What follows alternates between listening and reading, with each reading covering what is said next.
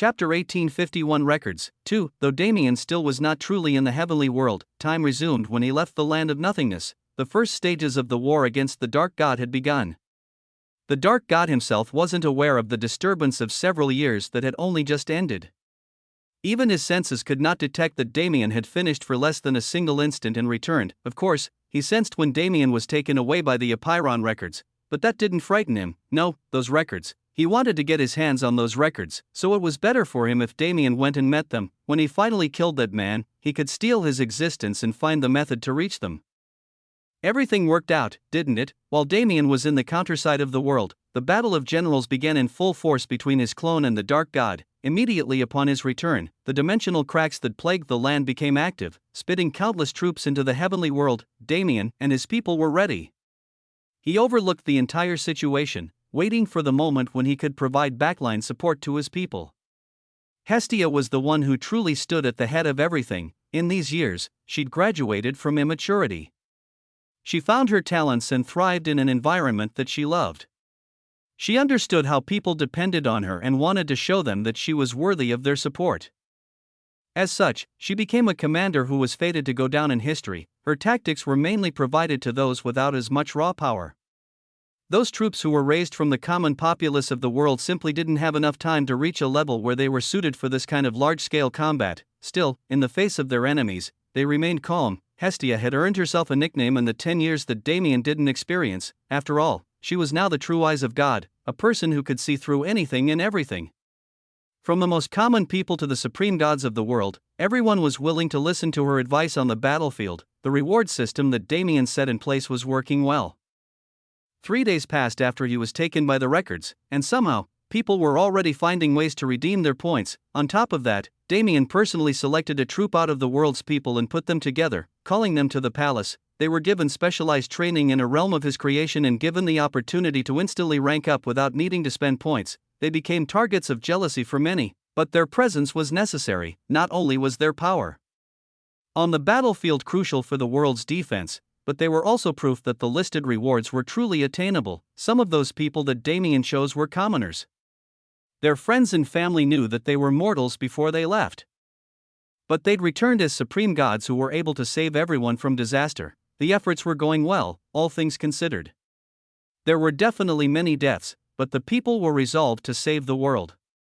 Rather than being depressed at the loss of their comrades, they celebrated their deaths like warriors, promising to join them after taking down the enemies that killed them. The heavenly world's atmosphere had changed immensely compared to when Damien first arrived. It was not split between forces. There were no conflicts between the people. It didn't matter if they were good or evil. At the end of the day, they all shared the same world. What was the point of robbing and killing if there was nobody to rob and kill? What was the purpose of aiming for world domination if there wasn't a world left to take? No matter how big, small, or twisted their reasoning, everyone found a way to justify fighting for the world's sake. Plus, those rewards were just too tempting. The war enveloping the world was fated to continue for a while, but deep in their hearts, everyone could feel it. Their turn to attack would come soon. Hope was far too prevalent for them to think otherwise. Yes, they were going against what seemed like an impossible foe, but did that matter? Regardless of the Dark God's power, they had a miracle on their side too, a miracle named Damien Void, the World Walker. He symbolized a lot to Damien, more than just being the proof of an absolute that the author of the Records of the Absolute saw. He was someone who presented the struggles and benefits that came with that position. In essence, he humanized the Absolute, making it clearer to Damien what it truly meant to become one. His story was interesting.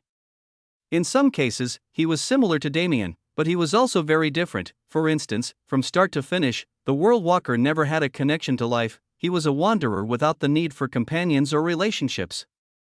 He never truly met anyone that he spoke to for extensive periods of time, let alone someone who could sit him down and help him understand his more human aspects. When he reached the void, he was happy.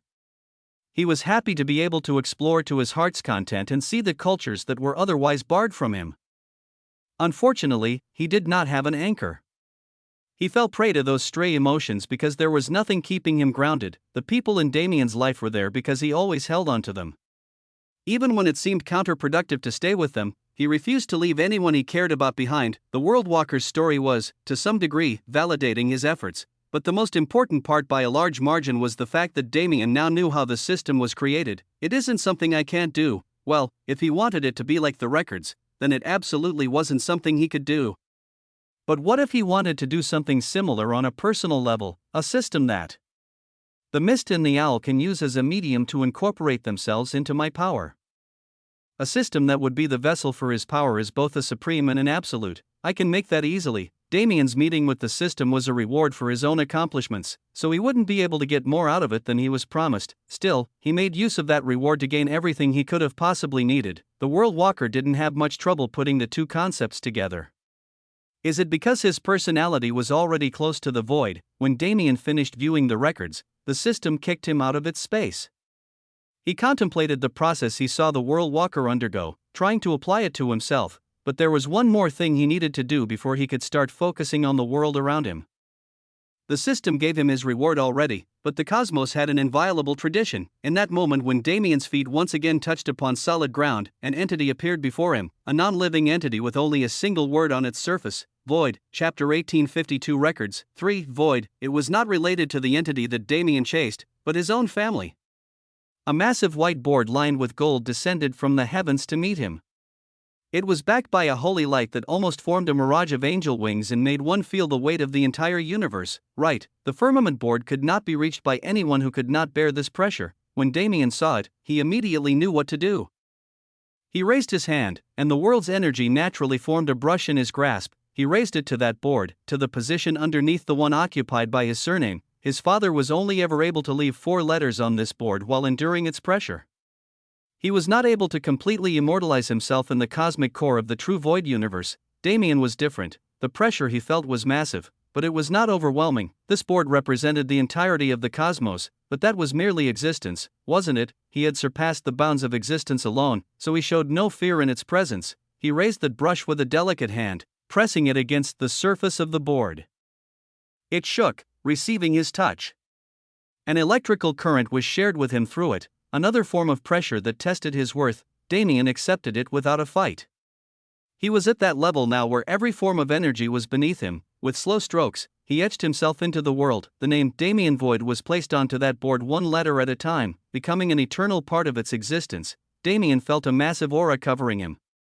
It was not from the board this time, but a product of his own body's interaction with this cosmos. He and it were eternally bound from this moment forth. It would become his greatest strength, and he its greatest legend.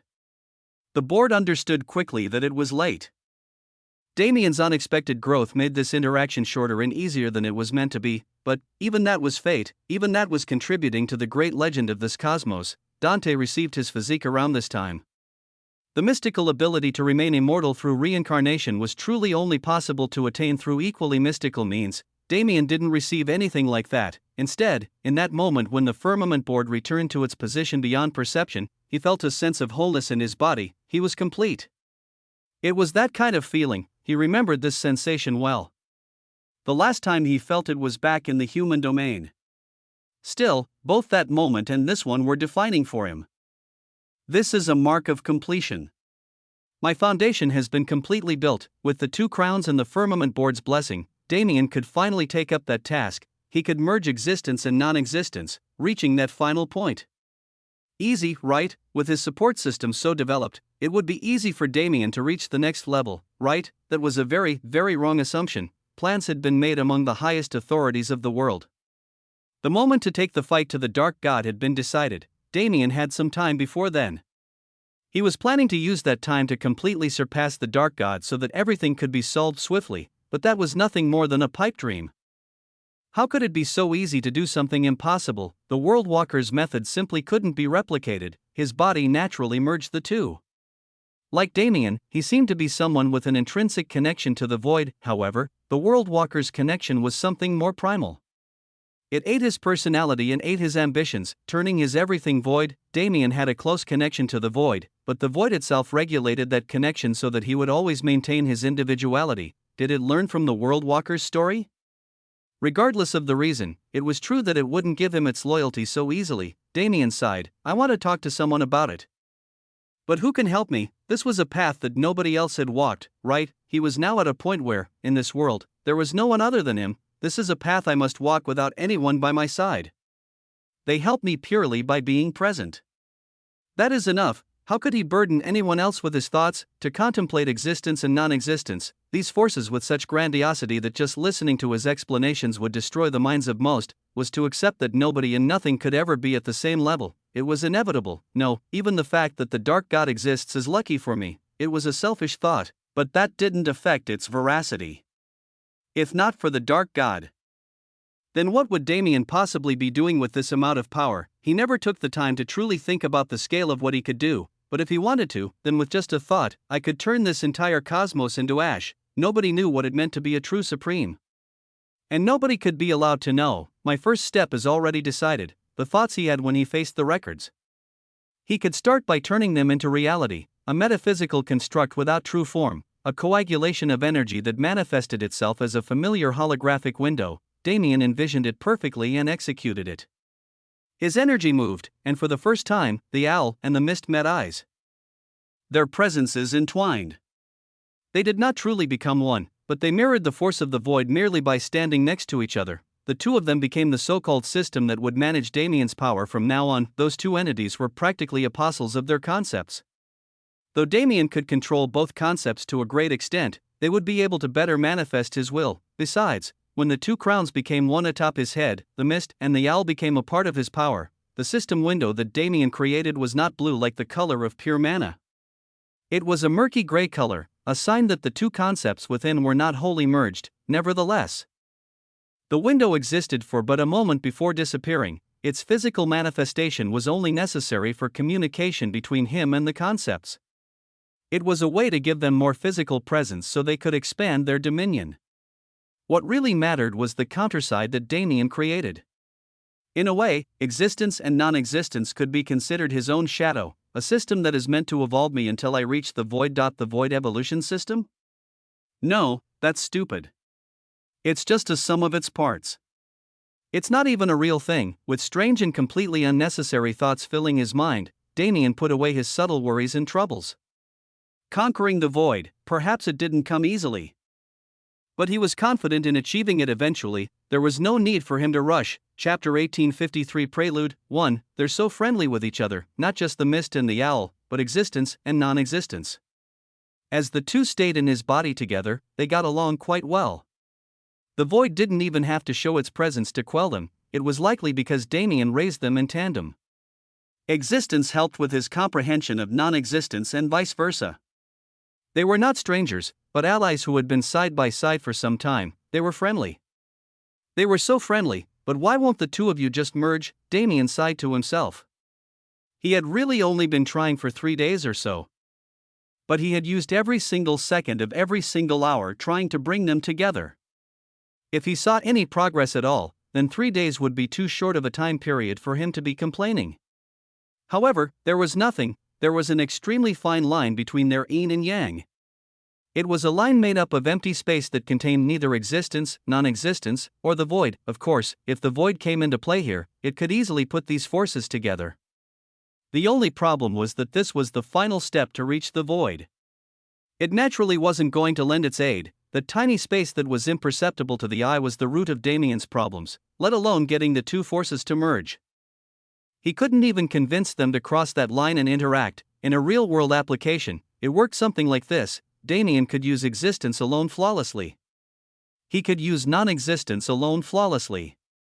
When he tried to wield them both together, he encountered issues. He could barely maintain existence in his right hand and non-existence in his left. To do so, he could only separate their flows so their paths didn't intersect at any point between where their force was mobilized in his palms. If they were truly willing to cross that line, he would be able to wield them side by side just as flawlessly. But that was the next step.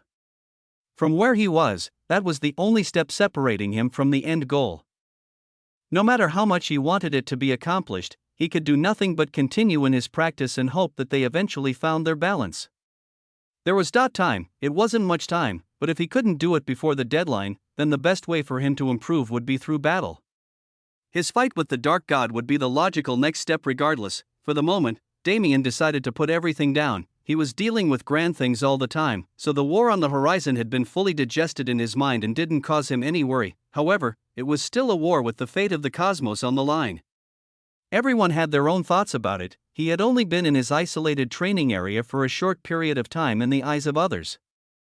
But the years that passed in the land of nothingness still took their toll on him. Almost every single person he saw there was fated to never reunite with their families again. They were forced to start new lives in that place. Now that he was back home, Damien wanted to take a moment to appreciate what he had. This was something that both the people of that realm and the World Walker could never keep hold of, simply, the concept of family. When Damien exited seclusion, he was immediately met by his own father. "Congratulations," Dante said with a heartfelt smile. "It seems that you have truly reached that place now." Damien nodded slightly. "I guess you could say that, good."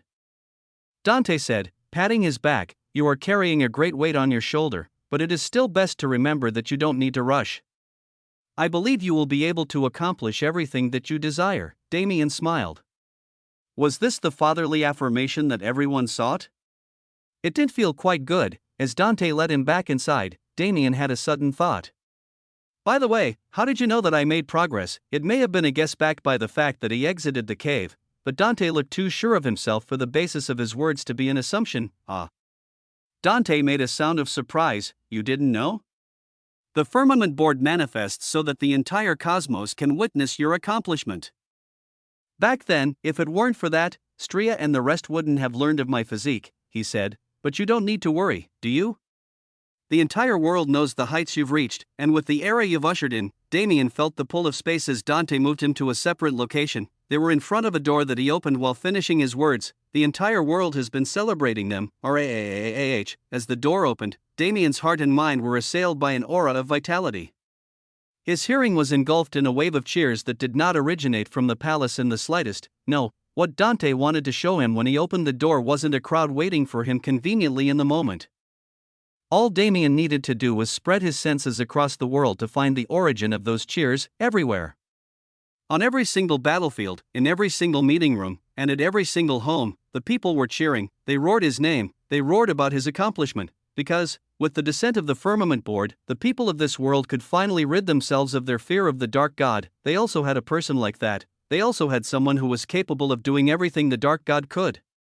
Which meant that as long as they kept fighting, the enemy of their cosmos would be vanquished. They would receive the glory of defending their cosmos and the stability that had been forcefully taken out of their lives. It was a miracle the things hope could do. Damien was currently looking at a situation that was almost the exact same as what happened to Grand Heaven's boundary. A great plot that spanned countless eons was unraveling, forcing the people to fight back for the sake of their survival. What was the difference? In Grand Heaven's boundary, the Nox were a force that people knew to fear. While many were willing to risk themselves for their homes, there was a larger number that chose to give up. They fled, hid, or betrayed their people. Even amongst the highest echelon of society, there were so many traitors that even Damien was tempted to give up on the universe. The people of the heavenly world weren't the same. They knew to fear the foreign races, but they also knew to fight them. Their true threat had only been revealed at the end, and by that point, Void Palace had built up so much worldwide patriotism that it was received with cries of war, not fear. Everything that went wrong last time went right this time. And as a reward for his efforts in making that possible, Damien received these cheers, a pure cry of vitality and hope that came from the people. It was surreal. Truly, Chapter 1854 Prelude, 2, their cheers could be considered the world's gift to him. Damien cherished that moment when he heard them, taking it all in and digesting it fully. Right, if the rest of the cosmos had that much hope, then there was no need for him to be worried either. Hope wasn't a power. It couldn't magically change situations and give people the strength to do the impossible. Still, it was special in its own way. The will to fight present in all living beings was displayed at its greatest when those beings were desperate for survival. Was this his doing? Most of what Damien did was in the shadows. He gained some recognition, sure, but nobody truly knew that he was the one making changes to the world. He never sought acknowledgement from the people he saved and empowered, but that didn't mean he didn't appreciate it when it was shown. "I guess they made sure that my deeds became public knowledge." The culprits were obviously the members of his one family. He smiled wryly and shook his head. How could anyone give this up? With idle thoughts in his head, Damien followed his father into another room and sat down with him for some small conversation. They spent a decent amount of time together before Damien left. After all, he still had a lot of people he wanted to see: his mother and aunt, his siblings, his wives, his friends, his mentors. This cosmos was filled with people whose fates intersected with his. As Damien stood above the clouds, looking down at existence from a new perspective, he couldn't help but emphasize just how much those fate lines were, perhaps in this world. Only Rose could understand his current emotions. Come to think of it, she's been seeing stuff like this since we were young. If she wanted to, couldn't she also do something incredible? Rose's interest wasn't in training, so it couldn't be helped. Her potential was definitely something he still needed to keep in mind. With how eager she is for children, maybe it wasn't a good idea to meet her now. If she finds out I thought that, even as a joke, I'm dead. In the end, the only people who could truly control Damien were his wives, but he had been spending a great deal of time with them recently. He was, of course, going to visit them, but there was a stop he wanted to make first. Those bastards, I should properly catch up with them. Long Chen and Su Ren, those two men who chased only the sword even at this stage in their lives, they were treading a completely different path than him, but it never seemed to matter. No matter how much time passed or how much their lives changed, their bond was as solid as it was when they were younger. There were only two of them, sure, but the two of them were true friends that he'd never be able to replace. It was just a shame that he didn't get time to meet them more often. While Damien took a break, the rest of the world continued to move. There wasn't much that needed to be said about the never-changing chaotic war situation. But a few important events happened. The most significant of them all had to do with none other than Aurelian. Roughly 3 days after the war began, Aurelian completed its preparations. The hidden realm that housed all dragonkin and dragons finally left the shadows. Their land was superimposed upon the western region, and finally, dragonkind returned to the world.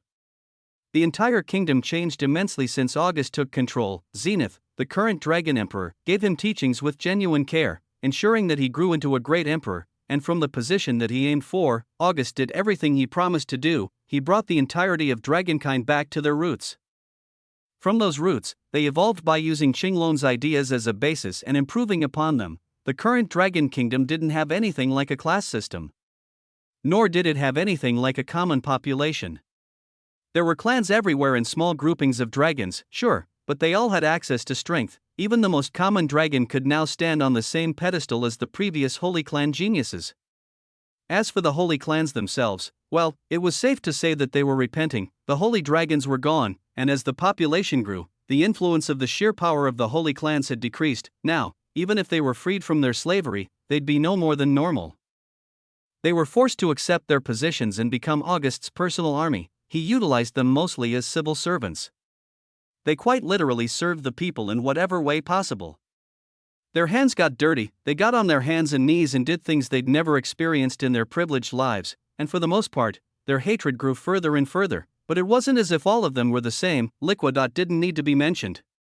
Even August rarely visited that realm, because its insanity-inducing environment was doing horrible things to them. Nevertheless, the new Aurelian came to the aid of the forces that already existed in the world. In this period of time, August managed to pull the Ignis clan and the Ether clan to his side. The Noct clan seemed more easy to convince than he originally thought as well. Really, the Aurora clan and the Aurea clan were the only ones who continued to be problematic. Liquidot didn't need to be mentioned. Even August rarely visited that realm, because its insanity-inducing environment was doing horrible things to them. Nevertheless, the new Aurelian came to the aid of the forces that already existed in the world. With the dragons joining the battlefield, the heavenly world forces started to gain an advantage that was impossible for them before. Because the Dark God was not sending an insane number of supreme gods into their world. They were still able to fight. However, Damien properly shared the Dark God's information with his people. Hestia, who stood at the army's head, knew that he had the capability to turn this entire war meaningless. Preparations needed to be made to that effect. They could be left in the hands of the Krone clan. Their formation knowledge had already been improving by leaps and bounds over the past few years, but they were able to unravel so much new technology when the war started that it was almost unbelievable. Frankly, the True Void was prepared for this war. Partially, it was because they bought themselves a lot of time, but if it weren't for the Dark God's quirks, they would have already gone extinct. He was the one who created this relatively even playing field because he wanted to see them properly struggle before they died. It was their job to flip the situation on its head and show him that he made the worst possible decision by giving them time to prepare. The most common people in the world, the clans that once ruled it, and its strongest players were all on the same page. The period of time remaining before the pot boiled over could only be called some days, and the eruption that would occur when those days passed, it would be quite a sight to witness indeed.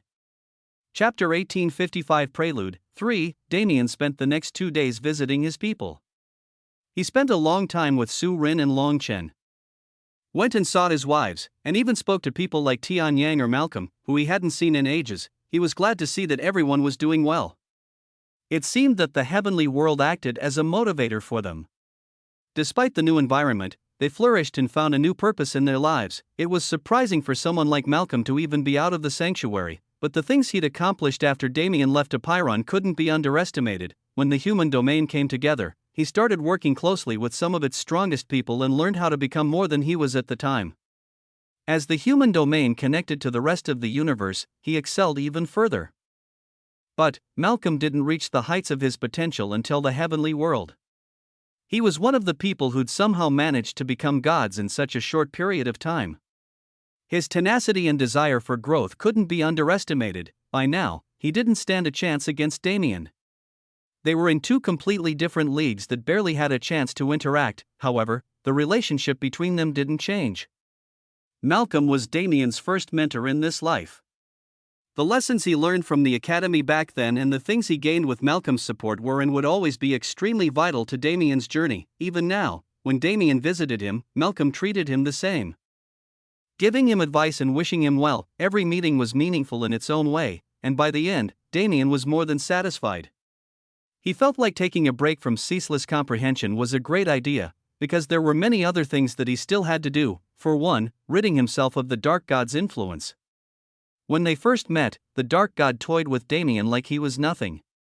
He set a deadline, displayed his power, and severed the connection between Damien and his most valuable asset, the sanctuary. Since then, Damien had lost a lot. Not only did he not have his most certain escape method, but he could no longer access the people left in that realm. Lin, Schwer, and even Zara were in the sanctuary and hadn't left yet. Their reasons were different, but it didn't change the fact that Damien had family there who he hadn't seen in a very long time. Plus, wasn't he just thinking about Earth? He wanted to visit and see how his homeworld was doing. The Dark God's severance was effective, but not definite. Now that Damien was at the same level, he could easily undo it. After all, he already knew the universe's coordinates. He would never forget the specific position of his very own creation.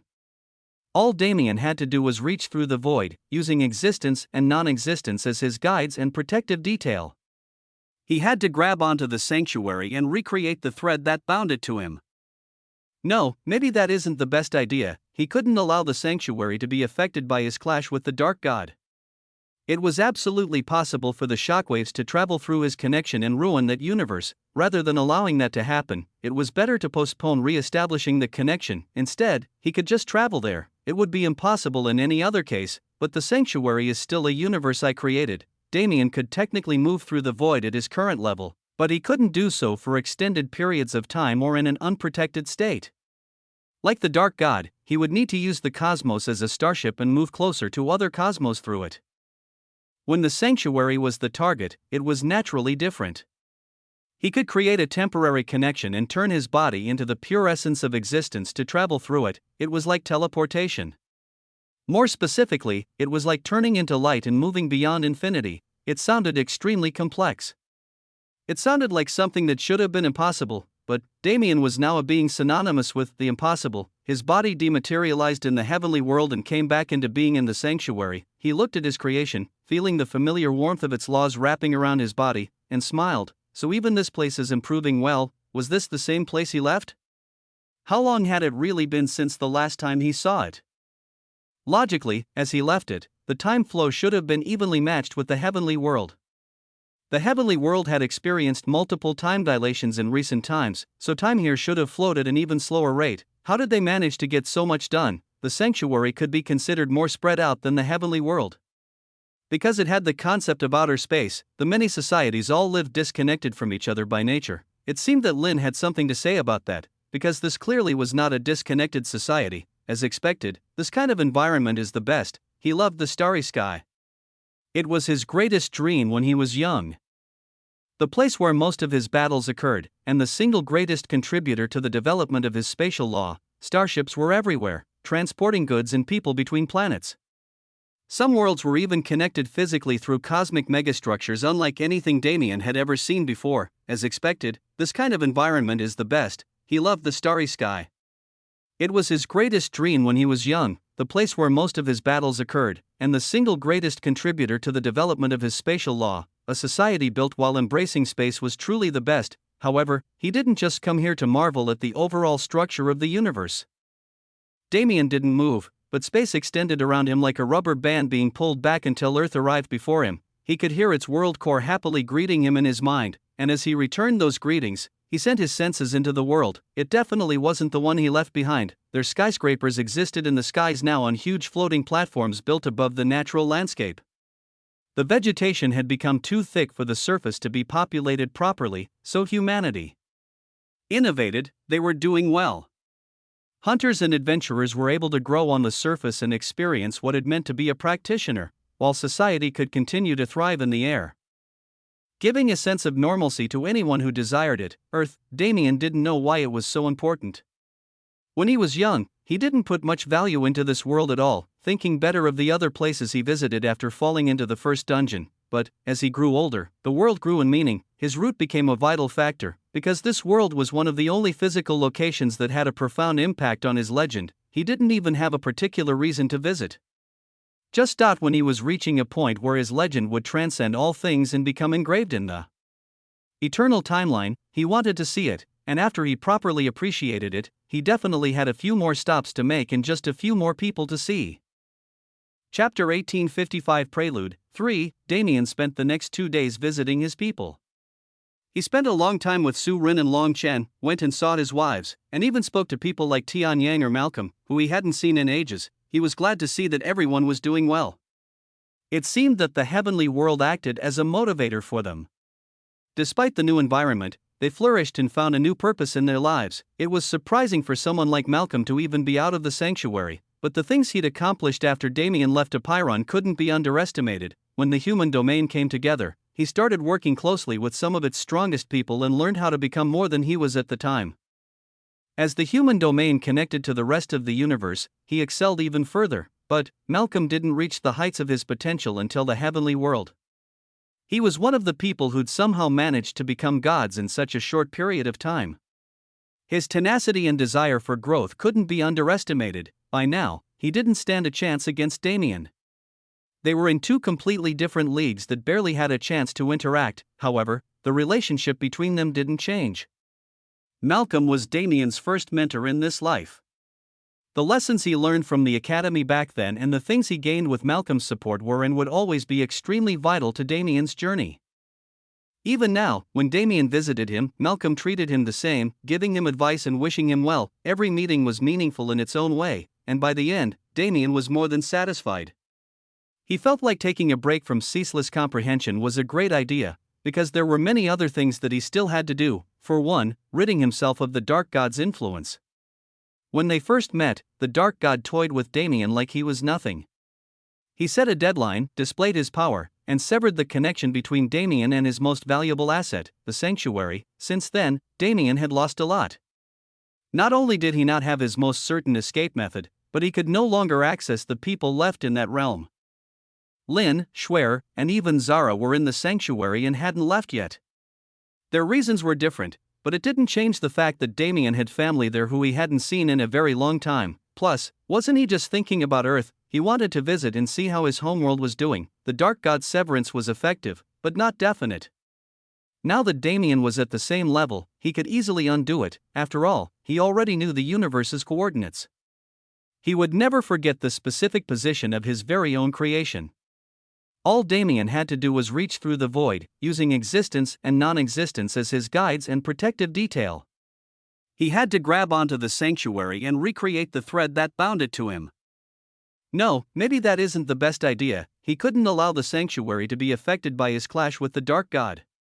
It was absolutely possible for the shockwaves to travel through his connection and ruin that universe. Rather than allowing that to happen, it was better to postpone re-establishing the connection. Instead, he could just travel there. It would be impossible in any other case, but the sanctuary is still a universe I created. Damien could technically move through the void at his current level, But he couldn't do so for extended periods of time or in an unprotected state. Like the Dark God, he would need to use the cosmos as a starship and move closer to other cosmos through it. When the sanctuary was the target, it was naturally different.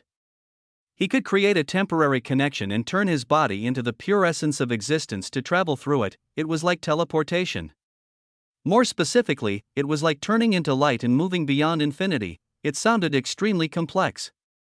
It sounded like something that should have been impossible, but Damien was now a being synonymous with the impossible. His body dematerialized in the heavenly world and came back into being in the sanctuary. He looked at his creation, feeling the familiar warmth of its laws wrapping around his body, and smiled. So even this place is improving well. Was this the same place he left? How long had it really been since the last time he saw it? Logically, as he left it, the time flow should have been evenly matched with the heavenly world. The heavenly world had experienced multiple time dilations in recent times, so time here should have flowed at an even slower rate. How did they manage to get so much done? The sanctuary could be considered more spread out than the heavenly world. Because it had the concept of outer space, the many societies all lived disconnected from each other by nature. It seemed that Lin had something to say about that, because this clearly was not a disconnected society. As expected, this kind of environment is the best. He loved the starry sky. It was his greatest dream when he was young. The place where most of his battles occurred, and the single greatest contributor to the development of his spatial law. Starships were everywhere, transporting goods and people between planets. Some worlds were even connected physically through cosmic megastructures unlike anything Damien had ever seen before. As expected, this kind of environment is the best. He loved the starry sky. It was his greatest dream when he was young, the place where most of his battles occurred, and the single greatest contributor to the development of his spatial law. A society built while embracing space was truly the best. However, he didn't just come here to marvel at the overall structure of the universe. Damien didn't move, but space extended around him like a rubber band being pulled back until Earth arrived before him. He could hear its world core happily greeting him in his mind, and as he returned those greetings, he sent his senses into the world. It definitely wasn't the one he left behind. Their skyscrapers existed in the skies now on huge floating platforms built above the natural landscape. The vegetation had become too thick for the surface to be populated properly, so humanity innovated. They were doing well. Hunters and adventurers were able to grow on the surface and experience what it meant to be a practitioner, while society could continue to thrive in the air, giving a sense of normalcy to anyone who desired it. Earth, Damien didn't know why it was so important. When he was young, he didn't put much value into this world at all, thinking better of the other places he visited after falling into the first dungeon. But, as he grew older, the world grew in meaning. His route became a vital factor, because this world was one of the only physical locations that had a profound impact on his legend. He didn't even have a particular reason to visit. Just when he was reaching a point where his legend would transcend all things and become engraved in the eternal timeline, he wanted to see it, and after he properly appreciated it, he definitely had a few more stops to make and just a few more people to see. Chapter 1857 Prelude 5 Hugh, so you guys won't listen until the end. To say that he didn't make any progress was wrong, but it was true that it was currently impossible for Damien to merge his concepts. He was forced to accept it. There was nothing he could do to change that fact. At least they aren't just silently resisting anymore. The two concepts refused to tell him why they wanted to stay apart. No matter how much contemplation he did, he couldn't find a proper reason for them to refuse other than their desire to maintain independence. Did they think they'd be suppressed when the void appeared? That was clearly a misrepresentation of how his power worked. Just because they combined didn't mean they wouldn't retain their individual states. Rather, the product of their merger would be separate. It would be a step above them and would not interact with them directly. He was clueless until recently. Now, he could finally say that he knew what their problem was. They weren't being selfish. Instead, they knew that he was not ready yet. The foundation was built, but that was it. There was still work to be done before a castle could be built upon it. What Damien needed now was not ceaseless effort towards an unattainable goal. He needed to get used to existence and non-existence. He had to properly become a supreme and then reach past that level. What he was currently attempting could be compared to trying to jump to the second floor when one was still only halfway up the stairs. To climb the rest of the staircase, from the beginning, there was only ever one proper method. It was the Dark God. A battle with him was the only thing that could propel Damien past where he currently stood. it was always like that, huh? Even when I went to meet him the first time, wasn't it for this purpose, his last act of selfishness, the choice to provoke the dark god for the sole purpose of boosting his own growth rate? Everything had come full circle. Damien stood up, stretching his limbs. It's time, there wasn't a need to wait any longer. Call everyone. Let us prepare. Damien sent a request out into the world that was fated to be answered. All of the most important personnel in the world were summoned to the palace. The Veritas clan, the Kyushu Federation, the rest of the great clans, and the influences that had risen in the past 10 years all appeared. It was as if they were called by the emperor of the realm. Damien's current position was one of a god king. His status surpassed even Dante's previous heights. Not a single entity dared to disobey his summon, especially when it manifested as the world's voice itself. A new space had to be created to house the tens of thousands of people who came. It was done directly in front of them by Damien himself, with nothing more than a wave of his hand as a way to show them his strength and solidify their belief. When they arrived inside, the most important meeting in the history of this land began. I will explain this shortly, Damien said, addressing the crowd. The forces you all will be facing will likely be infinite in number. Remember, no matter how many times the Dark God's army dies, they will be resurrected until he joins them in hell. I need all of you to keep your people focused on only one thing: survival. You need to survive as long as possible and defend. It might feel impossible, but if you want to live, then that's the only way. He would address the civilians later and give a more powerful speech. In this moment, when speaking to the people who would lead them, he had to be realistic. In this battle, their job was almost irrelevant to the survival of the population.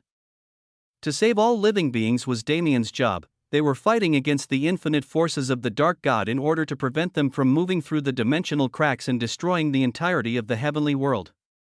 Their job was to protect the non-living. I know almost everything there is to know about the forces he is under his control. The purpose of this meeting is to give you all a comprehensive overview of what you will be facing, and it is to inform you about one critical truth. There was something about the sacred abyss that these people did not know that was of vital population.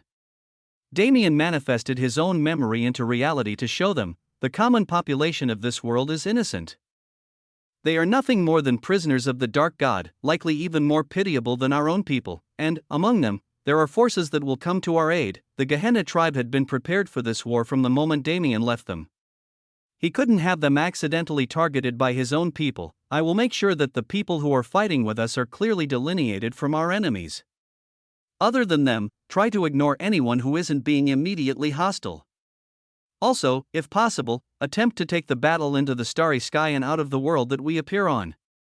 That place can potentially become our territory in the future, so it is better to keep it in good condition.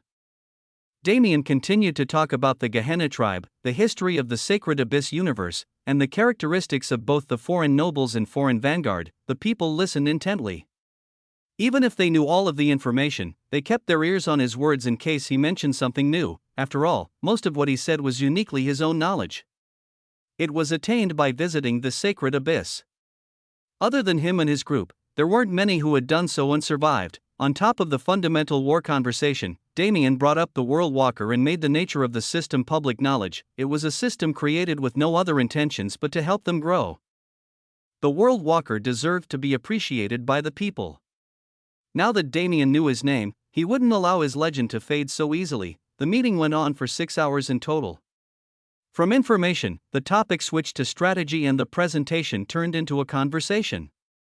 Everyone was included, and everyone was able to properly understand the roles their influences would take in the oncoming conflict. Finally, when they left, they were given 3 days to return to their own territories and arrange their troops. When all preparations were made in full, the entire force of the heavenly world gathered together. Damien stood before them as their leader for the very first time. It was a daunting task, but he was ready for it. He closed his eyes for a moment before opening them and saying his first words. The wait was finally over. The war was no longer on the horizon. No, it was right in front of them, and they were going to face them head-on. Chapter 1858 Prelude 6. It was the first time the world had faced Damien like this. Most of them didn't even know his face. To them, he was more of a spiritual entity attached to the stories of heroes. His act of appearing in front of them signaled more than Damien himself expected. They were mostly prepared when their leaders brought them together and told them to prepare to fight for their lives, but his image set it all in stone. Quintillions of existences watched him, whether in person surrounding Void Palace or on screens throughout the world. They all had their eyes trained on a single man as he stood up to speak. This is my first time greeting everyone like this. Maybe I should start things off with a joke? Damien spoke with a smile. He knew that the line wouldn't hit when the atmosphere was this dim, but it was still important.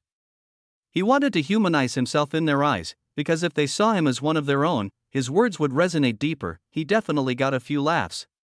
When the whole world was watching, his choice to start with humor in such a grim situation definitely touched at least a few circles. But the people weren't here for his jokes. He was their representative, the hero of their cosmos. They needed to see that side of him as well. You are all aware of what we face. They are not new enemies, nor are they enemies that we have never defeated.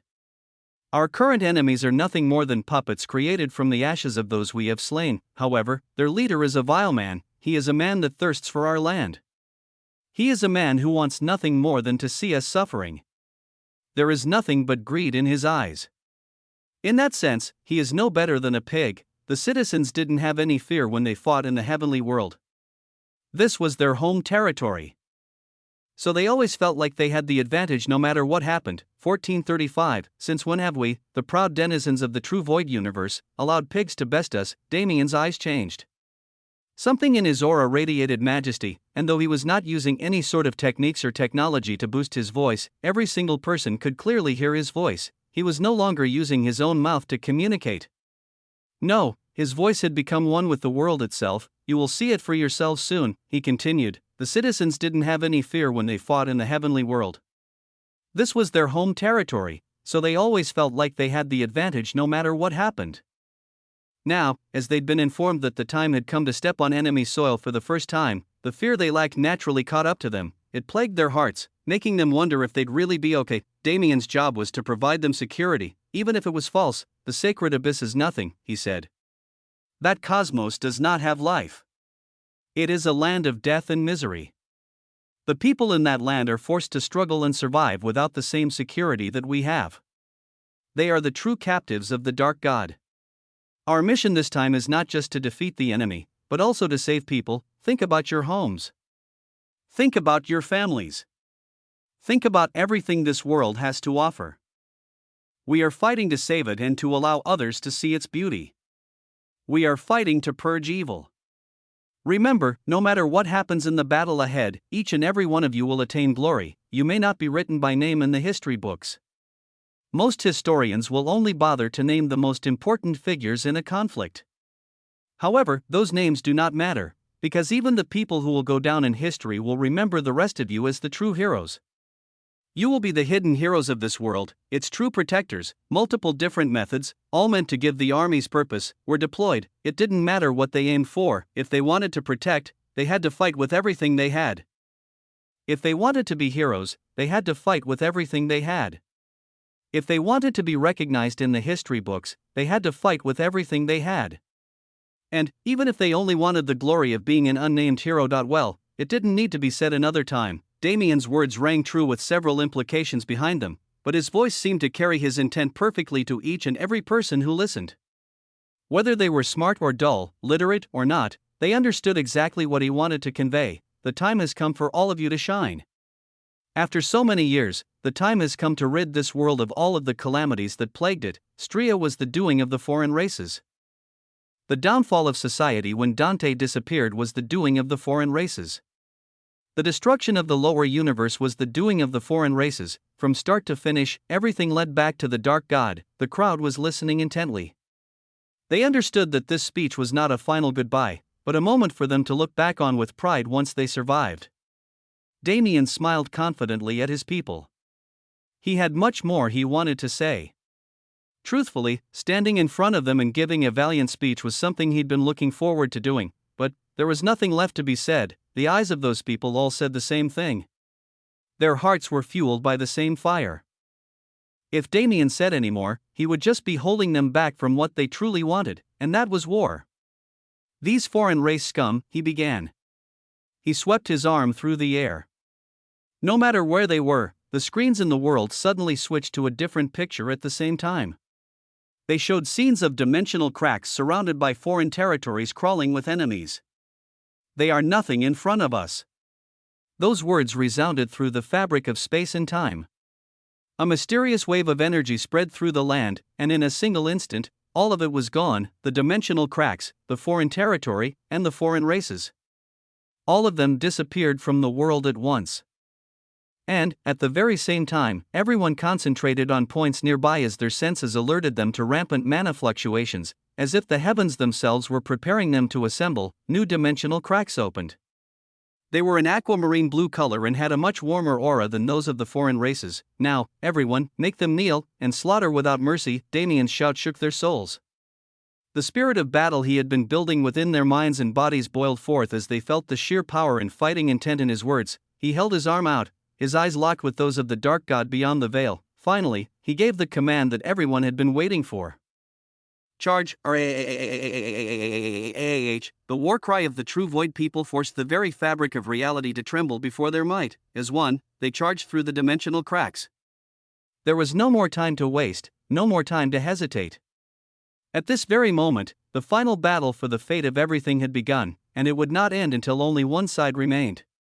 Chapter 1858 Prelude 6. It was the first time the world had faced Damien like this. Most of them didn't even know his face. To them, he was more of a spiritual entity attached to the stories of heroes. His act of appearing in front of them signaled more than Damien himself expected. They were mostly prepared when their leaders brought them together and told them to prepare to fight for their lives.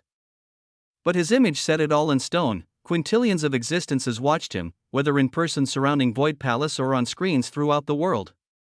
They all had their eyes trained on a single man as he stood up to speak. This is my first time greeting everyone like this.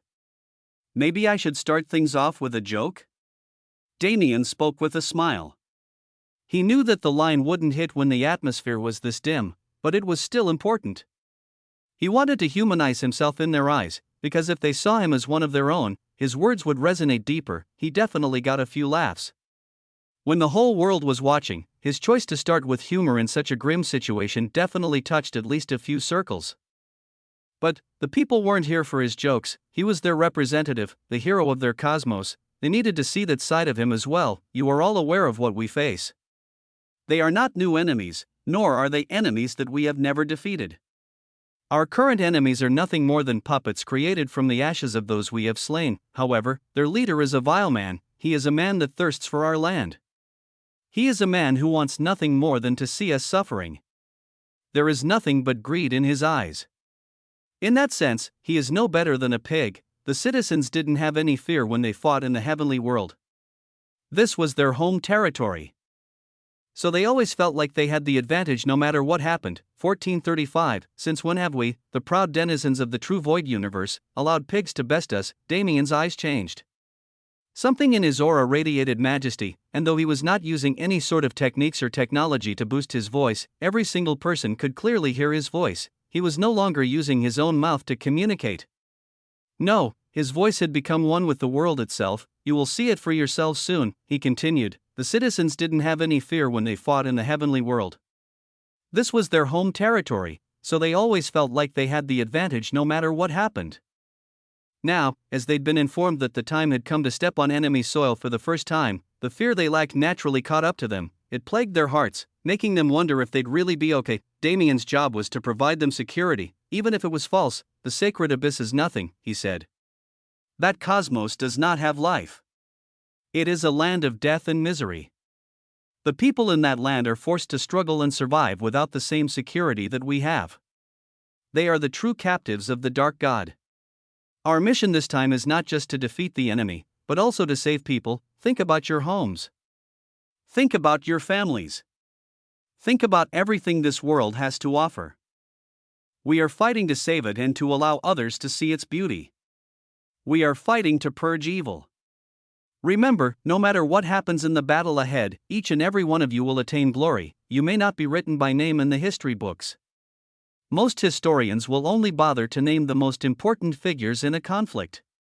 However, those names do not matter, because even the people who will go down in history will remember the rest of you as the true heroes.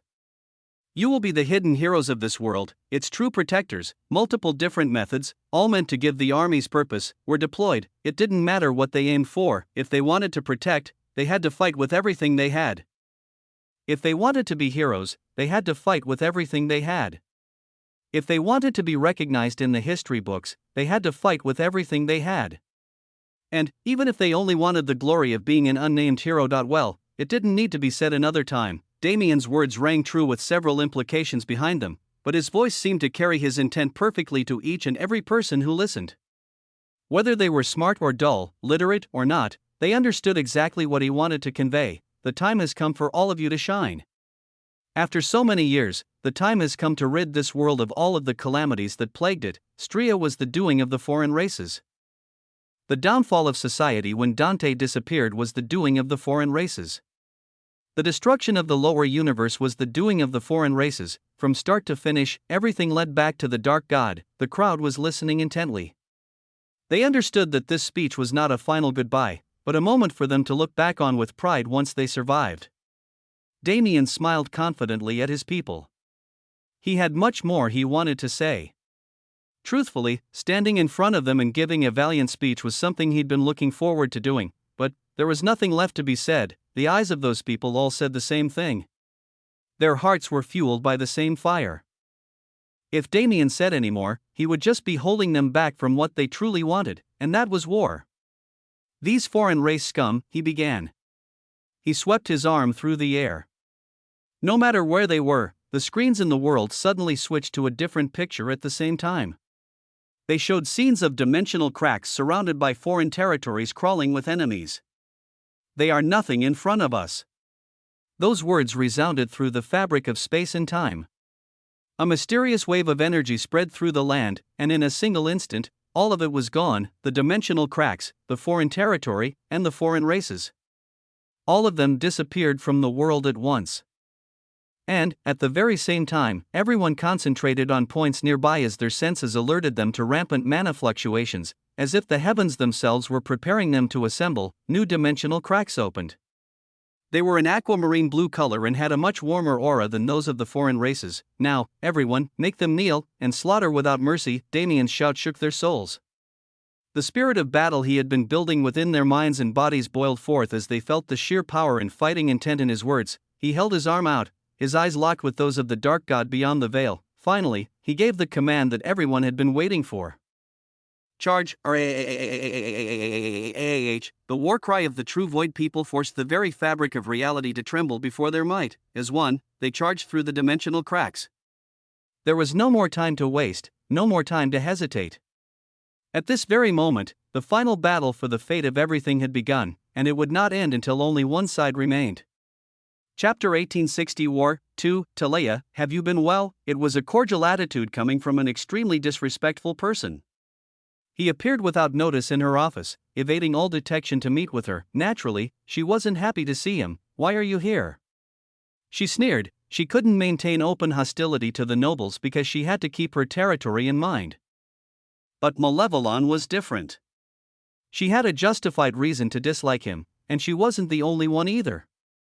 Most of the nobles hated him and only tolerated him because he served the dark god. Even if she decided to kill him here, nobody would object. It was just a shame that he would inevitably be resurrected. He smiled at her. It was an expression impossible to see from him in the heavenly world. He only started doing it when he came to this cosmos, but he wasn't good at it. Still, what could someone like Talia do against him? He was demeaned and discriminated against by the nobles, but he didn't care because they wouldn't be able to do the same once he grew stronger than him. He was able to do whatever he wanted to the world and its people. He was able to almost see the dream he had when submitting himself to the dark god. As such, he didn't care if he looked disgusting when he smiled. He was going to do it anyway. I have come to advise you, he said, nodding his head.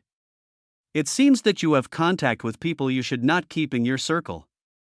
Your seniors hope that you won't make any rash decisions in the coming days. I don't know what you're talking about. Who have I been communicating with? You know that this territory has been isolated from everywhere else. Talia's eyes narrowed. She frowned as if she was being questioned for no reason, hiding any traces of worry or doubt in her face. I just received word. How do they already know? It was impossible for there to be leaks in her staff or tribe. If so, then it could only mean that they'd planted other means of spying on her activities in her usual workplaces without her knowledge. It was dangerous, but it didn't look like Malevolon had come today to kill her. I don't know what you're talking about. Who have I been communicating with?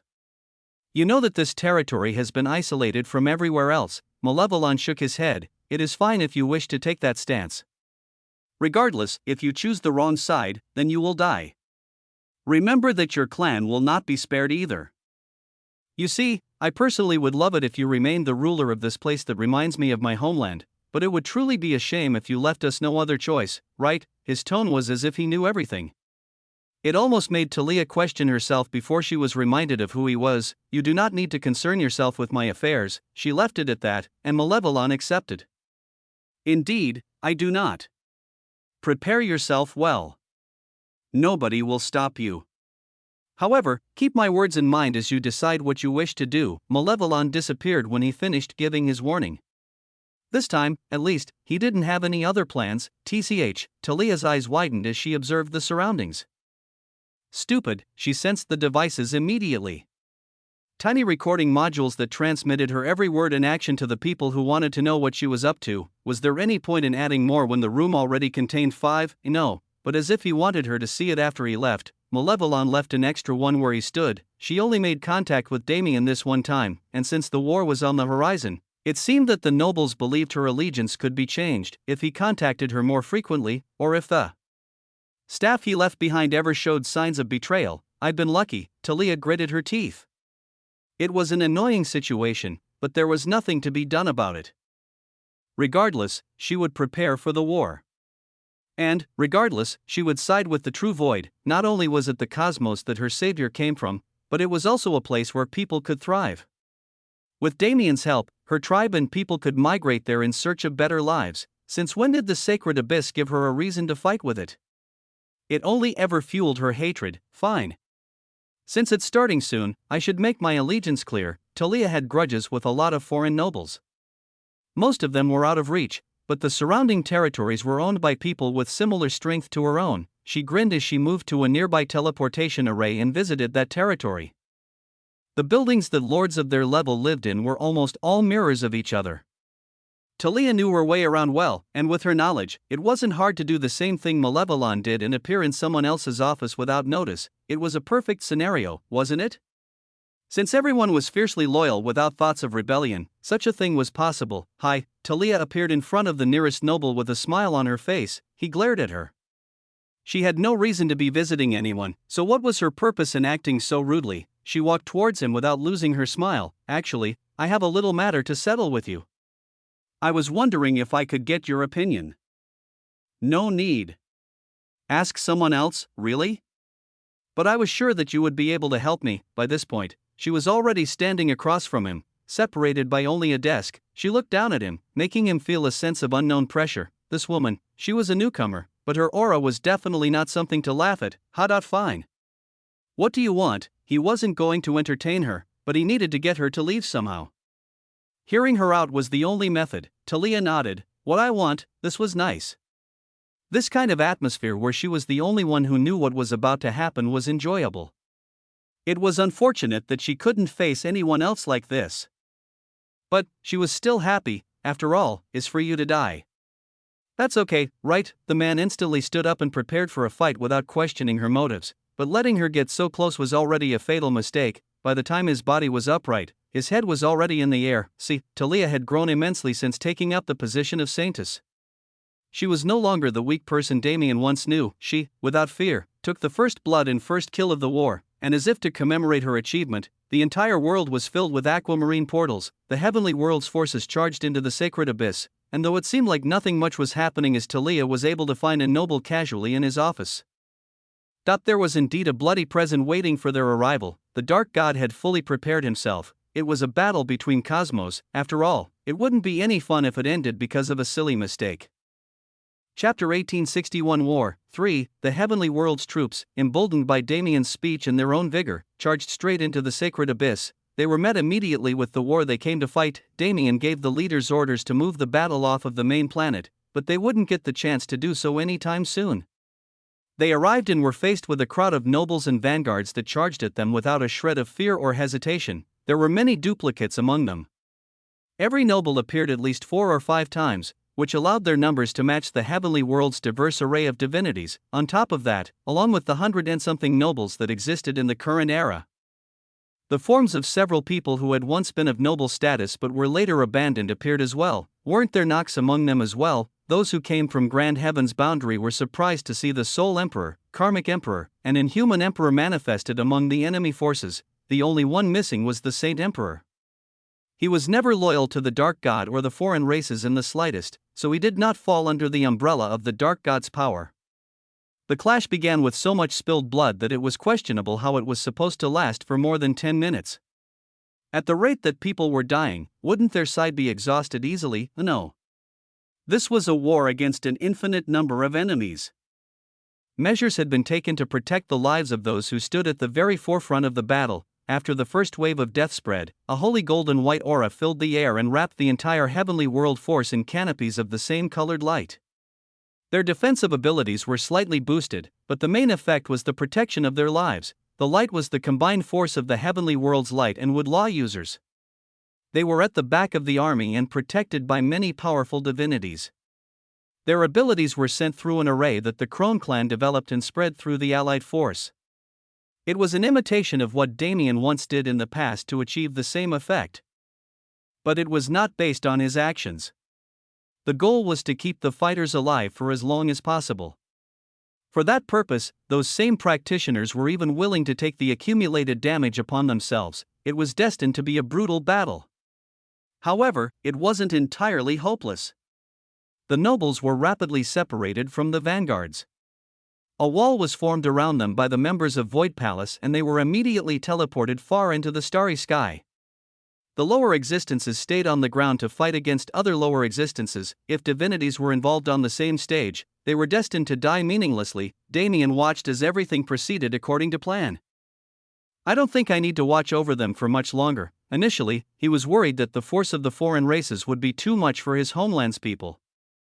Once they proved their resolve and power, he lost that worry. It was unfounded from beginning to end. The Nox had that kind of power over the people. The Nox spent billions of years tormenting their enemies and built up a crippling fear that overran almost any army that faced them. The foreign races did no such thing. They acted in a calm and unhurried manner because of the Dark God's confidence. If Damien hadn't shown up, a similar situation would have occurred here as well. However, he did. He appeared and expedited everything the Dark God had planned. He erased the fear of the foreign races that could have been created. Now, the psychological advantage simply didn't exist. The heavenly world's people fought like berserkers. They knew that their lives were on the line. They knew that they would never be able to stop fighting until the Dark God died. Still, they craved blood. They craved the scene of a mountain of dead bodies consisting of only foreign races. Regardless of what they were, everyone had found their reasons to put their all into the war. Watching them fight, Damien prepared himself as well. He could see the massive black hole in the starry sky. He knew exactly where he needed to go and what he needed to do. If he wanted to shorten his people's suffering by even a single second, he had to go there and fight his own battle. Not many people noticed his body disappear. However, they all knew that their leader was going to confront the Dark God. All they needed to do was survive until he succeeded. Talia almost didn't have time to do anything before the war came to her. The time between when she met Malevolon and targeted the nearest noble was around 3 days. In those 3 days, her tribe was able to prepare and the people were able to learn about the fact that a slaughter was about to begin. Unfortunately, it was not enough time for those untrained mortals to learn the necessary skills to pick up their blades. They were forced to hide in their homes and hope that the sounds of destruction didn't get any closer. Meanwhile, the Gehenna tribe fought its own battle. Talia went to work completely dismantling the armed forces of the territory she'd just occupied. At the same time, her tribe members invaded the remaining territories around their own for the same purpose. Damien didn't order the Gehenna tribe to join the front lines. Their job was to take down the foreign races around the world and claim their territory. When the True Void territory expanded, its power would be able to bless the allied troops fighting within. It was a sort of homegrown blessing that Damien organized the instant he arrived in this plane. By the time they were finished, the hope was that the mortals would gain enough power to completely overwhelm the vanguards they faced. That also gave more leeway to the divines who were fighting in the starry sky. After all, the moment the entire world was claimed, the blessing's effects would be exerted on the surrounding space as well. This plan was one of many that were created to promote survival rates among the troops. There was no need to watch the lower existences fight. Their battle was one of numbers against numbers for now, but it was sure to change as they became more confident in their strength. The more riveting battles were taking place among the divinities, and among them. The battles to focus on were naturally being fought by the people who surrounded Damien. It had been a long time since they had the spotlight. As Damien grew past them, they were forced to stay in the background as each and every one of them focused on their own training and adventures. Now that the final stage was prepared, their moment to show the world what they'd accomplished was here. Hell, even Rose was fighting. She chose not to train, so she was the weakest of them all. Watching her performance was like setting a benchmark for the rest, right? Because it didn't matter if she was the weakest, because that term was relative, and the people she was being compared to were the best the cosmos had to offer. Chapter 1862 War. For Rose's opponent was not a foreign noble who existed when Damien last came to this cosmos. This trend could be seen in many other places. The Dark God prepared an army to combat the heavenly world directly, and for that purpose, people like this woman were created. She was once called Viridera, a Grand Duke of Illusion, unlike anyone who had ever come before her. She was able to turn reality into her playground through those abilities, and she was now a part of the foreign race army for the sole purpose of combating Rose. If there was one thing to note, it was that the extent of their abilities and the specific vein of concepts they studied weren't taken into account. Merely, people who followed the same law were promoted to the highest strength they could reach and thrown into the battlefield. Rose and Viridera had already disappeared from the battlefield. They were in a plane of their own creation, but at the same time, they were deep within the folds of reality.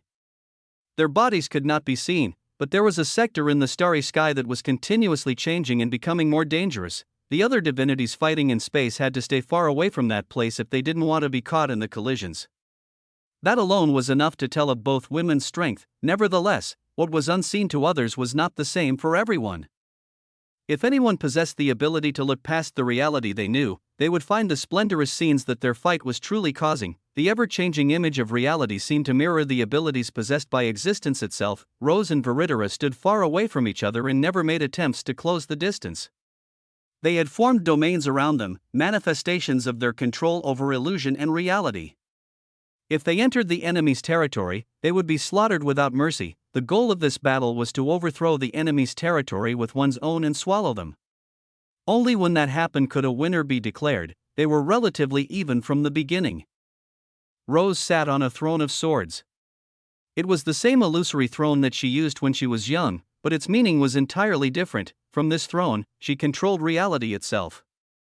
The fate strings seen by her eyes were turned into the strings that weaved into the fabric of reality, and when she pulled on them or twisted them, she could directly influence the world. The throne was a defensive position, but it gave her ample room to attack as well. She was not sitting in a dark space or surrounded by winds or swords. Instead, she was surrounded by the golden light of fate itself. Her territory almost felt holy, but if one mentioned that opinion to Viridera, she would absolutely take the opportunity to call that person an idiot. This was nothing like a holy land. The territory she faced was one of pure death. Reality was folded into several layers, creating something like a 16-dimensional prism. It continued to expand and add more dimensions to its body, growing into an unbelievable monster. However, Viridera was never someone to be doubted. The Dark God had something of a superiority complex when it came to women. He hardly ever resurrected them and gave them power because he felt that they were lowly. For a woman to gain any sort of position in his army, she needed to be worth more than his prejudice. Viridera was exactly that kind of person. She also followed the path of controlling reality, as did any illusion user who pursued their power to the end. However, unlike Rose, who displayed her abilities by folding and manipulating reality into a cage, she learned how to manipulate it in a way similar to non-existence. She altered singular concepts and changed their meanings so that existing became a lethal condition. Her domain, while not nearly as bright, contained a deep purple color and an ominous fog. At the point where it came into contact with Rose's power, flashes of white light sparked with such ferocity that they tore through reality and destroyed the starry sky of the sacred abyss. At first, Rose didn't plan to fight in this war. She wanted to stay at home and enjoy peace until it ended. After all, she had absolute confidence that Damien would succeed. However, everything changed after his visit. He supported her. He acted like he knew that she was going to stay home and essentially treated their meeting as a goodbye. "I will be back." Something about that irked her. It had nothing to do with Damien, but the fact that she was being expected to sit the battle out annoyed her beyond belief. Perhaps it was because she always wanted to fight by his side and support him. It felt like he no longer expected that from her and was prepared to love her unconditionally regardless. Wasn't that insulting? Since when did she become so unreliable? Obviously, Damien didn't feel that way at all. She knew it as well, but it didn't matter. Since that was how her mind decided to perceive it, she was provoked. She ended up here only because she wanted to prove to herself that ceasing her training in favor of being a housewife was her own choice. It was not a decision made because she had no other choice, but something she did willingly. Once she proved that to herself, she would be able to peacefully live her normal life, always aware of the fact that she could do anything else if she really put her mind to it. Viritera was a difficult opponent. As Rose hadn't fought a real opponent in quite some time, spending most of her training in simulations or her own hidden realms, this was an experience that could be considered beyond her level. Nevertheless, she hadn't lost her edge. The name Rose Adelaire used to strike fear into any enemy. Her cruel methods and sadistic fighting style completely contrasted the reputation she had among her allies. The people of the heavenly world didn't know. They weren't aware of what Rose was capable of in a fight. At most, they believed in her knowledge, leadership, and stealth, yet, here she was. Here she was controlling a power that was only different from existence in name, fighting against someone whose power had the same relationship with non-existence. Damien would have been extremely proud of her if he had been here to witness it, but that was beside the point. Those two domains were clashing quite fiercely. But there was a problem: Rose's growth rate was too fast. The technique that gave her the ability to fold the dimensions of the impossible prison she was creating wasn't anything Viritera could replicate. In terms of raw speed, her domain was growing larger at a much slower rate. Rose's eyes were trained on her opponent the entire time. She refused to defeat only a single Grand Duke in this battle. She wasn't satisfied with showcasing the power of an ordinary supreme god. It didn't matter if it was a miracle for her to reach that level when she only ascended to divinity after coming to the heavenly world. But what did that matter? Her sisters were going to show performances that she couldn't match. And though it didn't necessarily matter who did better, it was fine for them to entertain friendly competition, wasn't it? It had been some time since they last gathered, so they didn't quite know what level the others had reached. This was the perfect time for them to display their might. If they were able to get a win over their closest friends and sisters in the process, why would they ever refuse to do their best? Chapter 1863 War 5. On that note, perhaps the most competitive of the four was the best to turn one's focus to. Elena was completely different from when she last appeared. Becoming an empress and reviving an entire race tended to lead to such outcomes. Out of the four, Elena's fighting style was the one that changed the most. She had a habit of being fluid, choosing whatever method suited her best in the moment. When she was young, she was a close combat fighter. When she got older, she switched into being a summoner and then sort of incorporated both elements into her power. At the current moment, her style could be considered the solidified version of all of her achievements. She was a supreme god. She was at the highest stage of power. There was no point in maintaining fluidity anymore. Rather, she needed to find a singular style that she could practice until it represented absolute perfection. It was a little funny. Did the dark god know what she was trying to do? If he didn't, then she really had to thank him for being stupid. Rather than a Grand Duke of Life, the opponent he prepared for her was a Grand Duke of Death. What was the concept Elena comprehended again? Right, transcended death. What could that possibly look like at this stage of power? Well, Elena was happy to answer that question for Regard, the Grand Duke she was facing. The heavenly god plane usually had to be used for battles of this scale, but the sacred abyss was different from the true void. Such things as methods to protect the fabric of reality didn't exist. Elena, Rose, Viritera, Regard, and all of the other divinities could easily manifest the height of their power. Regard was even more formidable than Viritera. His power of death manifested as a swarm of dark entities much like Eris from the Noct clan. However, at the Supreme God stage, that was a completely different thing. Every entity he summoned was divine. They were manifestations of mythical beasts that did not exist in the heavenly world, each holding a different concept of death within. Under the siege of this deathly army, no one could survive. No matter their power, no matter their law, they would always fall before they reached him. When he saw Elena, he assumed that this battle was going to be the same as every other battle he'd fought since developing this power. He could tell immediately that she was a life law user, but it didn't make a difference. At the end of the day, his power of death transcended life, or so he thought, but he never comprehended anything like transcended life. Instead of doing something beneficial like that, he continued to develop the number of troops in his army and the variety of concepts they held. It wasn't necessarily a bad decision in the long run, but when Elena was the opponent in question, transcended death was a concept that disrupted the natural law. That which was meant to maintain duality and balance was overthrown, making one side absolutely suppress the other. Frankly, it was a question of how its original owners were able to find it. If Elena didn't have the support of the Void Daughter title, she definitely wouldn't have been able to replicate their efforts and surpass them. She witnessed the parade of mythical beasts charging at her the moment she came face to face with Regard. She didn't fear it at all. Instead, she raised her hand and allowed her energy to let loose as vumum. With a huge amount of force, the whitish-green energy of life sprayed into the surroundings.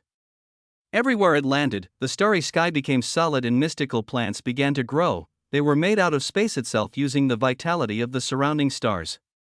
However, they were still elements of life. They formed a chain of connection and spread energy between themselves to create something like a domain. But Elena didn't intend to stay still. She moved forward, charging into the swarm, and her domain followed her like a security detail.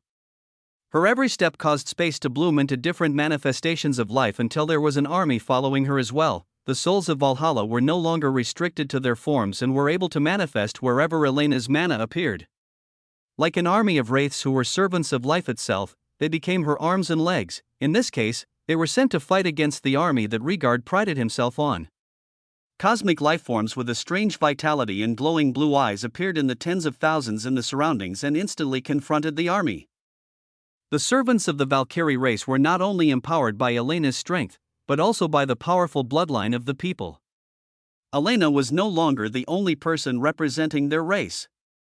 Their numbers gave them power, and in return, the souls of Valhalla were able to display even more strength. The first warning sign was when they started plowing through the parade of death. The concept of transcended death first manifested itself there. Like beasts, they opened their mouths and bit into the mythical beasts, tearing them to shreds and consuming them piece by piece. With every bit of flesh and blood they consumed, their power became stronger. Regard's army was overwhelmed from the moment Elena decided to act. It was to the point that it was hard to still consider Regard a supreme god. But he didn't notice it. Rather, he couldn't. At the same time as the decimation of his troops, Elena rushed past them at the speed of light and ignored every combat technique that Regard employed. Whether he liked it or not, they were going to fight personally. She wasn't someone he could hold at bay with a mere army of summons. Boom. Unlike Rose, who had a lot of silent collisions, Elena's power was loud. A bright flash of light covered millions of kilometers as a sort of pure vitality manifested in her hands. Regard was originally of the mind to block it directly, but he was forced to retreat. The force of that blade, it does not siphon life, but death instead. He almost gasped as it swung just inches away from his body. Even without making contact, it was able to shred away some of his deathly aura and just slightly weaken him. The wisps of murky blackness were absorbed into the sword and turned into the energy of vitality. In that moment, Regard realized what he was up against. He was not her mortal enemy. No, it was the complete opposite. The person in front of him refused the existence of death. Her very presence was the antithesis of it. In her own way, completely disregarding existence and non-existence, Elena had become an immortal entity. Death was afraid of her. Even Regard's own law was shivering in fear after feeling the sharpness of her blade. If he wanted to fight her and win, then he needed more than just luck or skill. To stay alive against a monster like this, he needed a miracle beyond miracles, and as someone who once lived in the sacred abyss, he was certain that he would never be granted one. Still, he didn't feel a strong hatred towards Elena. Rather, he just wanted answers from the Dark God. Just why did he have to summon them to fight against such a monstrous enemy? Chapter 1864 War 6. The concept of space was frozen. The concept of time was the same. In these billions of kilometers of the starry sky that had been sectioned off, only two beings had the power to move. The beings of the sacred abyss were usually associated with powers of darkness and Een. This was only because of the dark god's own preferences and thoughts. In reality, this cosmos had just as many paths as the true void despite the difference in energy and power system. At the end of the day, all energies came from the same origin and all paths led to the same place. The Krone clan came up with a method to make mana freely usable in the sacred abyss, so that problem no longer existed. Ryue was the epitome of everything the dark god appreciated. She was the embodiment of Yin, so anything he usually used would be irrelevant against her. It didn't hurt him to create a soldier worthy of facing her. But his goal was to make a person who could surpass her. His goal in hand-picking the troops that would face Damien's closest people was to destroy Damien's mentality. He wasn't taking it lightly. What Ryue faced was an embodiment of Yang. The man, named Marion, was the direct opposite of Ryue's power. Unlike Elena, she didn't spend a large portion of her life learning how to surpass Yang. Her power was too diverse for her to have that option, so it could be said that their fight was more fair, though the opposite could be said as well. Boom. Boom. Boom.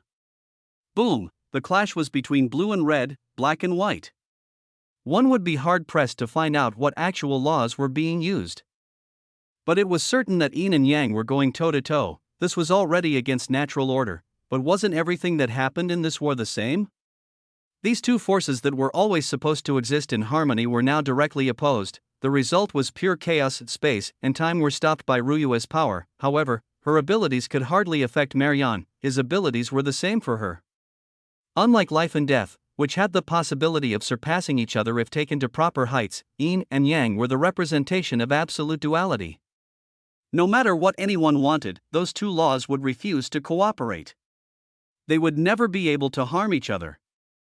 So, how are Ryue and Marion supposed to fight? Well, every single collision of theirs gave birth to chaos.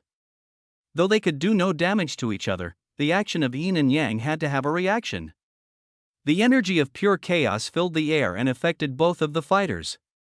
They were unable to control the rampant energy that was a combination of what both of them possessed, but it affected them severely. Ryue felt the chaotic energy entering her body and interfering with her power.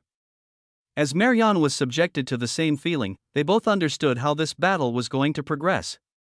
It was a matter of attrition. They could not defeat each other, but one of them would absolutely be defeated. Whoever lasted longer against the chaos would be the final winner, but it wasn't as if they were going to sit still. They continuously increased the amount of chaotic energy in the surroundings to kill themselves faster. It was a self-destructive battle with the only goal of forcing the other person into hell. She was forced to fight with monsters that even Damien hadn't seen directly as she adventured through the lands. They both knew how important their presence on the battlefield was. Yin and Yang were too powerful. If they were allowed to meet the other divinities, they would instantly overwhelm most of them. Ryue had been searching for a long time to find her emotions. Because she wanted to live a good life when everything was over. She needed them. She couldn't give them up forever as she originally decided to. In that search, she discovered everything but the feelings she wished for. She was forced to fight with monsters that even Damien hadn't seen directly as she adventured through the lands. What did it mean to search for emotions? Even Ryue didn't know. She followed the winds and walked the path of a wanderer, living a day at a time. Through those experiences, she was able to learn a lot about emotion and the way that people felt it, but she was never able to find her own again. To fight against the heavens and steal them back had been her goal for a long time. For that purpose, the path she pursued was bordering on existence. And, as Damien planted a seed in her body, she would be able to challenge that level as long as she was able to reach it naturally. She was confident that her current achievements were greater than anything Marion had done. Perhaps their combat power was matched, but she would absolutely be able to last longer in the chaos than he could. Boom. Boom. Boom. The explosions were of a black and red color, the same as the energy of the spiritual god of chaos that Damien faced. The black energy that Ryue released was a mixture of death and destruction manifested as a massive ice storm that overran the entire area. Marion was surrounded by a sea of fire in the blizzard that could not be extinguished. They were like mages, refusing to approach each other but constantly on the attack. Between them was a cloud of chaotic energy, and that was where their attacks were truly manifested. Ryue's fighting style was already the most chaotic of them all. She had the most mana, so she was prone to throwing out as many skills as possible in a short period of time to overwhelm her opponent. it was the kind of strategy that could be easily countered if one knew about it, but since when was she someone who relied on arrogance? She was always prepared for a situation where she needed to rely on skill, which was precisely what made her the most dangerous of the four.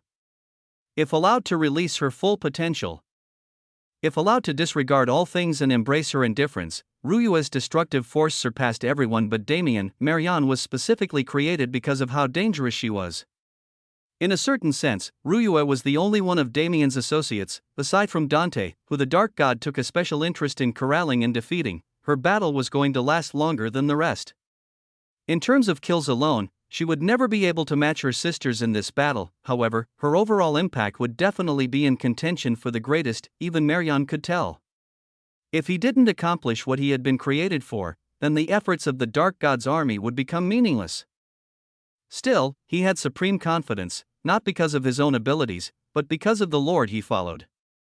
Even if he lost here, he would be able to return and fight against Ruyue over and over again until she lost. That was the same confidence possessed by Viridera, by Regard, by Myriad, and by every other being who was conscious of the Dark God's existence. It could be perceived positively or negatively, but the facts remained the same. In the end, everything came back to Damien. But it was not yet time to see what he was up to. Chapter 1865 War 7. The next target of focus was naturally Iris. She was far away from the rest, who were far away from everyone else, but that was only because the effects of her fight needed to be isolated more than others. After all, regardless of who was stronger or weaker, the law she studied was above everyone else. Creation, when used with destructive intentions, created more wide-ranged chaos than any other element aside from its own twin, and that was exactly what she fought, wasn't it? There was a clear pattern in how the enemies born to face these four wives of Damien were chosen. It wasn't hard to guess that she was standing against a Grand Duke of Destruction. Yusin was his name. He existed in a bygone era like the rest, but he could be considered unique in that he was someone who served the Dark God willingly long ago. The rest of the resurrected Grand Dukes had their loyalty forged through torture and fear tactics after they were subjugated. They were thrown away when their use was gone and brought back when they were useful again. Yusin willingly followed the Dark God. He didn't need to be instilled with loyalty, and yet, he was also eventually thrown away. If the rest could be considered fighting only because they had to, he was fighting because he wanted to prove his use to the Dark God. He didn't want to be thrown away again. Because of that, he was taking this battle much more seriously than the rest. With destruction as his law, he became a true beast. The red and black energy that was different from chaos only in its aura spewed out into the atmosphere, causing space to shatter into pieces. A massive gash leading to the chaotic void was opened around Iris. Forcing her into that space, she was forced to react defensively. Filling in that empty space with new energy, she left herself open to attacks. Boom! Boom! Boom! Yusin's fighting style was similar and different. In a way, it was the version of Iris' fighting style that would have arisen if she was born with a destruction affinity instead. Why? As people who had no contact and learned from entirely different disciplines, how did they end up at the same point? It could be called a coincidence, but it surely wasn't. This phenomenon was seen in many of the other battles taking place in the vicinity. All of these experts chased different goals using different methods, but as long as they sought strength, they'd find themselves in the same position. The meaning of that position only changed based on their perception. Creation and destruction were inherently similar because they were direct opposites. When reaching the peak of those two laws, there were really only a handful of paths one could pick. Since there weren't many users of these elements, their styles were never directly compared in such a way. Now that the two of them had come to face each other, they realized that their weaknesses were bared to their opponent from the beginning. Whatever weaknesses destruction had were filled by creation and vice versa. Though Yusin seemed to be on the offensive with his continuous attacks, this offense was merely another defense. If he gave Iris the chance to take the momentum he was carrying, then he would be exposed almost immediately. As such, he targeted the weaknesses of creation that he inferred through his knowledge of destruction. Firstly, it did not have as much attack power. It could be skillfully used to create deadly moves, but its raw strength as an energy was lacking. Iris was forced on the defensive because of this. Her surroundings were filled with constructs of her creation that acted as barriers to keep Yusin out, but that was within his expectations. The second weakness of creation was based on the same glaring aspect. Creation was a tame element. For every ounce of destruction's ruthlessness, it was forced to be more docile. Perhaps Iris could throw up shields, but her absolute defense could never beat his absolute offense. As long as he shattered her law, he would be able to break through. That was his thought process, but Iris' mind moved along the same lines. The inverse of everything he thought was his own weakness: destruction was too chaotic and hostile. It could output a lot of energy and suppress creation, but it could only do so like a raging fire. Creation had a maneuverability that destruction did not possess because of its refusal to be tamed. Even at the highest level, users of destruction had to sometimes bend to their law's will and go wild. Precise control could turn creation into a jet of water that cut through destruction's flames. Iris was just waiting for the right moment. She learned to be calculating long ago. As the holy master of the prismatic star Holy Land, she had to mingle with crowds of PPL who only wanted to engage in politics, so her social literacy was at a high level. However, in battle, she didn't have the same tendencies. Patience was something she was forced to learn when she started pursuing creation seriously. She ended up becoming a sect leader again in the heavenly world, but she took a different approach. She, now among true divinities, no longer had to be wary.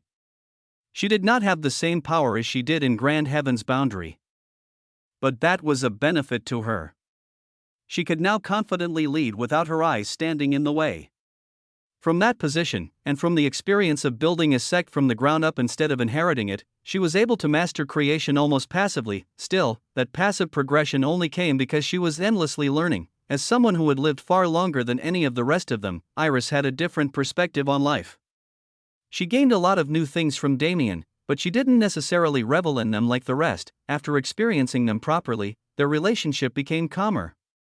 She and Damien had an unsaid understanding of what each other wanted, and the love they'd bred was not something that needed to always be shown. Their relationship was matured despite being the shortest of them all, and as that transition took place, Iris decided that the best way to help Damien was to help the heavenly world. She took control over the northern region to increase Void Palace's control over the world and to prepare for this very war. Perhaps her opponent was trying extremely hard to kill her and prove himself to the Dark God, but she had been fighting to prove herself for long enough that she knew, whenever the feeling was that desperate, mistakes were bound to be made. That single opportunity was all she needed. In that moment, because destruction could not be serene like creation, she would be able to end it all. Her eyes remained trained on his movements. Her energy stayed hidden yet on high alert. She was like a hunter in the wild. The armies of the Dark God, they were fearsome in the past, but they were only prey now. The true Void Army didn't come here to lose this war. Chapter 1866 War 8. The newest people to the heavenly world's atmosphere, in a certain sense, were Zara and Aliyah. They only came out of the sanctuary for the sake of this war, so of course they weren't ready to fight supreme gods. Still, they were occupying several dukes at once and sufficiently displaying the power they worked so hard to achieve. The Dark God could sense the existence of the sanctuary, but he could not sense its location or what was happening inside. As such, people like them were free from perfectly created avatars born to take them down. They were able to show the full extent of their power against opponents who'd reached the same level but were not able to counter them perfectly. Zara and Aliyah's story had to be explained in a bit more detail. They were a single being, yet two. The God-Beast evolution paths of their predecessors were no longer available to them. The entire time they were in the sanctuary, their focus was on finding a path of their own to become the leaders of a new species. There would likely never be others like them, but their bloodline was worthy of becoming godly. When they progressed into the realms of divinity, that God-Beast was partially manifested. When they reached true godhood, that form was fully created. They were now the first twin spirit wolf in existence. This race of God-Beasts was not defined by their exact elements, but by circumstances like Zara and Aliyah, where two souls found themselves as half of each other. Their case was an impossibility only caused by the Divine Emperor's presence, but because they'd established this new God-Beast species, it was now possible for others to be born with similar conditions. Twins would eventually become one, and their opposing elements would complement each other to create a supreme power. This was the nature of the twin spirit wolf. Those elements could be fire and water, time and space, or anything else.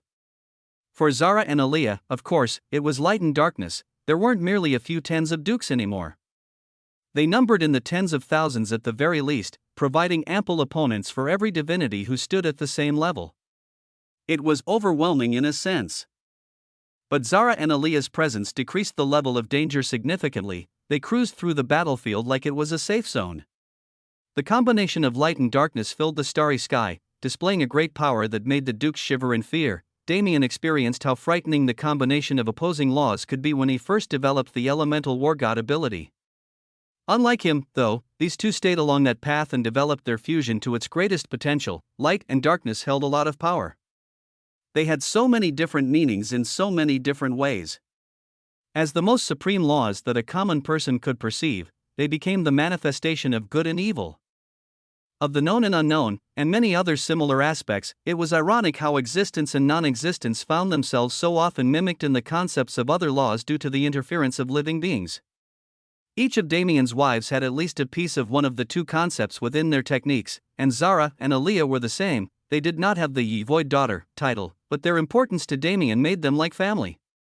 They were no less important to him than his blood siblings. After all, with their rudimentary versions of existence and non-existence, they were unstoppable among opponents of the same level. It was likely that they would never face any real opposition in this battle. That is, if nothing unexpected happened. In a lot of ways, Tiamat was similar to Zara and Aaliyah. Only, her story played out a little differently. As she remained in the sacred abyss and secretly amassed her power, she was able to learn more about her hidden past. Right, her gut feeling was always right. She was never born as a member of the Nox race, which was why she was always forsaken. She was believed to be unworthy to carry the true blood of the master race, so they tried to put her down, but, regardless of their efforts, Tiamat rose.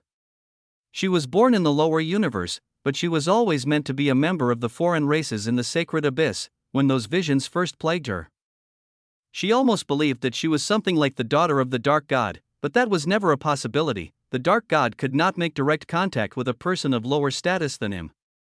Even if he artificially initiated a pregnancy in a woman, the baby born would have nothing to do with him. It would be the product of the mother's genes alone, like the reproduction process of some single-celled organism. Tiamat could never be related to that man, which was truly a relief. Nevertheless, the circumstances behind her birth were not normal. She was the product of research.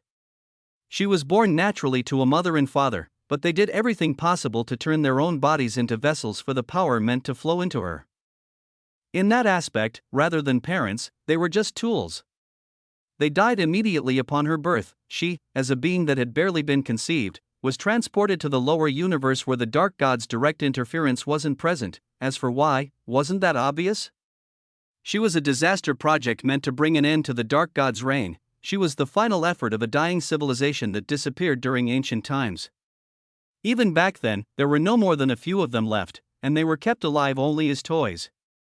The efforts they made outside of the Dark God's perception were only possible because they received outside help. Still, they succeeded, and Tiamat was successfully created. She was housing an untapped potential that was only awakened when she was cleansed by the energy of the sacred abyss. Tiamat's role in this battle was more important than she made it seem with her actions of patiently watching from a hidden place on the sidelines. Actually, she was the key to ending the war. Not for Damien, but for everyone else, Tiamat's main power was the same as it had been. Her goals and personality were the same too. Only one thing had changed. Within the fabric of this cosmos, there was a weapon created by a portion of her soul. The second it attacked, it would all end. The infinite resurrection that made the Dark God's army so terrifying would be cancelled. That infinite resurrection was what all of them were relying on. However, Tiamat needed to wait for the right moment. While the Dark God was so conscious of the battlefield, she could not expose her presence. Her moment would come after Damien's confrontation with that man reached an extreme. At that time, when he did not have the peace of mind to focus on the rest of the cosmos, she would strike. This was not an act of revenge or retribution, it was merely fate. The Dark God had been playing with others for so long, and Tiamat wasn't the only one who thought it was time for him to be the one getting played. Chapter 1867 War 9. As he approached, he saw that man kneeling in the sky. Oh, God! Please lend me your strength so I may slay this mighty foe. His opponent had been waiting for him to approach.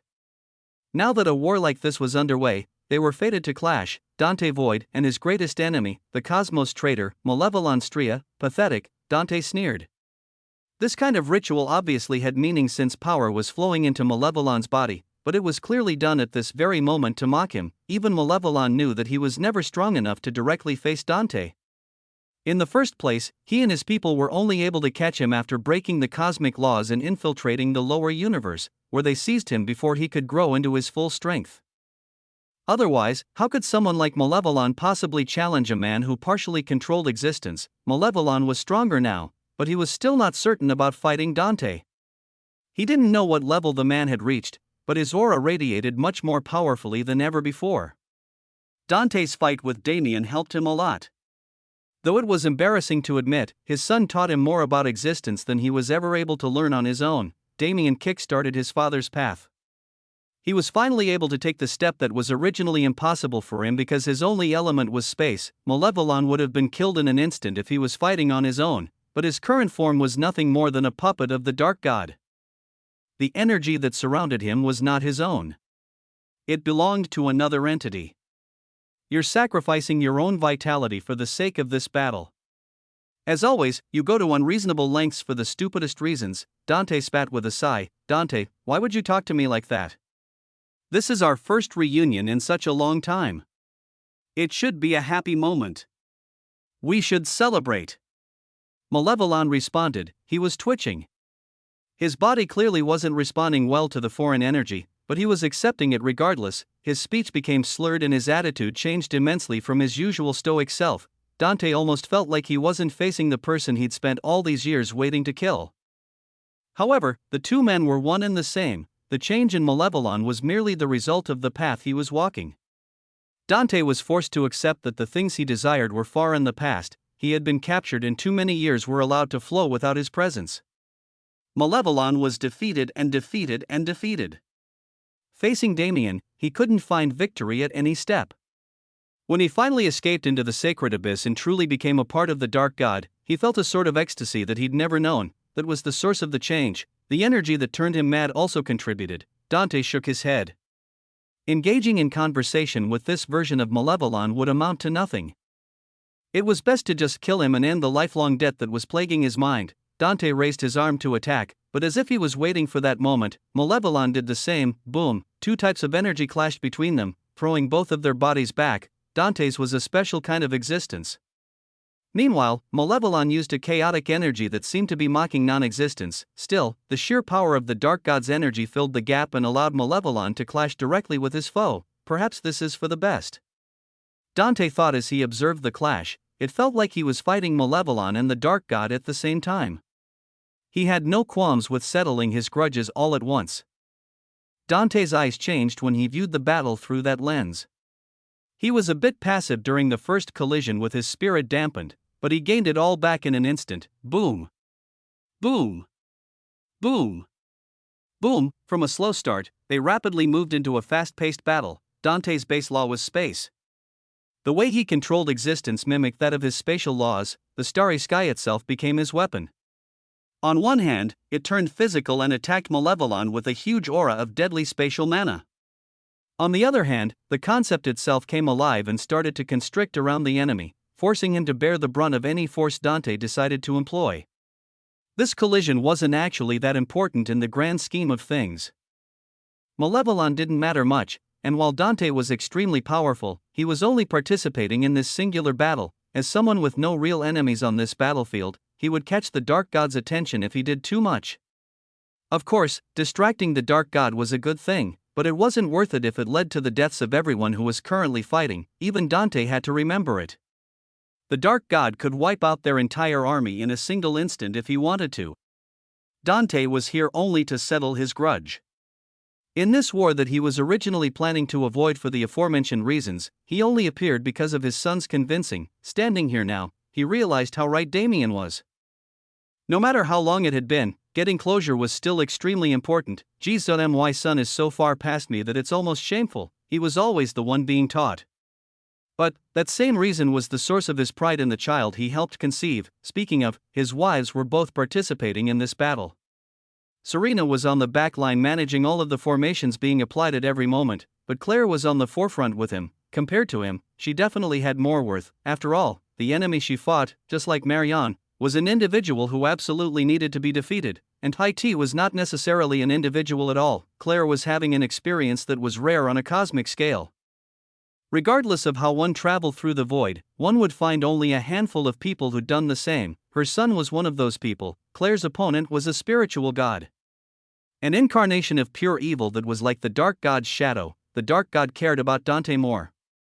However, he wanted to kill Dante personally after dealing with his son. For his wife, naturally, the most deadly of forces had to be prepared. The dark god wasn't just aiming for the destruction of Damien or Dante. No, he wanted the entire Void clan and all of their associates to suffer to the extreme. Nobody could say why. However, that hostility was obvious. Claire was facing it more than anyone else. Unlike the relatively even battles that were taking place elsewhere, her match had the odds stacked against her. However, Claire was also in a state like never before. This time, she was ready. She would not allow the dark god to tear her family apart for a second time. Chapter 1868 War 10. The being was similar to chaos. It was built on a foundation of many of the same ideas. Since chaos and evil were usually associated with each other, there was likely a good incarnation of chaos somewhere in the void, but evil would always be evil, and, as a true spiritual god who was not allowed to develop the same human emotions as chaos, evil was not going to make any mistakes. He charged at Claire the moment he caught her in his sights. His aura was vile, causing her mental state to tremble. She was able to fight against it, but evil's mind-intruding aura was passive and would continuously attack her as she fought the entity, which Claire was forced to keep in mind. When Damien arrived in the heavenly world, Claire was already at the peak of the supreme god level. That was where she stood before the whole fiasco that led to her entering the lower universe, and that was where she returned to when her soul was fully healed. As such, Claire's power hadn't changed much from the last time the dark god saw her. If anything, she'd only become more varied after seeing how her husband, son, and daughters-in-law trained. Void Palace was always a gathering place for spatial practitioners. The four clans were able to maintain their own disciplines, but nothing outside of that ever existed. It wasn't as if they banned other kinds of practitioners, but those people used to seek out other clans as opposed to the palace that seemed to have built a clear specialization. Really, the crumbling of their reputation and then the way they were rebuilt by Damien was what changed them. The palace was now filled with all kinds of people from all kinds of disciplines. Their methods never aligned, but all of them were able to learn from each other. The natural law was varied, but every piece of it came from the same origins. The laws were always meant to exist in harmony. Even Claire, who thought there was nothing more to learn, found herself changing. That change was the source of her confidence when facing this being. This was a being who quite literally cleared the battlefield. Any and all people, regardless of which side they came from, parted ways for him until he reached Claire. This was not an act of betrayal by the people of the heavenly world, but their body's pure instinct of survival that they could not disobey. Even as he approached closer, Claire felt her body locking up. She was only able to respond because she did not need to move her mana to move her body. Her instincts told her she would die. But her mana had developed a resilience after its time suppressed within the shell of a mortal. Even under this kind of pressure, it moved fiercely. Plus, there was the dream affinity she developed as a mortal. That affinity gave her some control over the immaterial world, while her natural creation talent gave her dominion over the material. She accepted that she wouldn't be able to reach existence a long time ago when Dante was first exploring the subject. Instead of pursuing it, she vowed to become as strong as possible without it. Before evil came close enough to attack, she erected an array of walls around her. Most of them were physical, made from the countless materials that could be found throughout the true void universe. But they were all crushed the instant they came in contact with the spiritual god. However, the point wasn't to slow him down. Within those physical walls were walls made with the dream affinity. They could not affect the mentality of a being without mentality, but they were able to contain some of his aura in a dream dimension, which gave Claire a renewed ability to move. Boom. Boom. Boom. Boom. Multiple small black holes appeared and charged at the enemy. They warped his movement path and confused the space around him, making it more difficult for him to reach her. Stars immediately appeared all across the starry sky. Their energy depleted rapidly as beams of pure heat were released from their cores and targeted at evil. Boom! Unexpectedly, it was indeed Claire who kept the initiative. Evil didn't take any damage. Like the black holes she summoned, his body was able to take energy in and contain it in an eternal prison. However, as he was not able to approach her, his danger level decreased significantly as well. Without the initial advantage, evil wouldn't be able to kill Claire as easily, and that was all she needed. The chance she created was more than enough to inspire her to continue fighting. After all, if she was able to make a change this time, she could do the same in the next instance. Eventually, any enemy would fall under such circumstances. Naturally, this thought process had its flaws. But who was Claire to care about them? Flaws were only important to people who would be affected by them. To her, none of that mattered. As it had been stated so many times before, Claire was tired of all of this. She and Rose were able to bond over this feeling. They wanted to live peacefully and happily with their families. Why did they have to be plagued by enemies and distractions at every step? What differentiated them was that while Rose was prepared to take that path now, Claire wanted to create a way to do it properly. She fought not because she was provoked, but because she was tired. The only way to ensure that a similar situation would never occur again was to win this war and display the Dark God's head for everyone to see. Who would test them after that? Evil was an incarnation of its name. However, it, like the current Malevolon, was holding a portion of the Dark God's power. The amount may have been minuscule in his eyes, but every inch mattered at a time like this. If Claire was able to defeat evil and disallow its energy from returning to the source, what kind of impact would it have on Damien's fight against that entity? Even the small possibility of helping her son was one she had to entertain. The minutes passed and Claire continued to keep evil at bay. She expended as much mana as possible in as short of a time period as possible to keep it from getting a chance to attack, but this kind of strategy was forced to be countered soon. Especially against a being who was not taking damage from any of those attacks, as if it was acting on set patterns instead of thoughts, it took a stance and bellowed. Its aura spread wildly and disrupted all other energy in the surrounding area, creating just a single second of silence. In that single moment, the initiative changed hands. Evil charged through the folds and closed the distance between them. Now, it was Claire's turn to face endless hostility. As for whether she'd survive or not, nobody could tell at this moment. But, to get past survival and actually defeat the enemy was what Claire wanted, and just like her survival in the immediate situation, that still remained to be seen. Didn't it? Chapter 1869 War 11. There weren't many people left to be specifically focused on. Of course, Damien met many people on his journey to the top. Of them, most remained nearby and were willing to either fight for him or with him. However, not all of them were able to reach the greatest heights. People like Tian Yang or Elvira were of vital importance to Damien himself, but their roles in this war were no more than any other divinity. They were strong. Their growth rate was amazing considering both their age and their circumstances. Unfortunately, they were only amazing when compared to the average individual. Elvira had ascended to godhood, but only recently. Tian Yang had to start over after his shattered divinity was returned. So he was barely able to reach the peak of demigodhood by now. There was no telling what would happen in the future, especially since the Void's blessing did subtly touch them. Still, their stories would not be completed in this final war. Interestingly enough, there were two people who stood out from that majority who didn't have the same sort of connection to Damien as his blood family or his wives, Long Chan and Su Run. These two sword practitioners who became his closest friends over the course of their time together were in a unique position. There were two reasons for this. Firstly, the sword path was that kind of road. It was extremely difficult to traverse at the beginning because it was not a natural law. To make great accomplishments meant to train until death and reach enlightenment through battle. What those practitioners who stuck with it until the end received was an easy road in their later years. Because all sword paths eventually connected back into a single river of knowledge spawned from the living mind, sword practitioners would eventually reach a state where any and all swordsmanship would become easy for them to comprehend. After that, the only thing one required to continue ascending was the growth of one's legend. Both Long Chan and Su Run were geniuses of their generation. And, when the second reason came into play, their genius was bolstered to a new level. The Void's blessing that others didn't receive was effective on them.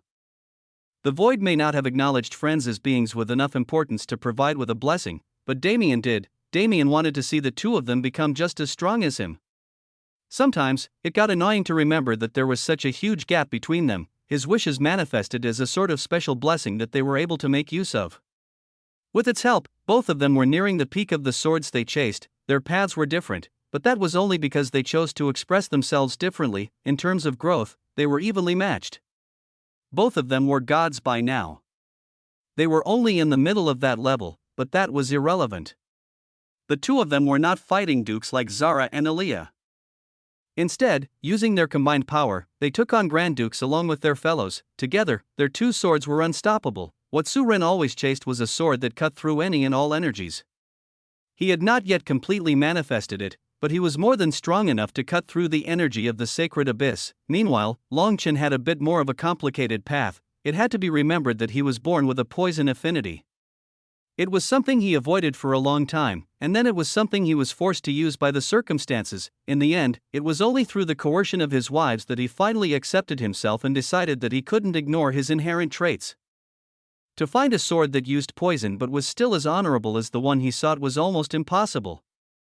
It was obvious how poison was used with blades. However, as he searched far and wide through both Grand Heaven's boundary and the heavenly world, he was eventually able to find his answer. Poison was usually seen as a discreet weapon due to its nature. There were only a few people who ever used it openly, and those people usually used techniques that affected large areas. None of those styles fit Longchen. Instead, to incorporate poison into his existing techniques and wear his affinity proudly, what he sought was the blood of a poison dragon. It was a rare subspecies that hardly existed in the heavenly world. Luckily, he was able to find one and inherit its bloodline abilities just 2 years before this war began. The sword technique he created was not yet polished, but combat was the best place for it to shine, and, when combined with Su Ren's abilities, his force became unstoppable. The sounds of explosions did not resound on the battlefields they visited. Su Ren would cut through any and all energy immediately upon his entrance, so any such scenes immediately ceased. After he did the preliminary work, Longchen would focus on the enemies and play the main role in the fights. His poison was a sword itself. It showed itself openly and boldly as if to declare to anyone that it was not meant to be pathetic or weak. No, rather than being a force that caused that kind of death, Longchen's poison had become a part of his sword aura. It moved with his sword and was one with his heart. Even when he commanded mind swords and the likes, his poison would move too. Longchen had a lot of killing power. He was able to force almost any opponent onto the back foot in seconds. From there, he pressured them and pressured them and pressured them. His swordsmanship was strong and direct.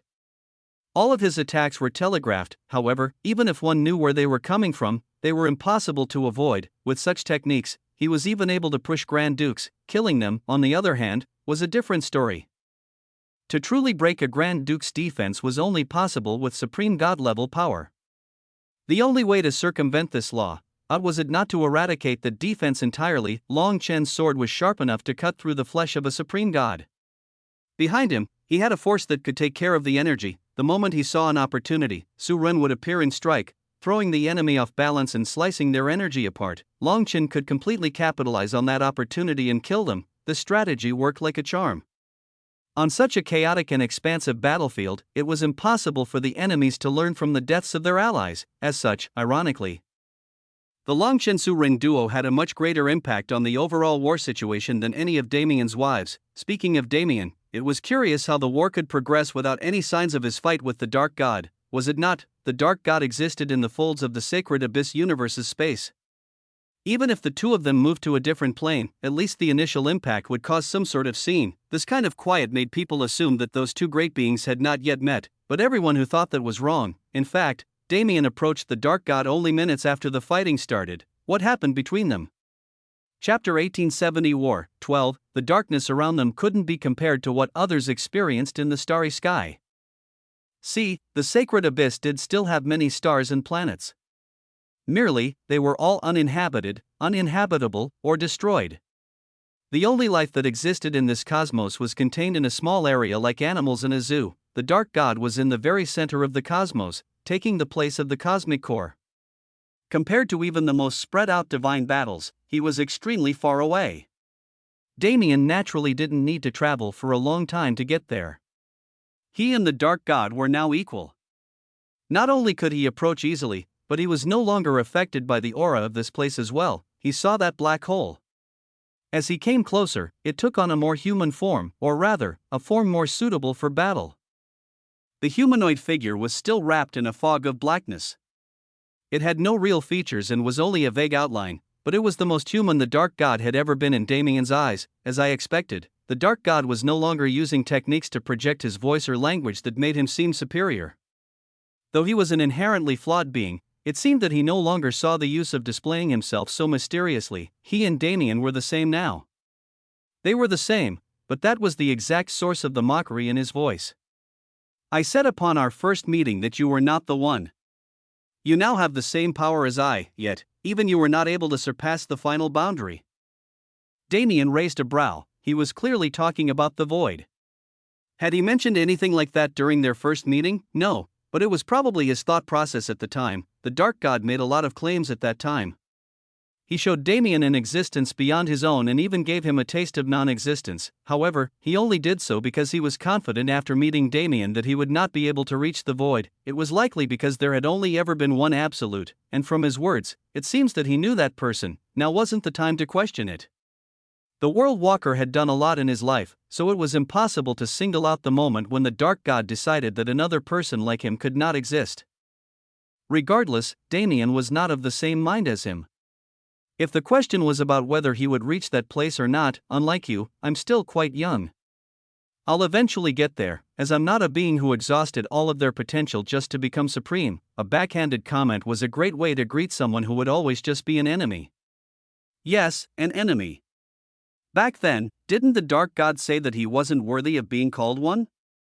Damien had to wonder what that man was thinking now that he'd become an individual with the potential of killing him. However, the Dark God didn't show any signs of emotion. You are indeed an enemy worth acknowledging. However, that is the end of it. Your achievements mean nothing, and you will attain nothing.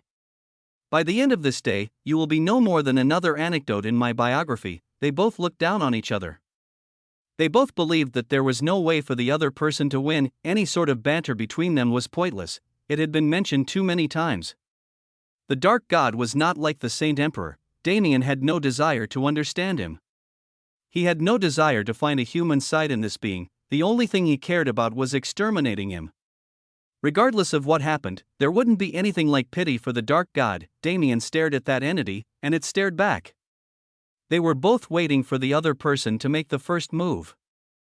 Just by existing in the same environment, the reality around them twisted. Though they were still in the sacred abyss, they were in a specific state of reality where they were separated from everything else, as if they stood inside of a black hole. Their combined energies formed a battleground of absolute blackness reminiscent of the void so they could display their power to the fullest. There was only a single instant separating them from a clash. As soon as that single instant passed, everything changed. The fate of two cosmos was now at stake. And in a matter of time that would be seen as nothing at all by those in reality, that fate would be decided once and for all. The war was progressing well. Many hours had passed already. The situation wasn't looking great, but it wasn't bad either. Send word to the ground troops. A new array is on standby for use. Hestia sent word from her encampment, erected in the True Void territory. Her current efforts were going towards supporting Talia and her people, as their progress would change the overall state of the war more than those on the front lines. She was in charge of many things. Of course, she could have easily distributed her duties to others, but she was never that kind of person. For Hestia to be the eyes of God, she needed complete control over the situation. The people supporting her were in charge of maintaining contact with the troops to relay her orders, feeding her information, and creating a web that connected each and every branch of their operation so that everything could be managed effectively. Through her aid, Talia was able to move far faster than ever before. And as Talia moved, the troops facing the enemy army were granted more and more benefits that made them stronger and more resilient. For every move that was made from their base, Hestia was the one who made the decisions. Through her aid, Talia was able to move far faster than ever before. And as Talia moved, the troops facing the enemy army were granted more and more benefits that made them stronger and more resilient. The divinities didn't necessarily need to be as heavily controlled. They were basically fighting all individually. When they needed to coordinate, Hestia would arrange it, but she was able to spend most of her time focused on the lower existences. They were the ones who needed more help. And they were the most plentiful. They, as the common population of the heavenly world, held great importance in the grand scheme of things. Hestia's role was equally important, but she was not in any danger. Not only was she far away from the war zone, but she was also surrounded by a heavenly troop dedicated to her safety. If it was about Damien's siblings, then the other three were in more exciting situations. All three of them were fighters. They were somewhat spread out. But like Long Chen and Su Ren, they took the opportunity to bounce off of each other's strengths. Damien was too much of a star. Dante was amazing. Serena was amazing. Claire was amazing. Hestia was amazing. All of them had their own roles in both the family and on the battlefield. However, the three of them, Dominic, Darius, and Aaron, were still trying to find their places. This was their chance. They had to prove it to everyone else, and they had to prove it to themselves. They were also members of the Void Clan, and they were not going to let themselves be forgotten. Chapter 1871 War 13. Dominic and Darius were a dream team.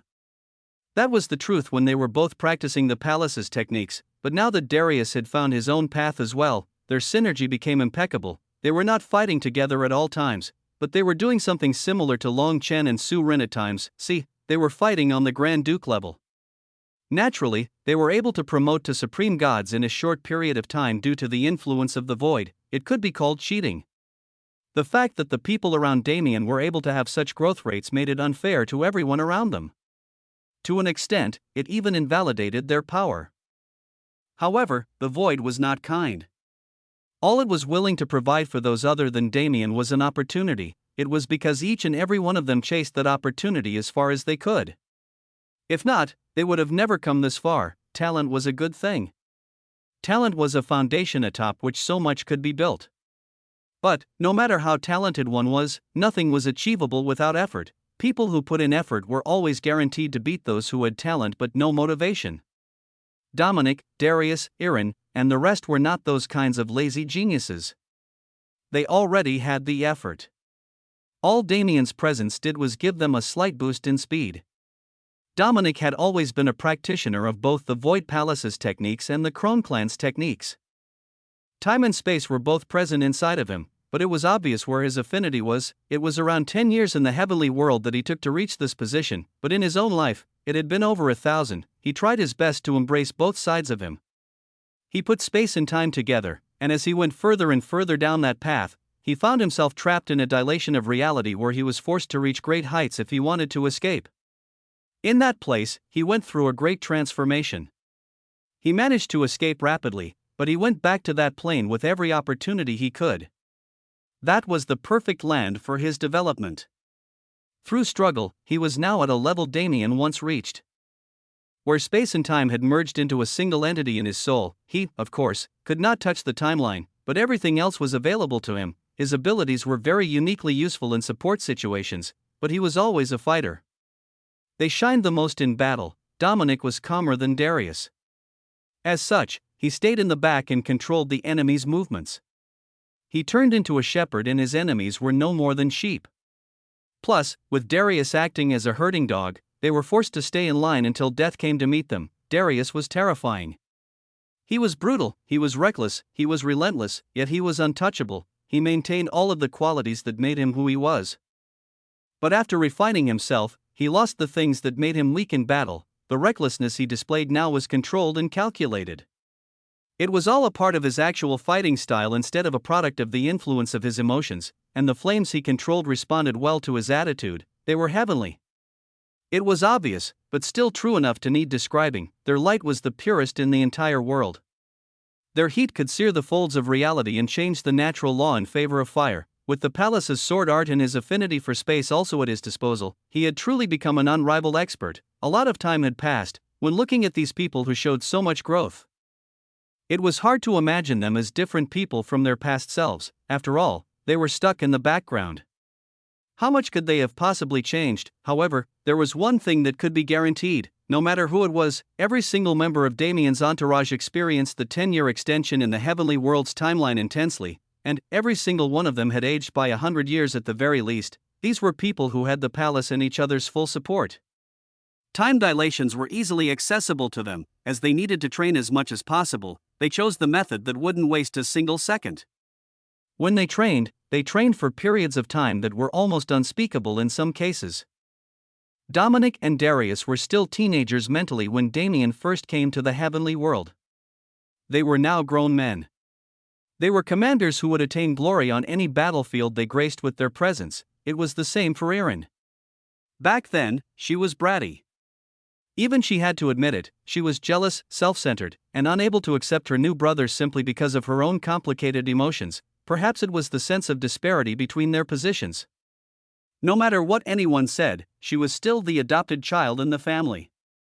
The sense of belonging she felt was always overshadowed by the reminder that she was not related to any of these people by blood. It haunted her for a long time.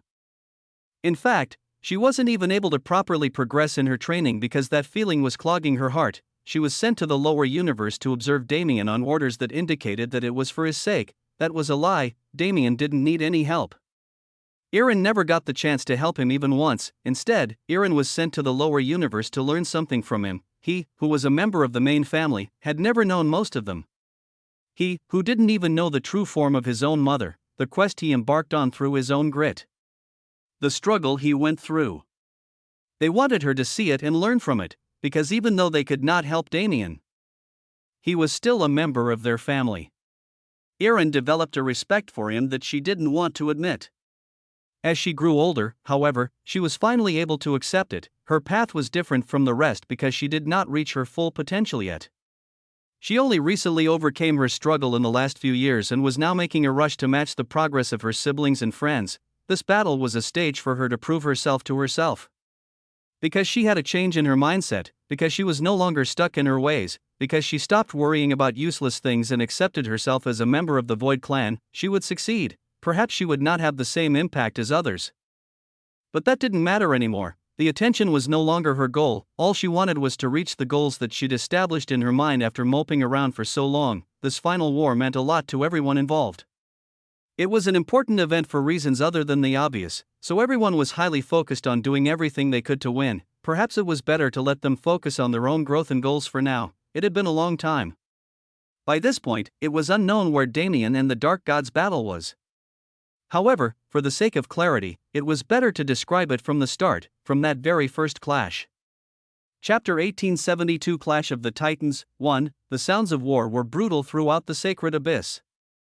The common population was forced to remain in their homes and pray that the destruction didn't reach them, but only some were successful. They didn't know that even then, they were lucky. If Damien and the Dark God were present in the true sacred abyss universe, the entire cosmos would have been destroyed within minutes. Not a single person would have had a chance to survive. They did not immediately use the height of their power. It was as if there was an unspoken agreement between them. First came existence. The existence that the Dark God controlled came in direct contact with the existence that Damien built. They were completely different despite being the exact same. Existence was a strange thing in that it was always anchored. Damien's anchor was the true void, but despite how it looked, the Dark God's anchor was not the sacred abyss. No, the anchor was incredibly important. If the anchor was destroyed, one's ability to use existence properly would suffer as well. Damien was willing to anchor himself to the true void because he understood how important it was to him. The sacred abyss did not have the same worth to the Dark God, rather, it was no more than a tool for him to exert his strength with. It was due to his decision to forego an anchor that the sacred abyss was constantly collapsing under the weight of his presence. He could have taken the easy route and calmed it, but he refused. Instead, he took the much longer and much more annoying path of holding the cosmos together with his essence. He became its anchor, a decision that Damien could not understand. The way they perceived existence was inherently different as well. To Damien, existence was a beautiful yet flawed concept. It was everything, but exactly because of that, it was riddled with holes and flaws. Existence as a concept was always meant to be imperfect, but the concept's perception of itself, built on the human perception of it, craved perfection. Only after meeting it directly and spending time with it was Damien able to convince it that perfection was not necessary. Rather, it was perfect even with all of its imperfections. This interaction created a new kind of existence based on Damien's perception and the concept's own acceptance. That was the force under his control. It was tame. Though it was able to attack and it was willing to follow his will without any complaints, it had a sense of tameness to it that could not be removed. Damien had treated it too docilely. There wasn't anything wrong with that, but the result was a relatively docile existence. The Dark God was clearly different. He, as a person who didn't even know what docile meant, was far more forceful in all of his training. To reach this level, he did not think to become familiar with the two concepts and develop friendly relationships with them.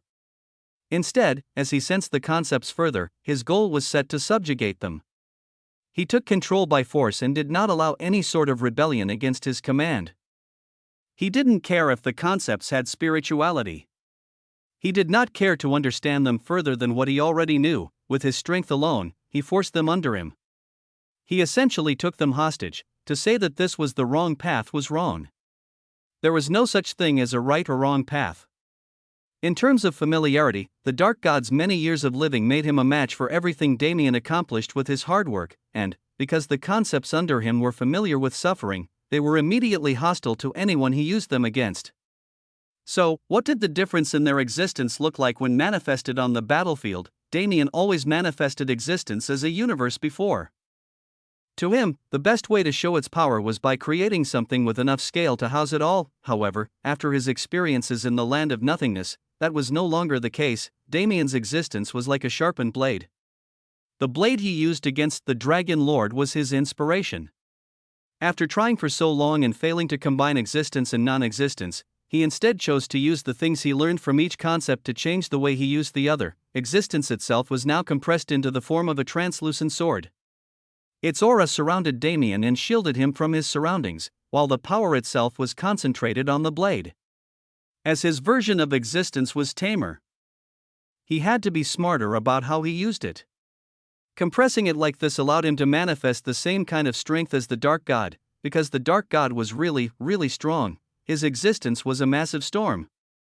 The way it presented itself was almost like non-existence, but it could not be denied that the force he was using was that which existed. The huge storm of black energy was terrifying.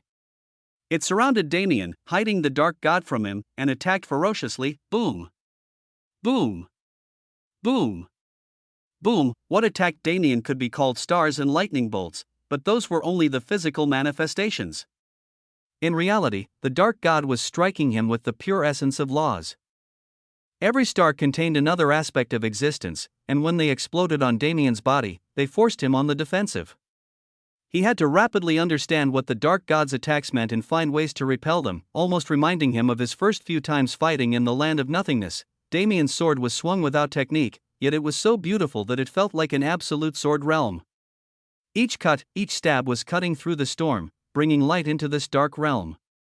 The light danced through the air, attempting to locate the Dark God's body. Damien wasn't going to allow his enemy to put him in this kind of position. He had to admit that the Dark God's existence was better than his. But that was irrelevant. The only reason the Dark God was better was because he had millions and billions of years to learn these concepts and embolden them. He could also reach that level if he had time. The problem was that he didn't. Regardless, their fight was happening now. Time was not something allowed to Damien. Boom! Boom! Boom! He jumped off of the illusory ground and approached the storm with his body. Void sword art, fourth step, spatial collapse. All of the lightning and all of the clouds were blown away. That shadowy figure was once again revealed, but the Dark God was prepared. He had so much time while Damien was caught up. How could he not be? His hand struck out. Damien's eyes widened. I have to. It was too late. Dodge. Even as he thought it, he was enveloped in that force, a twisted existence unlike anything he'd ever felt before. For a moment, Damien was reminded of who exactly he was facing: the Dark God. The cosmic conqueror. The destroyer of worlds. This was a being who had not destroyed just one or two cosmos. No, he was far greater than that, and somehow, it had become Damien's job to defeat him. One could call this battle many things, but easy was not one of them, simple was not one of them. For the first time in a while, Damien had to prepare himself to struggle. Yet, even that was not a problem. After all, if he didn't struggle here, then what would any of his effort be worth? Chapter 1873 Clash of the Titans. 2. Damien was in the midst of a swarm of energy. When the storm parted, the Dark God's shadowy form glitched and turned into a horde of locusts that swarmed him. Each and every locust was filled with the energy of existence. It would be fine if it was only a single energy, but that was not. This vein of existence was manifested in countless different forms. The Dark God had traversed so many cosmos and seen so many different energy forms with different laws that he was able to create something like this. Damien was using a sword. He could act against the storm because it was a large and formless entity. Each of its attacks was relatively independent, and against concepts, just concepts were enough. This swarm was filled with millions of physical creatures. Each physical creature had its own concept within. Damien's sword was fast and precise. It was able to make wide-range attacks as well, but he couldn't just blindly swing it. If he didn't want his own existence to be damaged, he had to understand and counter each individual concept within the Dark God's existence. If he missed even one, it would be catastrophic. The problem was that these energies weren't simply concepts of existence that he knew. He had to discern for himself the energies of all these different cosmos and understand them first and foremost. Damien gritted his teeth. There isn't a path of escape. There also wasn't time to think. Damien spread his senses in a spherical form around him, containing the entire swarm, his senses zapped between each individual locust. Time slowed until it almost didn't exist. Damien's mind split into hundreds, thousands, and millions of pieces, each dedicated to understanding an individual concept. His body was on autopilot, following the data it received as the minds completed their calculations. Suddenly, Damien himself was a blur. The light that his sword carved into the sky as he moved in a flurry was the only thing defining him. Back and forth, from front to back, Damien's body swung and contorted into impossible shapes so he could reach the locusts that he wanted to cut. He seemed wild, but every movement was precise. He had to use his sword to attack singular bugs in a swarm of them. He couldn't even graze another on his path to those individuals, so how could he not be precise? It was a silent showing of glory. It was an amazing move that would kill anyone else who tried it. However, it was just a single instance in this battle. Damien cut through each and every locust. Time resumed and his minds merged back into one. What he gained from all of his efforts was merely the preservation of his life. The 10 or so seconds he took to end the swarm was more than enough time for the Dark God to prepare countless attacks. When Damien was able to see past the swarm again, he was already surrounded. 5 massive white star-like entities encircled him in a star formation. Damien's jaw almost dropped when he saw them. Cosmic cores. Damien knew how densely packed the energy inside of a cosmic core was. To manifest 5 of them at once was already insane. If their energy was mobilized with the intent to harm, there wasn't a difference in power between him and the Dark God. Naturally, as they'd reached the same realm, that was impossible. Instead, what separated them was eons of experience. Damien simply couldn't wield existence with the same proficiency. In simple terms, the Dark God was an old lion and he was still a cub. Before those cosmic cores exploded, he had to make a decision. No, he had to make it now. Damn it, he didn't want to lose even once to the Dark God, but he had to make the sacrifice for his eventual victory. The Dark God was better than him at wielding existence. He had to accept that as fact. It won't be the same next time, though. Damien pulled all of his energy back into his body and opened his eyes once more. This time, the aura that surrounded him was different. With a single thought, he spread that energy throughout this empty space. The cosmic cores, the residual energy from the existence he released, and everything else vanished. Non-existence took prominence and existence was forced to step back. So this is your level, the Dark God taunted him immediately. He retracted his energy, accepting Damien's defeat, but he did not allow it to go unsaid. That is your only advantage, so enjoy it well. It'll be different from now on, indeed. It will be different. You will no longer have any chances to believe that you will defeat me. The Dark God's words were bold, but they did not affect his opponent. Damien was confident for multiple reasons, but there was one that stood above them all. He could sense the aura of the land of nothingness. Even though he never absorbed any of its energy, even his non-existence had its scent as it was formed there. The Dark God, he doesn't have that scent. As he switched to the energy of non-existence that he possessed, Damien clearly understood its structure due to his connection with the concept. It was not anything like the energy of the land of nothingness. Actually, it didn't seem to have any structure at all. That could only mean one thing. He somehow obtained non-existence before existence. Because the two forces didn't come in contact when non-existence was still in a fetal state, he was never invited to that land. If he was never invited to that land, he's missed out on all of the opportunities present there. Damien almost wanted to laugh. That was how confident he was. Mirage changed. Its form was now closer to invisible than ever before. The entire essence of Damien's non-existence was contained within, but it was not presented alone. His territory spread out as well, and a vestige of the eternal sanctum appeared in reality for the first time. Instead of engaging in more conversation, Damien charged, "Let me show you how to wield non-existence, since you seem quite unaware." This space was similar to the arena where Damien fought the Dragon Lord. It was meant to support the manifestation of existence and non-existence, so the force Damien produced was visible. The chains that surrounded him were the same. Rather than Damien, the dark god saw a mangled mess of precisely plotted attacks, a humanoid arsenal. Damien could not see his expression. He was too deeply hidden in the blackness. However, as he observed and prepared his own energy, he gritted his teeth. Impossible, it was merely a thought without any backing for now, but if it came true, the dark god was not someone who would allow himself to think about anything that indicated that he was not supreme. As such, that thought cut off there and did not emerge again. He was better in existence because he had been connected to the sacred abyss for so long. Non-existence was different. It was the core of his self. Back then, non-existence was the only. Boom, the dark god's energy finally collided with Damien's. The second round of their grand battle had begun. Chapter 1874 Clash of the Titans. 3. Damien's non-existence was well known already.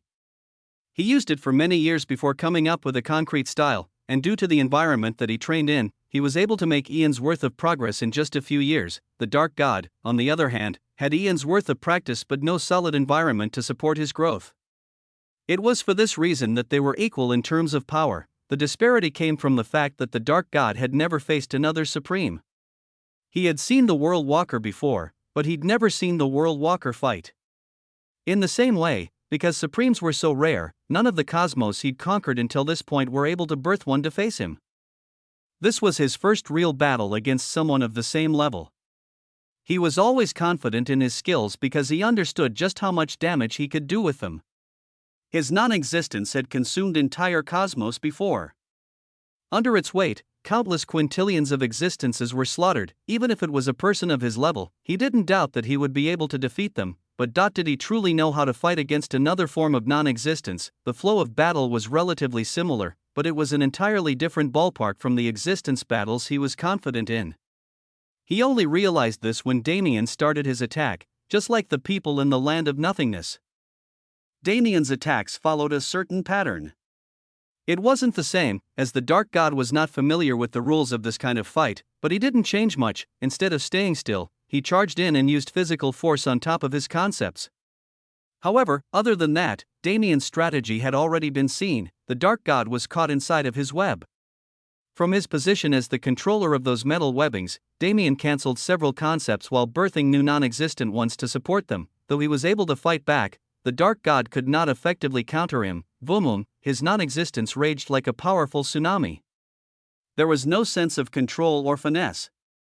But Damien had to admit that the dark god's connection with the concept wasn't something to be laughed at. Clearly, after being around it for so long, he had formed a special bond with it. Just, the nature of that bond was different from what Damien had. It felt almost as if he was relying on that force. It was like he had absolute trust in it and it was being forced to live up to his expectations. That relationship was almost the direct opposite of what Damien had with his concept, and as a result, the concept manifested differently as well. There was no precision. There was no method. The energy swarmed wildly and latched onto each and every chain and concept Damien utilized, erasing them as they came. Interesting, rather than an energy, the dark god seemed to treat his non-existence as a summoned being. When it was viewed through this lens, it became far easier to understand. A part of the concept protected him instinctively. Meanwhile, the rest lashed out and attacked anything that was targeting him. The dark god himself was like an observer in the battle between Damien and his non-existence. It is true, from that position as an onlooker, he was able to entertain the thoughts that he pushed away before. This method of wielding the concepts, it is not unfamiliar. He had seen it before, but at that time, he thought it was just the accomplishment of the individual in question. Damien's style was different, but this refined sense of non-existence that couldn't exist without some sort of guidance and the strange aura of the energy that felt like that of the person he had in mind gave way to an unquestionable realization. Both Damien and that person experienced something that he was not privy to. There had to be something. He refused to believe otherwise. How could this man who was not even 200 years old control non-existence better than him? It simply should not have been possible, especially since he was aware of Damien's every movement since their last meeting. There is something I do not know. More unacceptable than anything else was this fact. It didn't matter to him if things happened outside of his control. However, the situation in the true void was meant to always be under his thumb. He could not directly interfere with the other cosmos easily, but watching it wasn't a problem in the slightest. He watched as Damien spent time in meditation in his isolated cave. He watched as the man's power grew exponentially, but he took it as a sign of talent. Another reason to end the anomaly known as Damien void, this new information told him that rather than talent, Damien attained some kind of opportunity elsewhere, and he did so while making a fool of him. Perhaps that was one of the only things Damien had in common with the Dark God. The desire to be in complete control that pushed them to become supremes. Damien's actions had violated that desire for the Dark God. The further their fight progressed, the more the Dark God's emotions rose. Damien was truly a master. His every movement trapped the Dark God's non-existence and took away its power. Despite being at the same level, it was powerless. Was this what Damien felt during the last round? No, this was to another degree. This was far more pronounced of a gap than what existed between the two of them in terms of existence. The Dark God could feel the air around him constricting as any and all concepts were banished. He was forced to focus on protecting himself and his own mind. As it didn't slip his perception that Damien was trying to find a way in, if there was one thing he could never allow, it was the invasion of his mind. I will not lose. The situation was like this, but he refused to lay down his arms and cancel Damien's attacks with existence. Damien made that move earlier, and he mocked the man for being defeated. If he was forced to do the same, then it would be too much of a blow to his ego. Though it didn't seem like it to people who didn't know, the Dark God did have emotions. He wasn't dull and unfeeling, no, he was actually someone who valued his emotions more than most. However, the actual feelings that he held and the weight he gave them were not normal. Damien would learn more about that as the battle continued. For now, they only touched upon the supreme concepts they controlled, but this fight was fated to be more than that, because when supremes clashed, the outcome wasn't like any other battle, and the process, well, it was enough to say that expecting an ordinary battle was just plain stupid. The twists and turns to come were fated to be unexpected to the both of them. It truly made one wonder how they'd react when those moments finally came. Chapter 1875 Clash of the Titans. 4. Damien knew that he was going to dominate.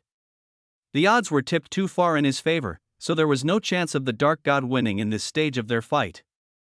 Still, it was going better than he ever expected. When he knew that he was going to lose, he was quick to accept it. Within no more than 50 moves, they had already switched into this battle. Playing the long game meant moving on when it was necessary. Damien wasn't so prideful as to deny it. However, the Dark God was different. He did not want to admit defeat no matter what kind of situation he was in. He refused to learn from Damien, but he was trying to improve mid-battle and surpass him. As he was now in possession of the battle's momentum, Damien's own thoughts were given time to run wild. He wondered about the Dark God's attitude. He was someone antagonized by the cosmos for so long. But he hadn't really been interacted with. In fact, when was the last time someone from the true void actually met the Dark God and saw him as more than an imaginary being? Dante met him but was still too weak to truly see him. Instead, he faced the form of someone who may as well have been a real god to him. Damien was the only one to stand equal to the Dark God and dare to view him from that perspective. As such, he felt that what he assumed was different from reality. He was a terrifying and powerful enemy. That couldn't be understated. In terms of sheer strength, none could compare. However, when it came to he himself as a person, was he really so great? His ability wasn't enough to make him a ruler. He had a mind capable of plotting millions and billions of years' worth of steps in order to systematically destroy an opposing cosmos, but even that did not give him the qualifications of an emperor. The way he treated his people like they were nothing. Did he fail to grasp how much the vitality of the people mattered to the life of a cosmos? The Dark God was supposed to be great. He was extremely flawed, but his flaws were meant to be different from this. Damien had doubts that he couldn't explain. His non-existence was meant to intrude on one's mind and dismantle it from the inside. Meanwhile, the chains would attack physically and entrap the enemy until they had no choice left but to die. He couldn't make it into the Dark God's mind as he was focusing most of his defensive efforts there, but the information he received was more than enough for a preliminary estimate. To him, it felt like an absolute emptiness. It was hollow, lacking everything except a few certain things. Damien didn't know what they were, but other than those 3 or 4 concepts, the Dark God did not value anything. He was a strange man. That much was certain. For him to be so unknown even at this juncture was unbelievable considering everything he'd done to Damien, his family, and the true Void universe. Damien said he didn't want to learn more about this man many times, but that was a lie. He wanted to know what led the Dark God to become the person he was today. Only, he had no interest in sympathizing with that story. Nevertheless, for now, he was just trying to kill. Boom. Boom! Boom! Boom! The majority of the attacks were being made with mirage. The territory was used to pressure the enemy, but the sword was the true killer. Flashes of blackness illuminated the area impossibly. The air whirled, but it was not because of force, rather, the lack of concepts holding up the fabric of this reality was starting to affect it. This space was made only to properly manifest their power, but it was still a product of the cosmos. When they started to go beyond its power, they would still cause serious environmental damage. The lack of concepts formed a vortex as the existing concepts of the space tried to fill in the gaps they left. They were, of course, unable to do so. However, that was better for him, wasn't it? The environment itself was acting against the dark god while Damien was able to maneuver through it freely. His advantages were stacking up and leaving no crumbs for his enemy. The dark god's shadowy form was forced to constantly retreat. His energy was flaring into the world with such intensity, but it was barely able to do anything. At first, it put up a good resistance. Through pure force, it could dismantle Damien's attacks and give the dark god some respite. But Damien's pushing was incessant. The summoned beast-like energy without a true commander couldn't keep up with his intentional and methodical attacks. The dark god held on for many minutes. It was impressive when his weakness was considered, but in another vein of thought, it was idiotic. Even he was forced to eventually admit that he didn't have a method to overcome Damien in the short term, and when the long term was irrelevant, what was the point in considering it? His pride was floored in that moment, but what else could he do? Gritting his teeth to the point where blood was drawn, the dark god spread the energy of existence, ridding the world of non-existence. You don't look too good. Did something happen? Damien naturally took the opportunity to mock him. I see that you're nothing more than that. Didn't your parents teach you not to talk big if you can't back it up? The dark god practically growled in response. This means nothing, Damien void. Do not think that this will change anything. He refused to give up a single inch. Though he conceded, he justified it in his own way. It is pointless to continue with such meaningless battles. Use the power you gained as a supreme and see the difference between us. Damien sighed. You're quite antisocial, it seems. This mysterious attitude you're trying to push is truly not working for you. He summoned those two forces. With existence in his right hand and non-existence in his left, he faced the dark god proudly. I may have less experience, but you have to admit that I'm more talented. The dark god summoned his two forces as well. They were in the opposite hands from the forces that Damien controlled, but they would not be confronting their antitheses. Instead, it was just a physical representation of the value the dark god placed in each concept. Talent.it is no longer an important metric. Today, all of your talent will go to waste. Regardless of how you learn, you will never reach my level. His confidence was not unwarranted. No matter what he'd been through, Damien's experience with controlling existence and non-existence together was limited to no more than a few days. His starting point was too far behind for him to reach the dark god, or so he thinks. In reality, Damien had been preparing for this very moment for a long time. He knew that his starting point was not the best, but nobody should ever doubt my ability to learn. Chapter 1876 Clash of the Titans 5, boom, the two of them instantly resumed combat. There was a clear disparity here as there was in every stage of this fight thus far, but it was no longer nearly as one-sided. Existence and non-existence couldn't exist in the same space with either of their power. Though they could be used concurrently, they had to remain separate. This time, neither Damien nor the dark god moved, but it definitely seemed like they were moving when one noticed how fast the atmosphere was blurring and changing. Their minds split in two. They fought in a world that had split into two different planes of existence. At a glance, it looked like this was just a combination of their previous two bouts in one. But it was very different. Damien and the dark god were controlling existence and non-existence together. It looked like they were two separate battles only on the surface. In reality, it was one massive battlefield. The difficulty here was to accurately judge what moves needed to be made on both battlefields concurrently. The realm wouldn't be able to handle this kind of stress, so before the battlefields merged and reality itself shattered, they had to determine a winner. Boom. Boom. Boom. Boom. The storm was back, but it was no longer the same. Along with the chaotic laws of existence that it originally held stood a power of nothingness that manifested as lightning. It struck at Damien with the same intensity as the lightning he faced in the land of nothingness. Naturally, he put up a defense with non-existence immediately and planned a counter. Still, while that was happening, Damien was also being assailed by existence. The law of fire itself became physical and attacked. The laws of darkness, death, and destruction did the same, molding themselves into a perfect form that was technically not allowed to exist. This kind of merger that didn't come from duality was impossible to find in nature. This attack was an example of non-existence being used to support existence, a technique far too advanced for Damien. Cautious, he gritted his teeth and did his best. Luckily, existence is enough to block it. He wasn't going to arrogantly claim that he would be able to match the dark god immediately. But that wasn't his intention. He knew that he would be able to properly defend himself from the onslaught no matter how bad it was, so the goal was to learn from the enemy and use his own expertise to defeat him. In that vein as well, they differed. Damien did not like the dark god or anything about them. However, he was able to respect his opponent's strengths. He did not let his ego get in the way, so something like this was possible. Damien knew everything he needed to reach the level of efficiency he desired. All he needed was the knowledge of eons of training that the dark god's attacks contained. With it in his arsenal, what did he have to fear when he found himself in the void? Damien saw existence as a 10-dimensional painting of sorts. The current environment could be considered something similar. As the worlds got closer to each other, the painting became even more abstract and muddled. Reality continued to split and fragment under the dark god's might, and in each small piece of the mirror, he existed, putting pressure on Damien. Damien could only follow his lead. He had to split his mind and exist in all of those dimensions if he didn't want to die. He had to defend, taking attacks from all angles, even non-existent ones. Still, with each and every time he was struck, he learned how to wield the two concepts together more fluidly.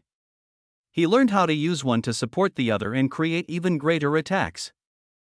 Every second that passed was another second where Damien showed improvement. Boom. Boom. Boom. Boom.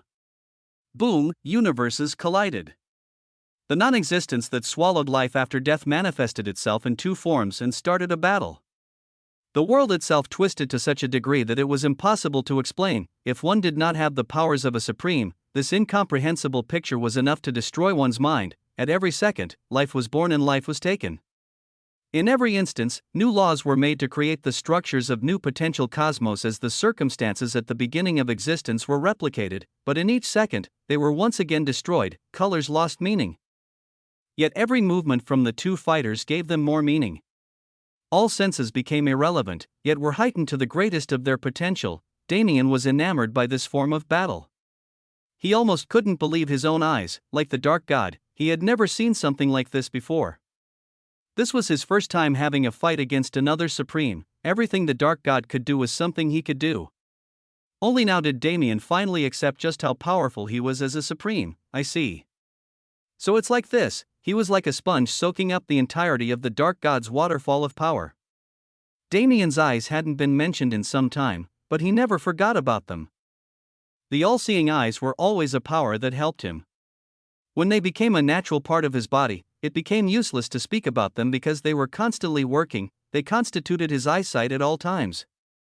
This advantage was useful in every aspect of life and was one of the hidden contributors to his success in the land of nothingness. The all-seeing eyes took his comprehensive abilities to new heights. With their power, even in this moment, Damien was able to see everything. He could delve into the very core of the dark god's techniques as he faced them and dismantled them. He could see the eons of effort that went into creating them, and he could dissect the very process through which they were comprehended. When he reversed those comprehensions using the same tactics, his improvement was guaranteed. Slowly but surely, the field evened. Damien started to attack more as he gained confidence, and soon enough, the dark god lost his absolute monopoly. He and Damien were evenly matched within 3 hours of this clash. Before that time came, the dark god was not able to penetrate his defense. Damien was finally able to model the painting on his own. He formed his own image, an abstract work of countless colors that offset the dark god's black and gray world. His techniques were so different, built on a different wealth of experience and worldview. However, it was just as powerful. The art he made by wielding the most supreme concepts of all was truly beautiful. They were artists competing in a world that only they could see, and as that world came closer, as their two worlds started to merge into one, reality truly started to break. The cracks that spread through the fabric were proof enough. If they weren't, them was the rumbling atmosphere and catastrophic destruction enough. The world rebelled because it knew that it would not be able to stay whole for much longer. Storms raged and seas of energy formed, crashing about as stability disappeared. How much time did it have left?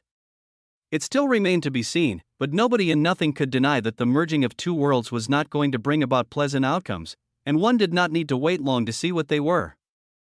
Chapter 1877 Clash of the Titans 6. The fight continued with the same ferocity for a very long time. No, rather, since Damien was better equipped now, they had become even more ferocious. The original painting was no longer anything like that. Instead, it was a canvas that had been torn to shreds and rearranged in the name of art. Damien knew that the world was falling apart. He and the Dark God could both feel the fabric of reality peeling away with their every movement. Of course, they paid it no mind. When this realm broke, they would create another, then another until there was no longer a reason to create another field. This was their shared opinion as supremes who were new to combat at their level. The planes in question at the moment were just two. There were over 15 planes of existence through which the two of them fought, but they were all illusory subplanes that branched off of the two main planes. Half of them were used for existence and the other half for its twin. There was never a single plane where both existed, but there was indeed a border where they were forced to interact. At these borders, they touched each other with both hostility and interest. They stayed close, becoming infinitely closer to the aura of the void, but were separated and constantly bashing each other like they had a grudge. It didn't help that there were two faces of each present. Damien's existence clashed against the Dark God's existence and both versions of non-existence. In the same way, the Dark God's non-existence fought against his non-existence and both versions of existence. Each force was fighting against three others. Each of them was releasing enough power to combat them properly. Because of the nature of these concepts, they could produce an infinite amount of energy and infinitely expand from nothing, which, from the border's perspective, was a nightmare. The problem was only exacerbated by the fact that the fight wasn't anywhere near over. Damien and the Dark God didn't slow down. They only sped up and became more aggressive. Paintings were no longer enough to describe the battle of forces between the two beings. Instead, it was better to see them as great ancient gods. The Dark God was a king of the sea and its darkness. He stood above it as the waves circled him and awaited his command. Meanwhile, Damien stood in the sky as the being closest to heaven. His dominion over the light was a direct contrast to the darkness below, as if the universe itself wanted to make their rivalry clear. The seas challenged the skies, forcing them to disperse their ethereal state and become a true piece of the world. However, as it had done for eons, the sky suppressed the sea, guiding its currents and keeping it at bay. These two forces could be considered equal to some.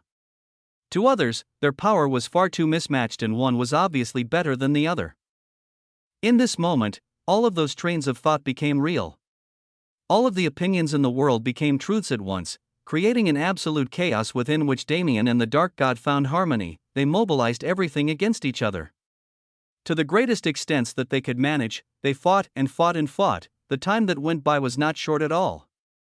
This round of the fight continued for days upon days. It likely would have gone on for longer, but they had no influence over that. In fact, when the realm was finally destroyed, they would not be able to create another one. Amidst the furious clashes between their energies, the cracks in the realm turned into ruptures.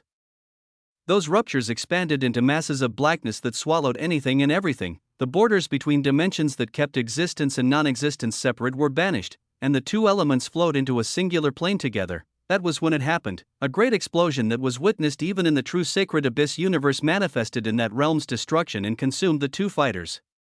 The abstract painting had finally come to life in the void that appeared when existence and non-existence connected. As for Damien and the Dark God, they had been sucked into the flow of that painting. Their situation at the moment was more than just a bit strange. Right, that bright white light was reflected throughout the sacred abyss universe and even parts of the true void. For a moment, the attention of all active fighters was captured as they saw the sight they had been somewhat nervously awaiting. It should have been common sense for their leaders to be in the midst of battle by now, but without any visual cues, nobody could be certain. The people of the heavenly world didn't see Damien as a godlike figure. Rather, they saw him as a hero with the power to defeat the demon king. That was an inviolable kind of power, so they expected it to create some sort of grand showing. In the same way, the troops that came from the dark god were confused because they were excited to truly see his might as he vanquished his foe. It had been a long time since most of them had seen him exert himself, and for some, it was a sight they had never seen in their infinite lifespans. As if to answer their concerns, 2 days into the war, that bright flash appeared, and it blinded them, rocking the very foundation of the sacred abyss. Dante was able to sense the change better than most, and it made him incredibly concerned. He trusted his son to win, but the amount of energy hidden in the light was not something to be scoffed at. The rumbling of the cosmos wasn't just caused by the destabilization of its foundation, but by the ruptures created in reality as well. Rose and Veritera sensed those instantly, as they directly interfered with the fight between them. Suddenly, they had to be conscious of reality breaking. Both the forces of the true void and the sacred abyss needed this cosmos to stay alive. A strange situation arose. While they continued to fight each other, the divinities also worked in tandem to stabilize the collapsing cosmos. With their aid, it was able to return to its proper state after another day, and battles were able to resume at full force. Still, that eruption was assigned to them. It was one of many that would inevitably strike this cosmos if those two supreme beings continued to act so roughly, and if that kind of flash was allowed to happen more than just a handful of times. They would not be able to hold the cosmos together anymore. Every person involved in this war now had to be careful of another factor.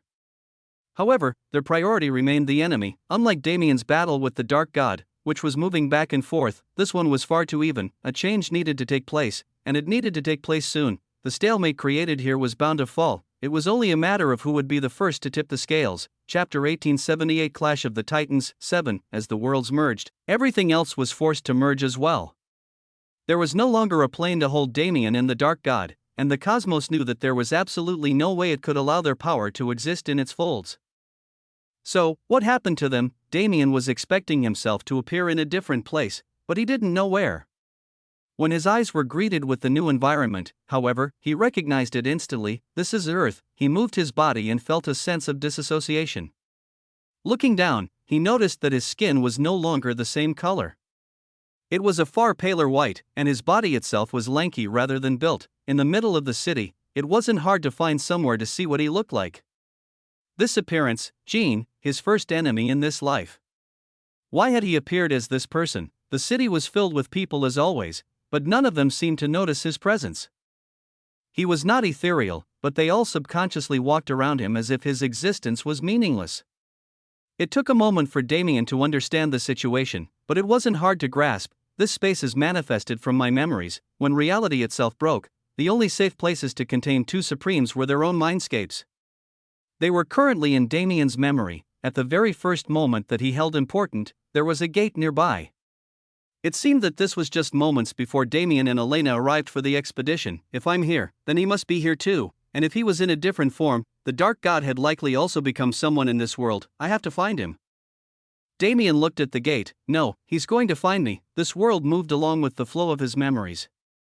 All events would eventually congregate at the gate where his life changed. The Dark God was bound to become someone who went on that expedition, which meant that he was bound to either already be here or arrive soon. Damien returned to the gate, feeling the state of his current body. My mobility is shit. This guy really only relied on mana. It had been a long time and Damien had practically forgotten about this small villain by now, so those words weren't jabs. Merely, now that this body was his own, he was suffering from the consequences of that man's laziness. Really?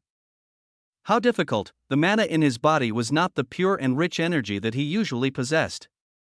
It was the mana of a being who only recently learned of its existence, and mana that could only ever be familiar with a single element. I wonder. Damien thought he had some time to take interest in the environment, but he was wrong.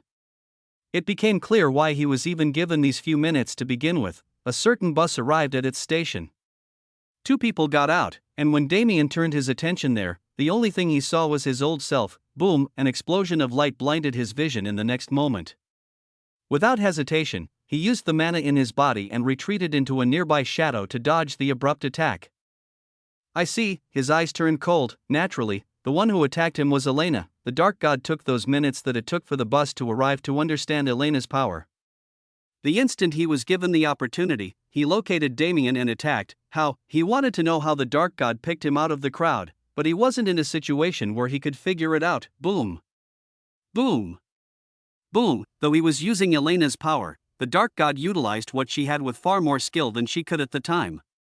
He was the same with Jean. Realistically, this was a battle that needed some time since their elements were contrasted, but Damien refused to let that happen. You need to get the hell out of her body. He didn't care if this was simulated from his memory.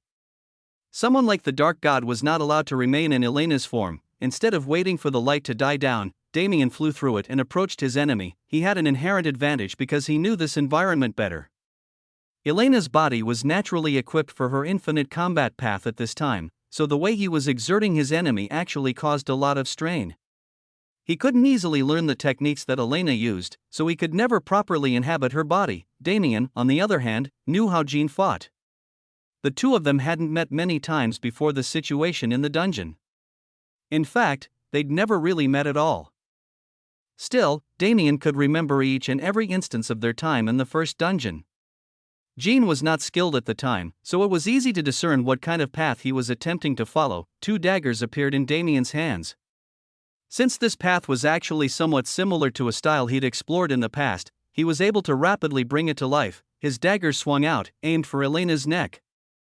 A sword appeared in her hands, which she moved into a parrying position, but Damien was never planning to strike from the front. He disappeared as the world was enveloped in shadow. The darkness became his playground, and like a spatial practitioner, he moved incessantly around his opponent and attacked from all directions. The dark god tried to let loose more and more light to destroy the darkness, but there was nothing he could do when Damien was so determined. They were no longer supremes. They were limited in power and ability. In this place, killing the dark god was child's play. Elena continued to swing her sword. She took advantage of her speed to make distance and continue her attack, but Damien was following right behind her. He kept the pressure on the dark god while keeping track of his mana. It was being used at an astronomical rate, but he had no doubt that it was the same for his opponent. In order to defend against this kind of onslaught, he had no choice but to expend mana as if it were nothing. Continuously, Damien attacked until there was nothing left in either of their tanks, and, with the last of his mana, he teleported into the dark god's blind spot. Die, shing, 2 daggers swung out and a head flew in the air. It did not belong to Elena, but instead to a dark and faceless entity. Damien looked into the sky with a frown. This isn't the end, it was only the beginning. Beyond the borders of this world, he could feel the existence of several more. Let's not stay in my memory, it was fake, but killing Elena wasn't fun regardless. He would much rather prefer to leave his memory so a similar situation didn't occur. He held his hand out and gripped the air. It turned material in his grasp. And as he clenched his fist, the sky shattered. Only after being surrounded by blackness for a single moment, Damien found himself in a new city, a city that existed in a very different plane from the one Damien was familiar with. Chapter 1879 Clash of the Titans. 8. This world existed in a different setting entirely. The city was rundown and medieval. The houses were not made of brick, but instead of wood and a preliminary form of cement. The streets were cobbled, not paved. There were storefronts all around, but they did not have windows. They were denoted by signs that simply explained the kinds of services they provided. Clothing-wise, the era was hard to distinguish. The only thing certain was that it was very ancient. This was the budding stage of this civilization. Damien had shaggy blonde hair in his eyes and a scrappy body once again. He was smaller than he was as Jean, but it didn't seem to be because the owner of this body was malnourished. Rather, it was an inherent condition. He was well fed and definitely came from a good family, but his body didn't seem to grow. However, he had an unbelievable amount of untapped potential in his body. He was no more than a mortal, but with Damien's senses as an individual, he could easily understand that this child would become great if given the chance to grow. There were no mirrors in this place where glass was a rarity. He couldn't see his own face. But he felt like he should know his name. Damien wandered the city with true curiosity in his bones. This has to be his memory. If they were starting from the beginning, then this was the city that the dark god associated with his earliest and most important memory. Was there anything that stood out about it? Damien lived in and around one of the biggest cities in the world, and this seemed to be something of the same. There were countless people. The standards weren't the same and they looked very different, but they were definitely humans. As Damien observed them, he found himself following an unknown path through the city. He didn't know its layout, and he knew it was impossible for him to find the dark god. So he just explored. The dark gods formed out what could it possibly be. Would he manifest as himself or as someone else like Damien did? Still, just like his own mindscape, this world directed all of its events towards a single place. Damien was already unconsciously approaching it, when all of a sudden, he was once again attacked from the shadows. Shing, a blade tried to cut into his neck. He just barely avoided it with his mortal body and dashed out of the way. I have to run. Quite literally, he had no way to fight. He did not have access to mana or any sort of energy. His body was able to naturally circulate energy with every breath, growing stronger and stronger, but he could not yet handle it himself. If he wanted to defeat the dark god in his own realm, then he had to depend on the benefits this body came with. His physical strength would be enough to navigate certain maneuvers soon. He just had to survive until then. Damien stayed on the main roads until then, but with the appearance of the dark god's assassin-like attacks, he was forced to run through the backstreets. Shing! Shing! Shing! The sword slashes came every so often when Damien was least expecting them. He turned left and right through alleys and used the main streets to connect to new systems, rushing and rushing and rushing. Bang! He tried to fight back only for a short period of time. After sensing the approach, he turned around and faced the blade with his body. The dark god was cloaked in a physical cloak this time. Damien still couldn't see his face, because he made an active effort to keep it hidden. He must be himself. There wasn't another reason for him to go through all the effort. He was so concerned about it that he delayed his attack when Damien recognized his presence and took a hit to keep himself concealed. That was the only time he was able to land a hit. The dark god became more serious after that. His every attack was done only when Damien would not be able to sense him. His form became so shadowy that it was almost like he was able to use mana, but he was not able to use mana. Damien was able to sense at least that much. At a certain point in time, he realized he was being herded. Whenever he made it to an intersection, the dark god would attack and draw him to move in a different direction. Damien got closer and closer to the city center. He accepted the herding because he was getting faster and stronger in the process, but he had to question the dark god's intentions. There had to be some purpose to this. There had to be a reason why the dark god was going to such lengths to lead him to the center of the city, where he stood in front of a statue depicting a heroic man. The original flow of this world was leading him somewhere else entirely. Damien still felt the pull of that location despite being too far away to ever properly reach it. Sure, he was led away from that place because the dark god wanted to keep himself hidden within this world that was centered around him. However, Damien got the feeling that it was more than that. In part, it was to hide the true location that anchored this world, but this statue also had to have meaning. He looked up at it for a second as the attacks slowed down. It wasn't too ornate. It looked like it was created by a society that didn't have many resources at hand. Still, their adoration for the man in question was unquestionable. Look at it. See it with your own eyes before you die. I am the one who succeeded, not you. Damien suddenly felt a blade on his neck as if everything that had happened was purposeless. That line was not meant for me. The dark god acted like Damien did not exist. He spoke to this body with such ferocity and emotion that it simply couldn't have been directed at Damien. Rather, what he felt was a representation of those few important things he saw in the dark god's mind. The first was hatred. The second was the form of an individual. That individual was faceless back then, but not anymore. His consciousness remained in that body for a few moments after his head went flying. In those split seconds, he saw his appearance flash in a faraway mirror. The face he possessed, the face that was no longer hidden by the shaggy hair on his head, was one he recognized. His last thought before the world vanished was true to that recognition. Why is the World Walker, right? The World Walker.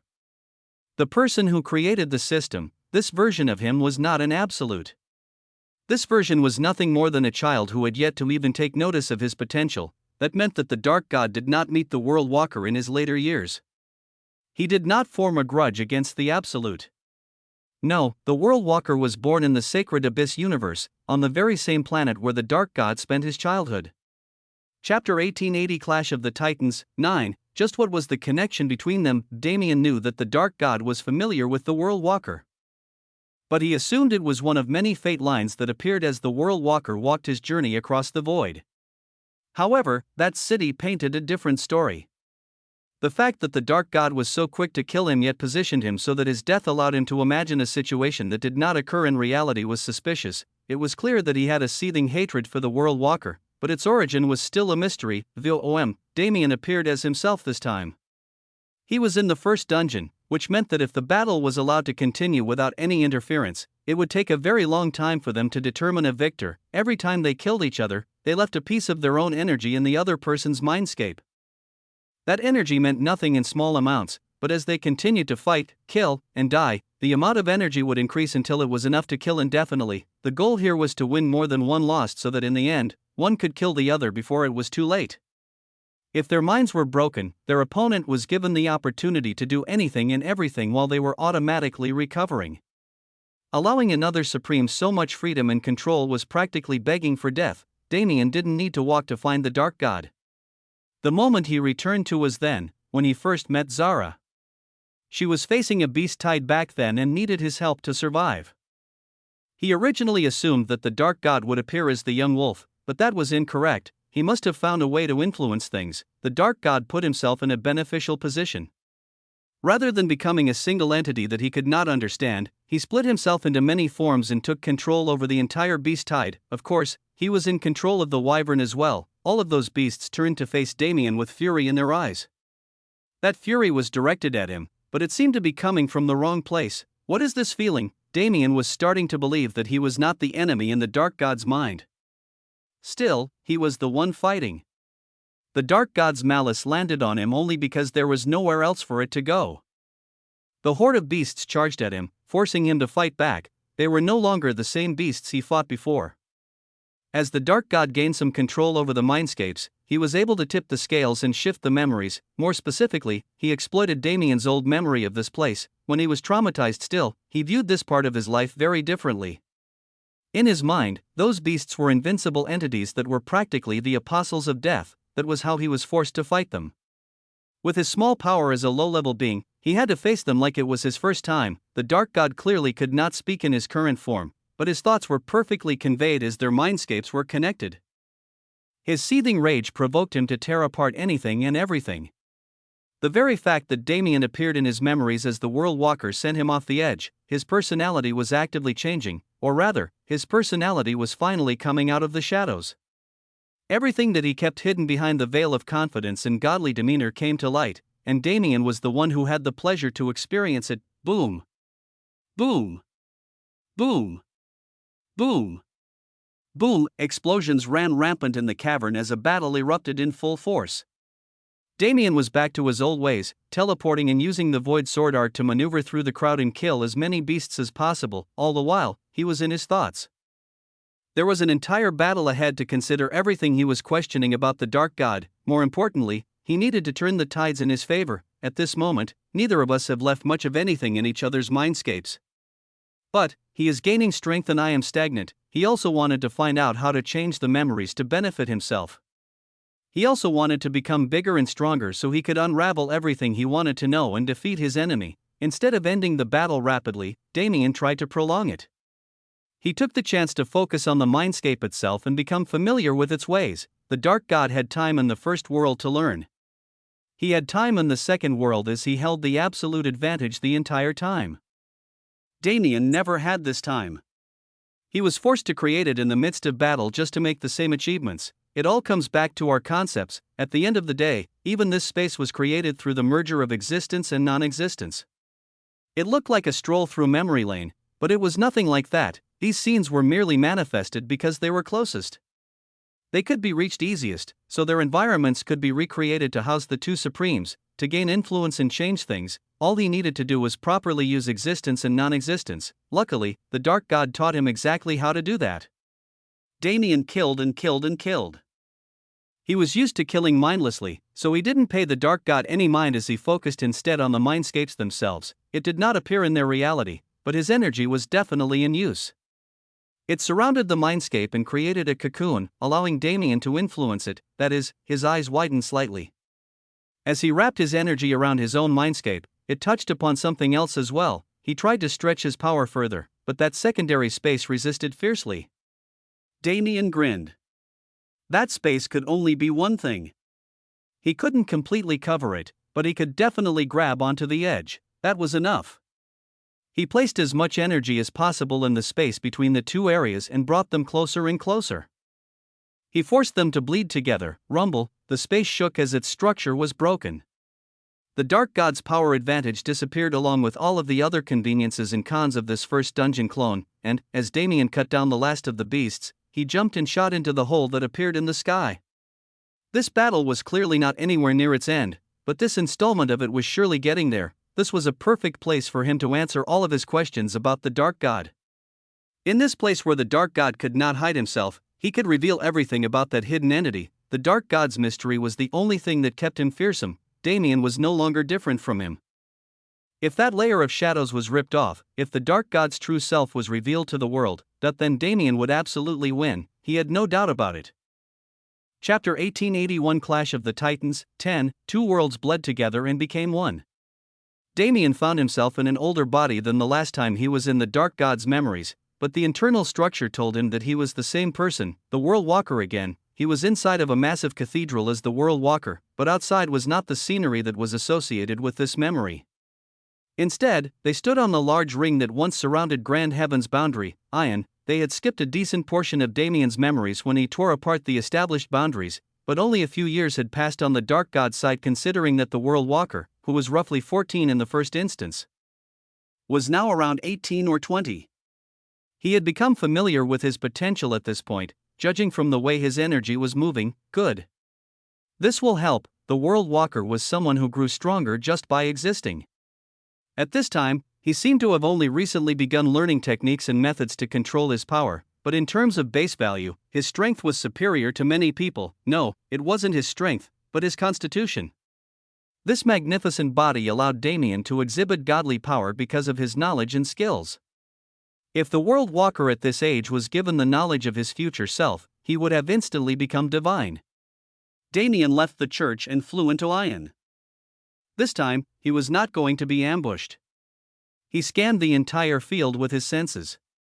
The worlds were truly merged, as there were several cities on Ion filled with races that did not exist in the true Void universe. However, if Damien appeared as someone from the Dark God's memories, the Dark God had to be someone from his. Around this time, the four emperors were my greatest concern. Logically, the Karmic Emperor couldn't be here since he was plotting with the immortal Blood Azura.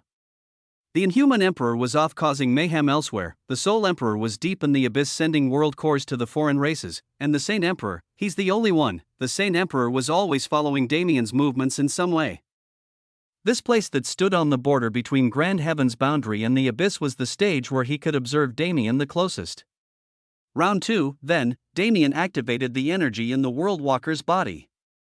Though he was not in control of it, the entire world responded to his will. He was one with nature yet a being that existed outside of it. In front of him, nature naturally fell into submission. It was a kind of instinct. Everything that could not be seen was revealed to Damien's eyes, including the location of the one he sought. He instantly arrived there and attacked before the Dark God could respond. Boom. Boom. Boom. Boom. Still, he was in the Saint Emperor's body. He had control over all of the laws in this world and some understanding of existence itself at his command. Damien's advantages were only enough to match him. Damien once again engaged in a battle with that being who he both respected and could not justify. It was bound to be different, right? The Dark God didn't have the same motivations and ambitions as the Saint Emperor. He didn't have the same complicated character that turned this battle into something beautiful. Instead of the scene they caused when they put their all into fighting each other on the ancient battlefield, this battle seemed more regular, and it did not continue for long, as the two worlds bled more and more. Becoming a singular plane, the Dark God's form continuously changed. He cycled between the different enemies and allies Damien created throughout his life as his contribution to the environment did the same. The environment created by the Dark God's mindscape changed as well, but there was one thing that remained constant: Damien himself. Damien never left the body of the World Walker. He was never forced to redefine his understanding of his form in the middle of the fight. One would believe that this was enough to give him an absolute advantage, but that was incorrect. As the Dark God became Malevolanstria, the Golden Dragon Emperor, or Tian Yang, he switched between different forms of the World Walker from when he was very young to when he was an older man. He even found himself as a baby for just a moment. but his age never crossed 30 or so. Both he and the Dark God were constantly adjusting their stances and readjusting to their levels. They shifted from being mortals with no training at all to experts who could destroy the entire realm. For a moment, they even became each other. That was the only time Damien ever felt what it was like to shift into a different person in the midst of battle, and that seemed to be the final change. The atmosphere was destroyed and reconstructed over and over again. Damien and the Dark God died and revived, each time leaving their mark on the world. The juxtaposition between the environments they formed with their minds became more severe as their influence grew.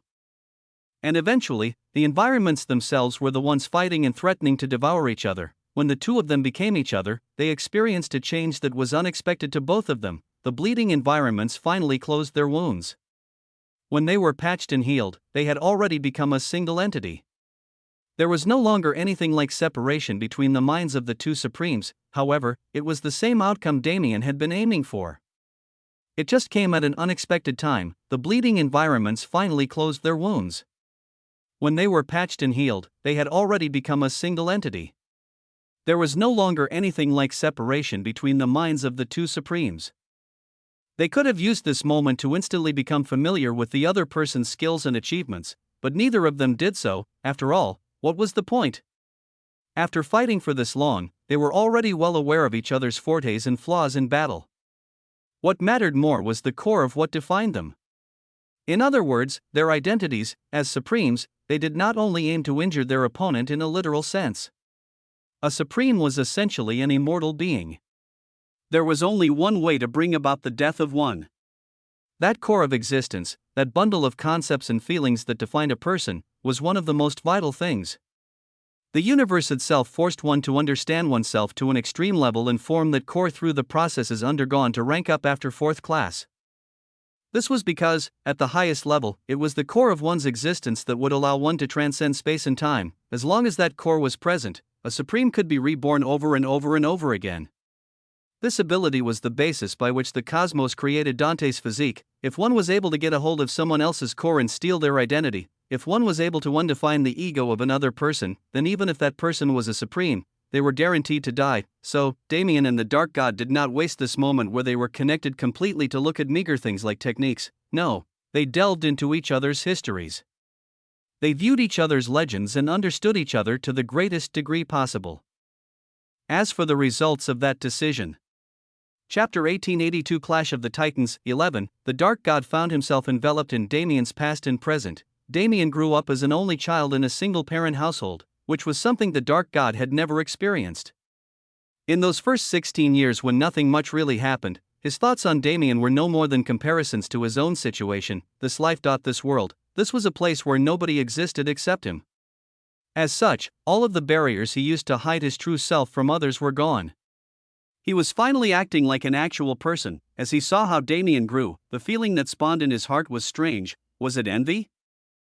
Because compared to his life, even what could be considered suffering for Damien was nothing. Damien had a difficult life, but he was still privileged.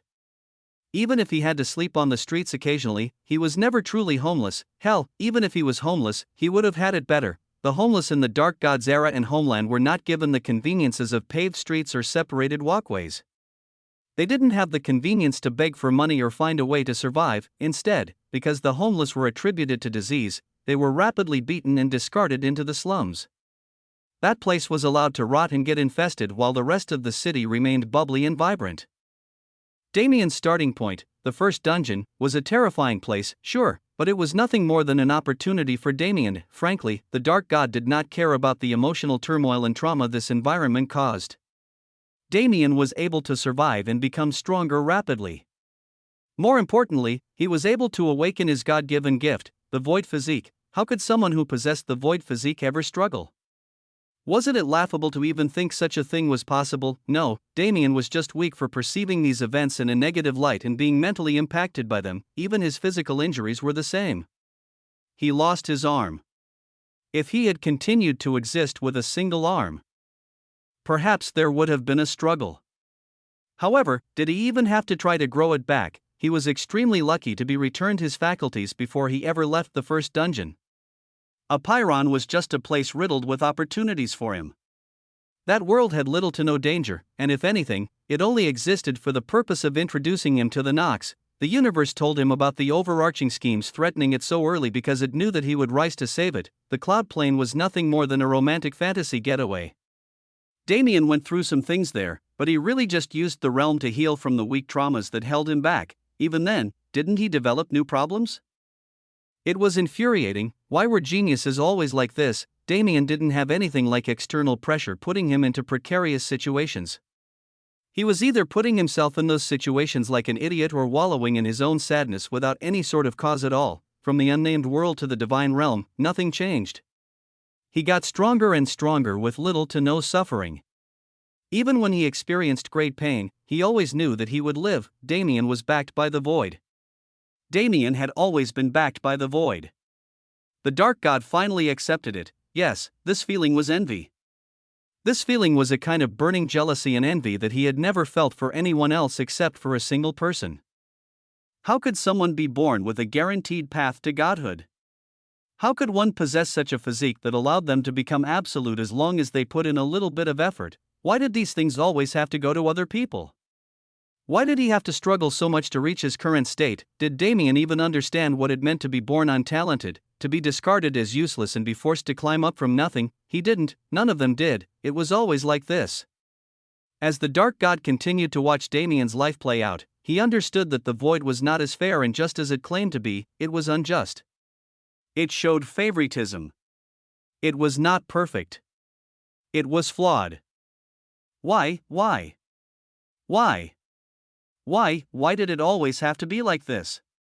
Why couldn't the world show him the same love that it showed others?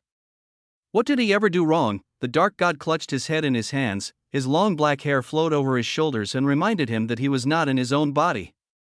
Rather, he was inhabiting the body of that person he despised so much. Why? He roared, tearing at his own skin. His nails dug into his face as he ripped it off. His eyes bulged out of their sockets as he drowned in his own envy. It didn't matter how far or how deep into Damien's memory he dove. His opinion did not change. Damien was given unbelievable benefits in return for no work at all.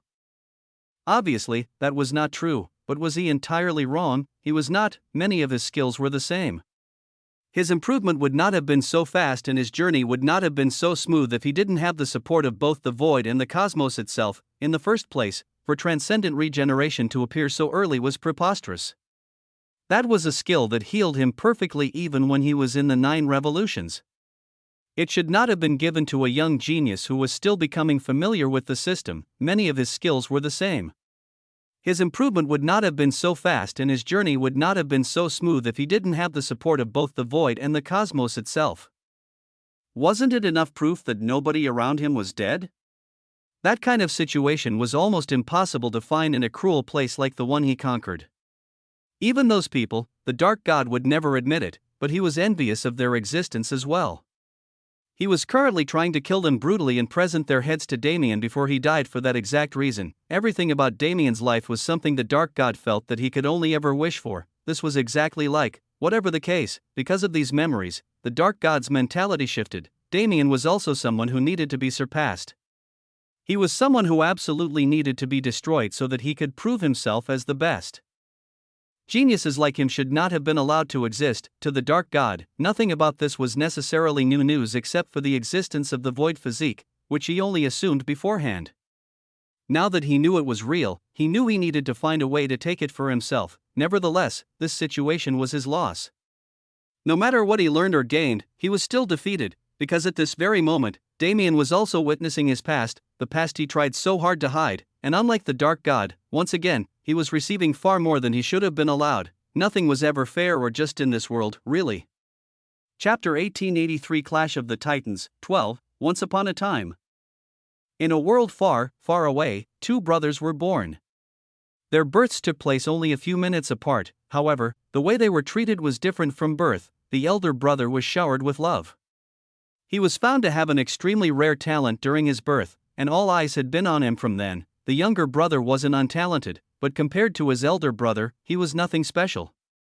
That was the origin of the dark god. The world walker, the man who established the system in the true void universe, was originally a member of his race, and his blood-related older brother, the World Walker was always a mysterious man whose intentions could not be understood, and his talent far outstripped anyone else. He was loved by the people, he was loved by the heavens, he was loved by women, and he was granted everything he wished. Meanwhile, the dark god was stuck in his shadow. The woman he loved used him as a stepping stone to reach his older brother. His talent was mediocre in comparison, and frankly, he wasn't loved by many at all. Damien was watching the story play out through his perspective, so he couldn't tell if this was entirely true. He definitely saw that the dark god was treated poorly in comparison to the World Walker, but that was truly just in comparison. It looked like they came from a good family, so the dark god still had both parents and a safe and secure childhood environment. Maybe he didn't turn heads everywhere he went, but his ordinary life was just fine. However, the dark god's perception of the world was skewed from birth. Because his brother was heaven's chosen, he expected that kind of treatment for himself as well. He thought that the life of a heaven's chosen was what every person was supposed to have, so to him, his own experiences were terrible mistreatment. He had maids and servants who genuinely worried for his safety. His father and mother definitely neglected him more than they should have, but rather than their negative feelings towards him, it looked more like they were struggling with their own matters and couldn't pay attention to either of their sons very much. Damien could tell. The look on their faces in the few memories where they went to see the dark god was the same as the one his mother used to wear. However, the dark god's perception of the world was skewed from birth. Because his brother was heaven's chosen, he expected that kind of treatment for himself as well. He thought that the life of a heaven's chosen was what every person was supposed to have, so to him, his own experiences were terrible mistreatment. And his hatred for his brother was formed out of a deep, seething envy. In the dark god's mind, the World Walker became the cause of everything. When he needed to concentrate his hatred on something tangible, the only answer he found was his own brother. His resentment grew with every passing day, until finally, a prophecy was granted upon their world. The prophecy chose a hero, and both he and his brother were hero candidates. The dark god saw this as a chance to surpass his brother, and worked as hard as he could to become stronger before the day of the chosen ceremony. However, on that day, the World Walker simply declined the position and left without a word. It was an utmost showing of arrogance. The dark god's fall into depravity started there. Realizing that his brother never even considered his efforts anything at all, he became vengeful beyond belief. Even though he was chosen as the hero, nobody regarded him as one. They regarded him as his brother's substitute and nothing more. However, when the World Walker disappeared, they had no choice but to accept him. The dark god toiled away for hundreds of years trying to gain validation from those people, but in the end, they threw him away when he lost his use. There was nobody who ever cared about him. The statue of the hero in their world did not depict him, but the World Walker. His mind became twisted, the holy power he possessed was corrupted, and a new type of disgusting black energy was created. Using it, he corrupted the entire world and destroyed everything. He subjugated everyone who could be corrupted and killed everyone else, at some point. The entire cosmos became his, and the variety of peoples who existed there were reduced to a new race of his creation. He felt empty when everything was destroyed, until one day, he found a trace of the World Walker in a distant location. He traveled beyond the bounds of his own cosmos for the first time and found another one. He found his brother's influence throughout it and realized that even in conquest, he'd been surpassed. His rage was reignited. He waged war against that neighboring cosmos and destroyed it. Along the way, he realized that swallowing the cores of those cosmos could increase his power further. From then on, he followed his brother's path. He destroyed several dozens of cosmos and searched for the final object of his revenge. And the last clue he found was the true void universe. Therefore, he waged war once again. It was a desperate invasion that reeked of a desire to find something, anything that bore the mark of the World Walker. It was the work of an existence whose life was only given meaning by someone else's traces. That was how Damien perceived it, at least. To say that the dark god's entire life story was built on delusion was wrong. After he fell into depravity, he definitely experienced real struggle. His energy was corrupted by his own darkness into something new. That something new gave him traces of non-existence, from which he later extrapolated existence as well. He did not go to the land of nothingness. He did not earn the 6 concepts of existence before gaining control over it. He consumed cosmos after cosmos and artificially raised the strength of his concepts. Any improvement he made outside of that was achieved by toying with the sacred abyss to the point where it was destabilized and he was forced to take the place of its cosmic core. In a sense, he could be praised for making it this far while walking that twisted path. However, Damien seemed to realize something from his memories. He realized a truth about the core of the Dark God's existence. Even in these memories, even as Damien watched him grow up from a baby into a monster, he remained covered in that same black veil. In his own memories, the Dark God refused to acknowledge his own face. This was a past he tried to hide, not because he was embarrassed by it, but because he was trying to remove himself from it. If he reached the void, he was prepared to change every timeline in every cosmos in order to give himself a different story. His first step, the step that turned him supreme, was his action of erasing himself from his own legend. Damien had his own thoughts on the matter. He considered them as his ego took form. When they finished viewing each other's memories, concurrently, they reformed their detached auras into bodies. They stood on a plane that could no longer be described. The background was a mixture of flashing colors. The Dark God was a bundle of blackness, and specifically in order to contrast him, Damien appeared as a bundle of whiteness. Though their power had not changed and they technically had not managed to do damage to each other yet, something seemed to have changed. The air between them was different. It became evident that a clear power dynamic would be established between them soon. Chapter 1884 Clash of the Titans, 13. The war had continued for a week now. As it was a war, that was quite a short period of time. Usually, the individual battles that constituted a war would take place weeks or months apart, but it was different here. The battles continued constantly. Every time the heavenly world's people killed a member of the foreign race army, the dead would return no more than a day later. In order to cope with the numbers, they adopted a revolving door strategy where they constantly swapped the troops on the front lines. The ground troops were able to use this strategy. The arrays of the Crone clan and their allies, like the clans who followed August, and the blessing they received from Talia's group's progress, the majority of the world was taken into the True Void territory at this point.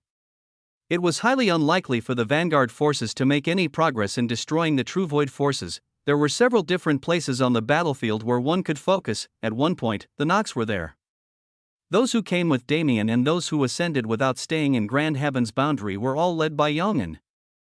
Under his command, they finally reached for the revenge they had been yearning for. On another side, the members of the Void clan and their associates were fighting against the most important foreign nobles in the starry sky. They were all making progress at different levels. It was certain that none of them were losing, but it would take more time for some of them to defeat their enemies than others. For example, Claire naturally couldn't take down the incarnation of evil in one fell swoop. She was still in the process of reading it and discerning the method to defeat it. At the moment, she was able to stand against it without constantly being under pressure, but she was still unable to do any damage. Ru Yue was the same. Absolute Yang was a force that she couldn't dispel easily. The chaos between her and her opponent was enough to form a sea, and they were both drowning in it. Their bodies could only be represented by their burning silver and gold auras that cut through the waters. She didn't expect to find it here, but this situation was able to surprise her. As her Absolute Yin came in contact with Absolute Yang, Heaven's restrictions loosened. She felt herself getting closer to that point where they couldn't affect her at all. The solution was nearby all along. All she needed to do was ask Damien to manifest Absolute Yang for some time so she could comprehend everything she needed. To thank her opponent for that revelation, she continued to attack the atmosphere, increasing the level of chaos and granting him a quicker death. Rose was practically done with her fight already. She was able to use the cracks in reality that Damien and the Dark God created to her advantage to dismantle her opponent's power. As for Elena, it was already clear when she was last seen. She killed her enemy over and over again. He had no power against her. It got to the point where he stopped aiming for Elena and looked for other opponents, which gave her time to rampage through the field and cause mayhem for the Sacred Abyss side. Everyone was doing their part, from sky to ground and all around. It was impossible to find a single person slacking. Even Tiamat, who remained hidden until this moment, was playing her role perfectly, because the time was almost here. The first flash happened some days ago, but from the way the sky was trembling with greater frequency with every passing hour, she predicted that the second would take place soon. That was her opportunity. When everyone was once again focused on the shattering reality, when reality itself was broken enough for her to intervene as she wished, she would act, and that moment. The moment she showcased the power that had been bred into her by the grudges of countless slaughtered innocents, that would be the moment when the True Void universe attained victory over the Sacred Abyss. The instant their egos reformed into tangible beings, they started fighting once more. They didn't hold a single thing back. because they could both see and feel exactly what the other person was thinking. Their battle was indeed about to explode one more time. The instant their egos reformed into tangible beings, they started fighting once more. They didn't hold a single thing back, because they could both see and feel exactly what the other person was thinking. Universes were thrown around. Cosmos themselves were created within the folds of the sacred abyss. Their peoples, their cultures, and their structures were recklessly thrown around as they were used as attacks. With such strain being placed on the fabric of this reality, it was only natural for it to tear. That second explosion happened, but neither of them felt the effects of its aftermath. Neither of them sensed what Tiamat had done because they were no longer contained within existence. Their battle reached such a scale that it could no longer contain them. Their current environment was like a film, a tiny layer of space that separated them from the void. The backdrop was that very concept. They were mere inches away from it, but the Dark God especially was ensuring that they did not touch it. He now knew Damien's growth potential. He understood that if Damien was allowed to make contact with the void, he was highly likely to comprehend it. Damien could feel the Dark God's envy clearly. As their minds were one, that burning feeling, that feeling that was as deep and wide as the greatest of oceans, was perfectly transmitted to him. For the same reason, the Dark God felt the emotions Damien held towards him. The ones he expected were there.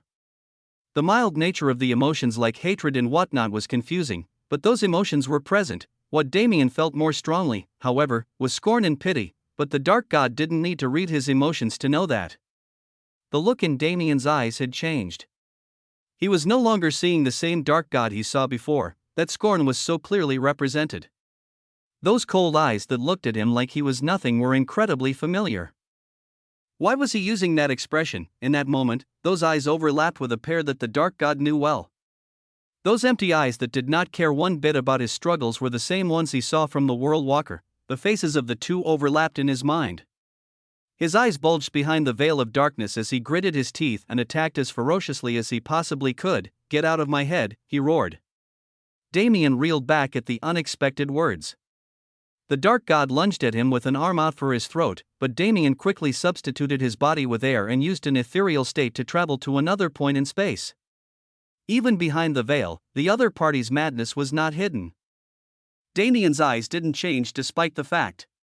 No, he was only given more reasoning to have that expression on his face. The conjectures he had when he watched the Dark God's memories did not have to remain hypothetical. He was sure that it was true, and that only made him respect the Dark God less. Chapter 1885 Clash of the Titans, 14. As Damien's respect disappeared, the Dark God became more manic, and as he became more manic, he became more powerful. Damien had the upper hand for a second there, but the Dark God took it back almost instantly. He pushed him back and forced him into a corner. Damien's energy was special because it could be used very precisely, but it took time to make the necessary calculations. That amount of time wasn't much at all, but the Dark God was able to prevent Damien from having even a single fraction of a spark of a second to think. Using pure volume to overcome any and all obstacles, he created a situation where he held a great advantage. Damien's memories made him feel endless envy, but he watched them all. He understood the core of Damien's existence extremely well. The problem was that it wasn't very easy to target. The center of Damien's everything was his own name. It was the pride he held in himself, his integrity, and his morals. To break something like that took a lot of time and effort. Luckily, Damien managed to rile the Dark God up. And the Dark God was someone who had endless power hidden within his envy. His emotions were intrinsically tied to his energy. Damien saw his history, so he knew this for a fact. When the Dark God was born, he actually had holy energy. He was connected to the heavens through a strange link, which made him a prime hero candidate. If he continued on that path without looking at his brother's achievements, he would have lived happily and achieved great feats. Unfortunately, his energy was corrupted.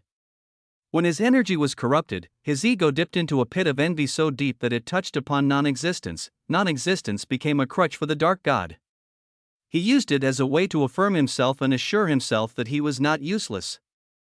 It became his emotional support, and because it liked this position, non-existence responded to him. However, it entertained an emotion it should not have touched. Rather than becoming a pure representation of itself, it became a twisted weapon of his. It was exploited so he could gain control over existence, and that existence which never willingly chose him was corrupted as well. this bundle of corruption was held together by one and only one thing: emotion. Emotion was an interesting fuel for existence and non-existence. Perhaps this was the only aspect where Damien could find a parallel between him and the dark god. He also used emotion to connect to the two concepts, but rather than his own, He focused on theirs. he gave them the opportunity to feel like a human and evolve past their original states, and they accepted wholeheartedly. Because of that relationship, the flow of Damien's energy was smooth and buttery. It was flawless, like the whitest of swans in an icebound lake at the top of the most beautiful mountain in the world. It was like crystal clear glacier water. Meanwhile, the dark god's energy was murky. It was a sludge of muddy water filled with the residue of his emotions. Because he focused on himself instead of the elements themselves, he influenced their states negatively. They became further from the void, further from their fullest potential. As such, they manifested in ways that were similar to his internal state. Naturally, that wasn't a good thing. If he wanted to reach the void and change all things so that his legend would change, then he needed to first reach a state of selflessness and become one with the void. Damien was under the assumption that the dark god had never even felt the void with his own body. There was a real chance that the current madness he was exhibiting was caused by the visions of the void he saw in Damien's memories. Why did he ever think that? Why did he ever think he was going to be able to reach the peak if he was pretending like the concepts of existence and non-existence were nothing more than concepts to be controlled? Wait, why did he ever think that? Right, Damien was able to get this far because he always took the two concepts into consideration. Always, right, that was it. He wasn't looking for it. For the first time since he came back to the heavenly world, he didn't think about the merger between existence and non-existence at all. He completely put it out of his mind with the thought that he would focus on it after the dark god died, but, precisely for that reason, the clue he needed came to him. The things that evaded him when he was single-mindedly focusing on reaching the peak finally dawned on him. In the first place, existence and non-existence needed more than just his control to come together. He treated them as their own beings with thoughts and emotions while he was comprehending them, but he never once maintained that mentality after he came out of the land of nothingness. The two concepts still had their emotions after becoming one with him. They embraced him because he showed them that he was willing to consider them and recognize them in a way that nobody else could. Now that he was trying to force them together like ordinary energies, what reason did they have to continue listening to him? Their refusal to bond was something of a rebellion, and he only now realized why they were rebelling at all. He understood that they needed to achieve a kind of compatibility before they could begin their merger. He was hearing their voices again, listening to their complaints. They felt themselves being heard and could see the qualitative change in the way he handled their energy. That was when they finally responded. Their energy stopped disobeying his command, and finally, he was able to accomplish the things he desired. In an instant, he returned to the attack. He used his own energy to suppress the dark god. His emotion-fueled barrage was unable to stand against his connection to existence and non-existence. The space trembled, and subtly, the void came closer. Damien split his mind into millions, billions, and used the power of each individual to compute a new concept to either add into existence or remove. His purpose was one. He was going to completely remove the dark god's energy from the world. In any other case, this would have been irrelevant, as it didn't have any real effect on their battle. However, Damien's goal was a little different. Physical attacks were meaningless. Any sort of impact taken by their bodies was made inconsequential by the fact that they would always be able to heal back to perfect condition. Still, Damien closed the distance between them. As the energy blocking his way was destroyed, as the space quaked and adjusted itself to accommodate the ongoing battle, Damien regained control. He didn't wait a second longer to make his move. Existence and non-existence combined in his hands. Their power was no longer exercised completely separately. They were starting to mingle, a sign that Damien was getting closer to that final boundary. He looked at the dark god with extreme scorn in his eyes. In the end, you are nothing more than a child trapped in his brother's shadow. With one sentence, Damien waved his hand and destroyed everything the dark god used to keep himself hidden. For the first time, his true form was revealed to the world. Chapter 1886 Clash of the Titans, 15. Indeed, his form was that of a child.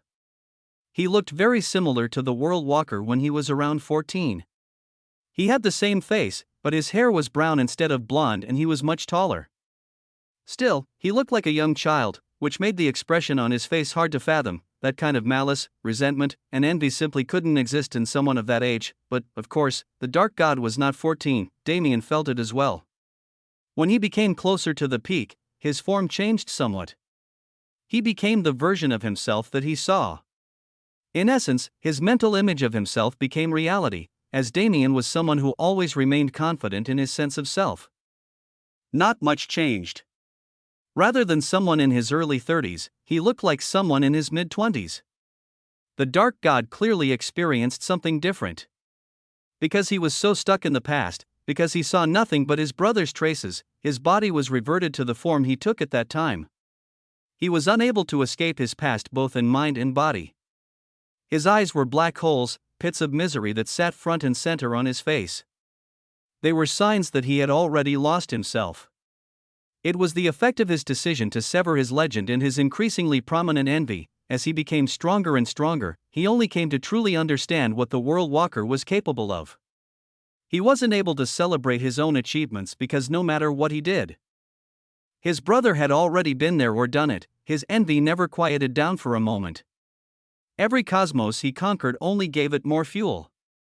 In the end, he became this kind of being. Damien knew that he was nothing like the Dark God. He knew there wasn't really a grand connection between them like there was between him and the Saint Emperor. Still, he kept trying to make that comparison. Because the Saint Emperor was everything he envisioned a great villain to be, he was trying to find some similar qualities in the Dark God. He was someone who found non-existence before existence and threw his ego into the maws of envy to use it to increase his existence level. He was someone who devoured everything he abhorred and turned the cosmos into nothing more than a playground. Even his conquest against the true void was because he sensed the Worldwalker's final traces there. He had caused so much damage to so many cosmos.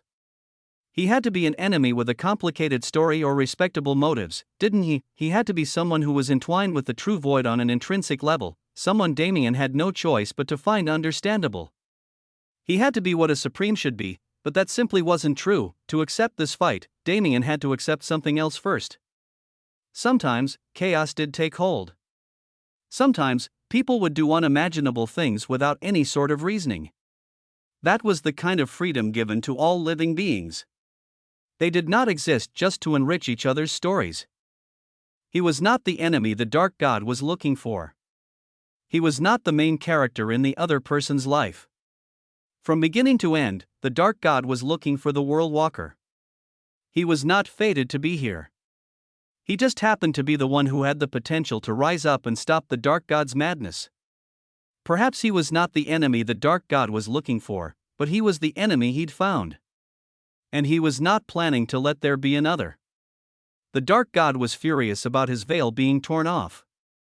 More than anything else, because Damien was now someone who confirmed his past, he needed to completely detach himself from that past if he wanted to live properly. He needed to become a new entity. But now that Damien existed in this world, it was impossible. The only way for him to erase his past was to destroy any relic of it. The previous sacred abyss no longer existed, so all physical traces and individuals who knew him at the time were dead. He was at the very end of his path, on the cusp of completely extinguishing that history, but now Damien had become the greatest obstacle he ever faced. Damien understood who he was.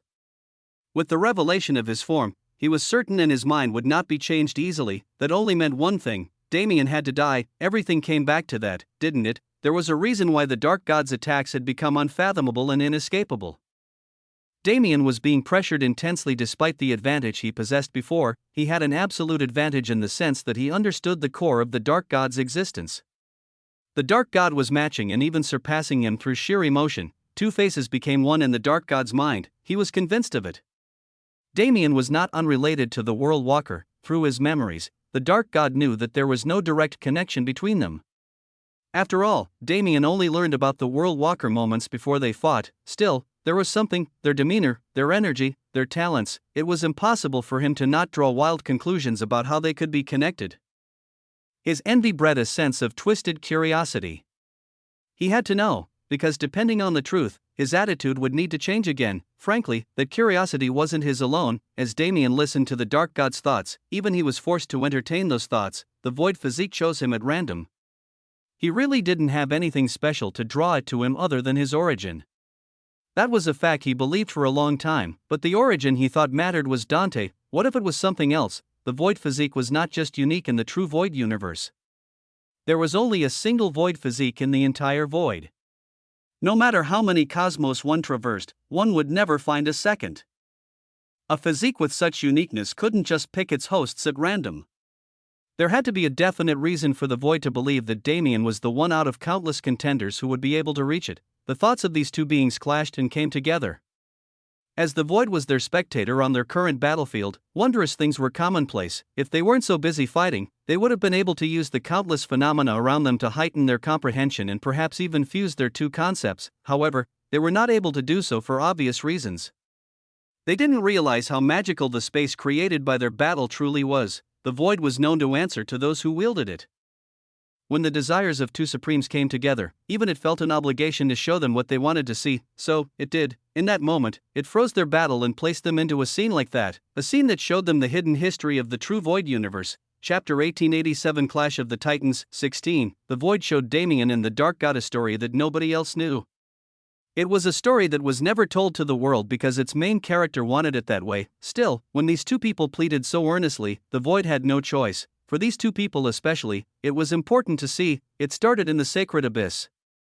It started when the World Walker returned to that world and saw it covered in mementos of his brother. No, it started when he saw his brother tearing down the singular statue of him that existed in that world. At that moment, as he saw the raw emotion in his brother's eyes and actions, as he witnessed something so powerfully deep for the first time, he first took notice of it. Still, it was at a far later time when that note became a true interest and curiosity. What the World Walker witnessed more than anything else during his travels was emotion, this thing called connection, the relationships between people. It was entirely new to him when he first saw the world from the grand perspective of an absolute. He remembered the relationships he once had, and he remembered the relationships that could have been formed if it weren't for his detachment from all things. He had never been curious about it before. As he was still learning himself, he didn't take the time to consider the things that were set in stone. He merely accepted that he was the way he was. Frankly, he only accepted the value of emotion in his later years. It was the only thing that could be felt by all living beings. No matter what cosmos they came from or what culture they practiced, all people and things had emotion. Such a thing could only be possible if the concept of emotion was something the void took interest in. It was from there that he gained his curiosity, and it was in that moment when he decided to try and find it for himself. As the World Walker wandered the void, he started interacting with people. Those interactions were slight most of the time because people couldn't help but view him as a god, but he did gain some insight from them. The feelings that others held towards him gave him a relatively negative view of the concept. He wondered why the void cared about them so much when they were so useless. Wouldn't his path have become more difficult if he entertained emotions? Perhaps the void realized its mistake. When he was born, the World Walker also had something like the void physique. Only, it was an unrefined version. His physique did not have any restrictions. Unlike Damien's physique, which existed separately and only came closer to him through time and effort. His physique gave him everything without conditions. He was immediately connected to the void, and that was what ruined him. His entire being became void. His personality disappeared and he became a mindless entity who only strove for the void. He could not experience life because his fate was that of a puppet. The void was not seeking this kind of person as its companion. It understood that it made a mistake. It could not change what happened to the World Walker, but it gave him a chance. The void was not an entity, but a concept. It was a concept that had sentience because without it, sentience could not be born as a concept at all. The past, present, and future were all its children. And it could see the flow of events that could be brought into existence by its decisions. Still, it gave him a chance. At this point in time, the World Walker was experiencing his first emotion, boredom. The sheer emptiness of his existence finally caught up to him. He decided that it was time for his life to end. He went down to the true void, and that was the true start of the story Damien and the Dark God were witnessing. As he gave up on his desire to be absolute, the World Walker became a being that the void could once again influence. Its code of conduct was similar to what Damien practiced. Fate was not something to be meddled with, because it would be too much to change everything to create a personal utopia. The role of an absolute was to watch over the worlds and help them maintain their existence. The paths of each individual were guided by their thoughts, actions, and circumstances. The void did not give the world walker emotions. It merely planted a seed in him, a seed that he was made aware of. As long as he fed that seed his desire, it would give him access to the things he lacked. He didn't immediately take it. For hundreds of years, the world walker lived in the heavenly world and became one with its people. He inhabited a lonely mountain but was known by the people in nearby towns and cities as a great immortal who lived in seclusion. They were unfamiliar with the concept of training and didn't understand his true position. Merely because he never aged, because he was always there, he became a being that they respected and loved. It was a strange feeling. They saw him as a god, but they did not treat him as one. Rather, they treated him as a member of their community. They concerned themselves with his health and well-being, and as their attitudes were replicated by their future generations, they created a crack in his heart. The man who never knew emotion finally decided that in this period at the end of his life, he at least wanted to know what they were like from the perspective of everyone else. All the while, the world walker's strength faded. He started to age like a normal person, and his lifestyle became more like a mortal. For that experience, he fed the seed the void gifted him. Emotions slowly started to sprout in him. Happiness filled his lonely world with color, and soon enough, it was joined by all of the good and bad emotions in existence. All the while, the world walker's strength faded. He started to age like a normal person, and his lifestyle became more like a mortal. And, in the midst of that process, he met a woman. It was a bit of a cliché, but it happened to the world walker as well. He met a woman who showed him what love was, and with her, he spent his final days. Love, a concept he'd ignored for his entire life, suddenly struck him like a train. He married that woman. He made a family with her and joyously experienced fatherhood.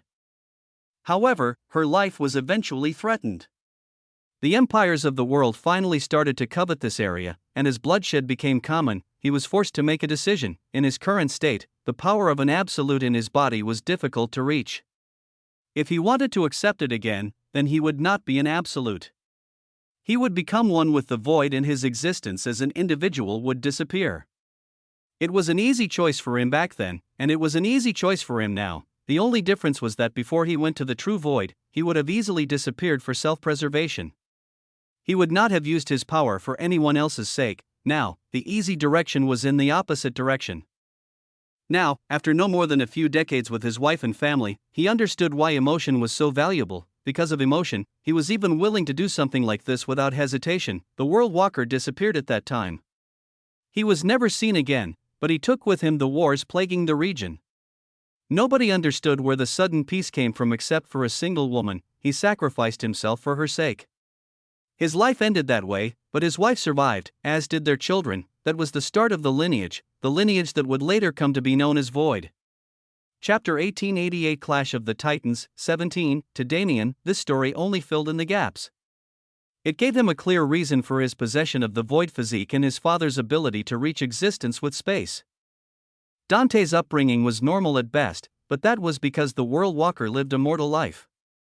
His lineage had talent in their blood, but they were not innately fated for greatness. Dante was the one who broke the cycle, and Damien was the first who came after.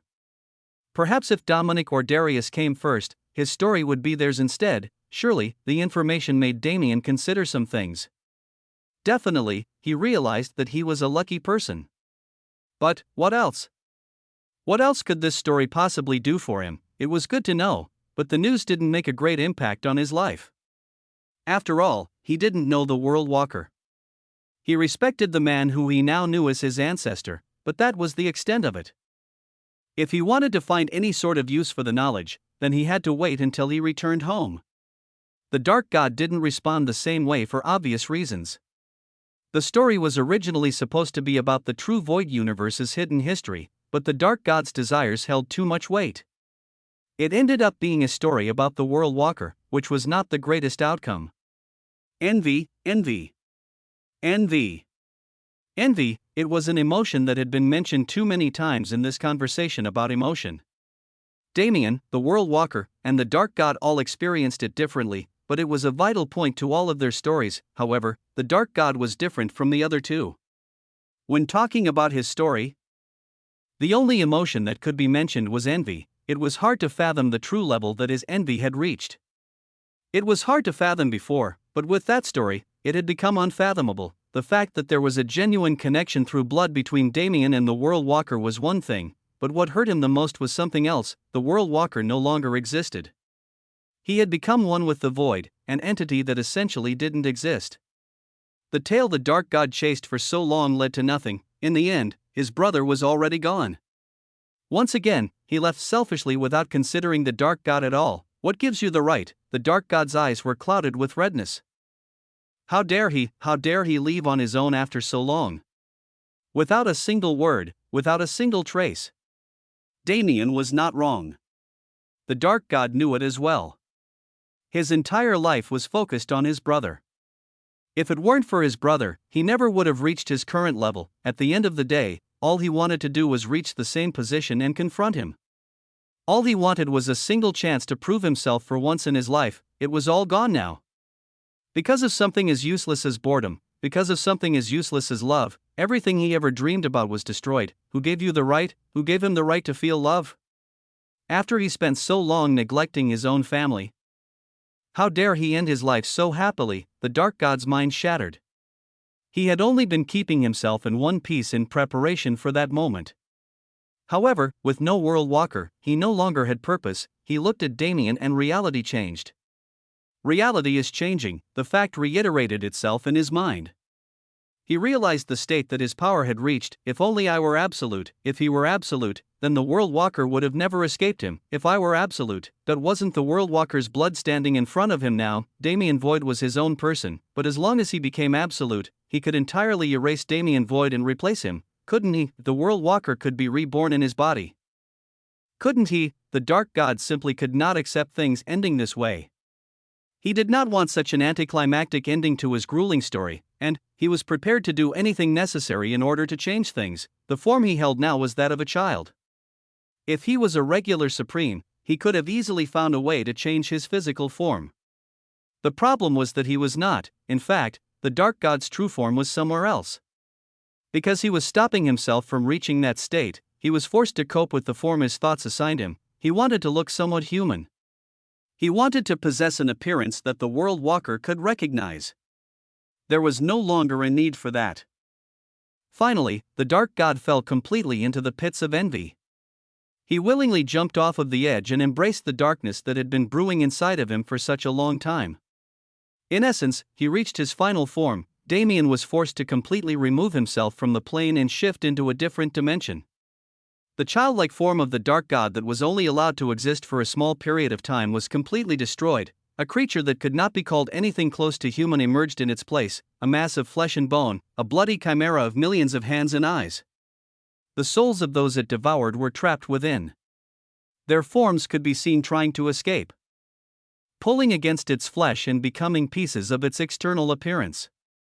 This being was a monster in every form of the word.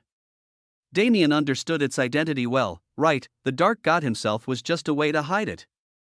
The person who came to be known as the Dark God had given himself up a long time ago. In his mindless pursuit towards his goal, he sacrificed even his own identity. He was represented by three things: the World Walker, envy, and the hatred that fueled it. With the World Walker gone, the core of his existence was just that. He had transformed into a true incarnation of envy.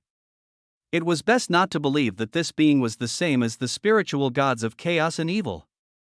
Such a misinterpretation would only cause needless slaughter. This incarnation of envy was a being that had fed itself until it reached the ultimate level. In this form, the Dark God was the closest to the void that he had ever been for all the wrong reasons. He was now completely uninhibited and completely mad. Damien was no longer Damien in his mind, but the World Walker. Coincidentally, Damien did become the main character in his life, but that was not good news for him. In a single instant, the defenses he used were all shattered. Those millions of arms charged at him and grabbed his body from every direction and in every possible plane. He was dragged into the darkness that manifested from the great mass of envy. In that plane, he was nothing more than prey. The Dark God had an absolute advantage that he needed to break as rapidly as possible, but the way out. Chapter 1889 Clash of the Titans, 18. Their battle could no longer be tracked, but the scene was monstrous. Damien only witnessed the true form of the incarnation of envy before he was dragged into this space. If he hadn't seen it, then his perception of the monstrous being would have been even more terrifying than its appearance. Boom! Boom! Boom! Boom! Arms that numbered in the millions came after him from every direction. The ceiling of the darkness was decorated by those millions of eyes that saw into the past, present, and future and witnessed everything in every dimension of every reality.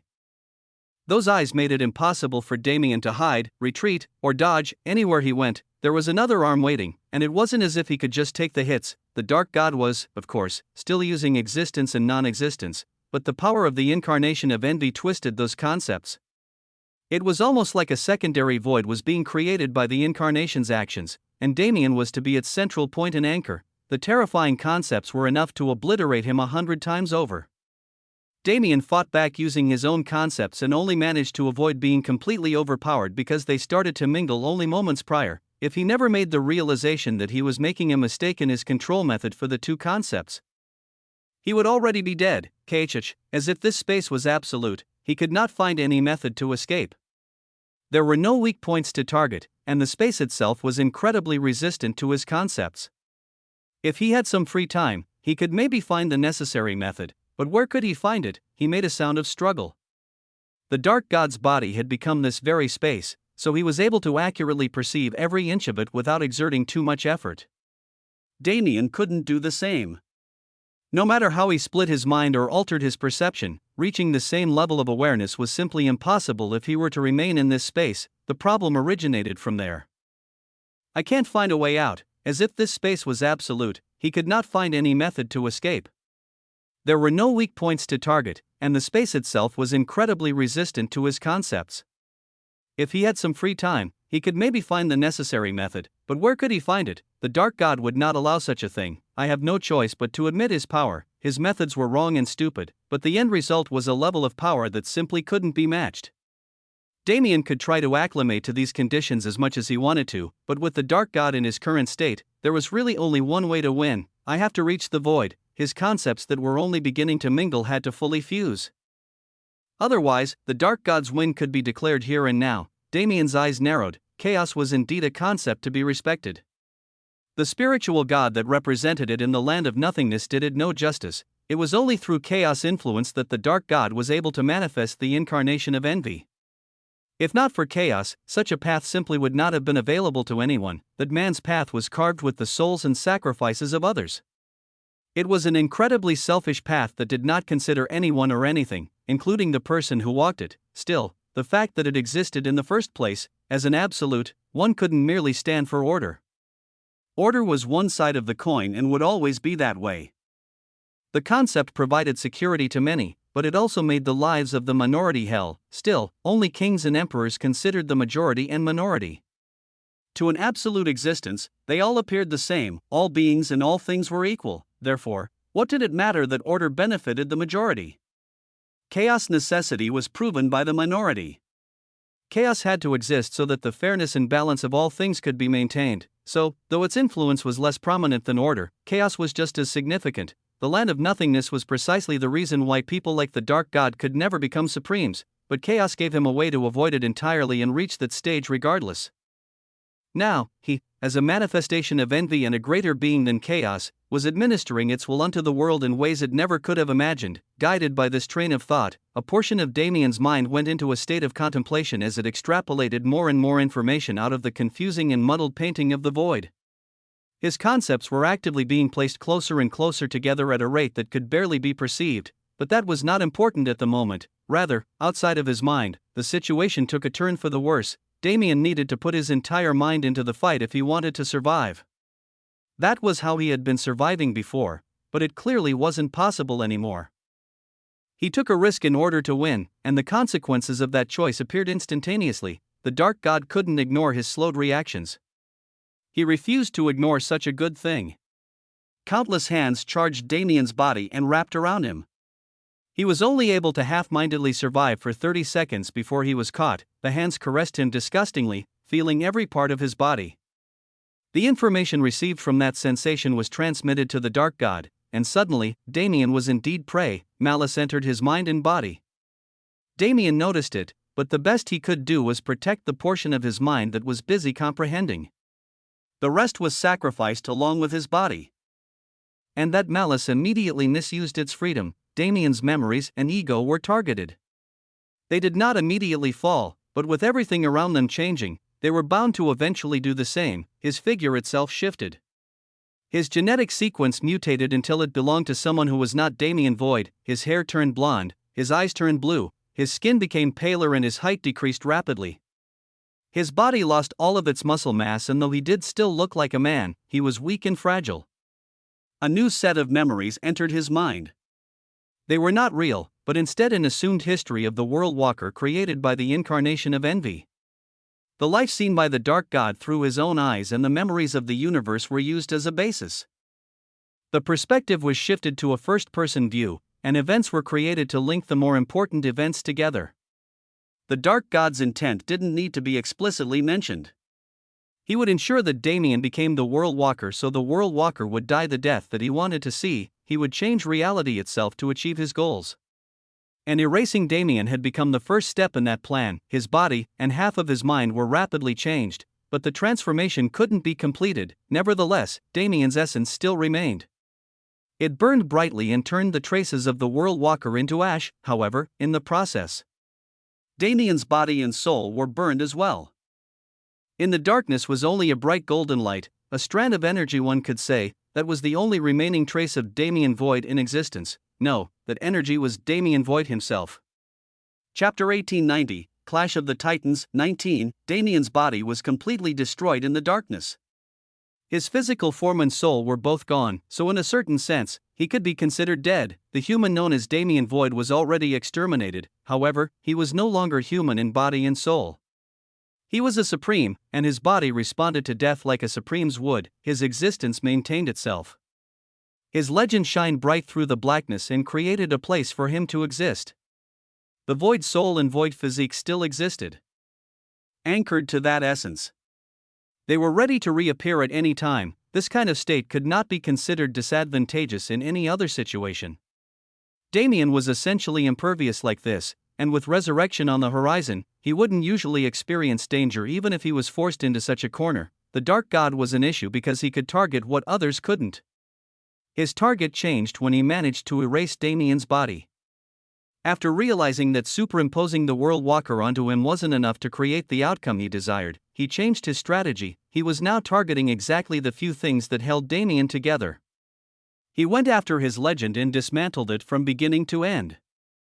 He went after his body and did his best to destroy anything that gave him strength. All of the connections Damien made as a celestial were shattered.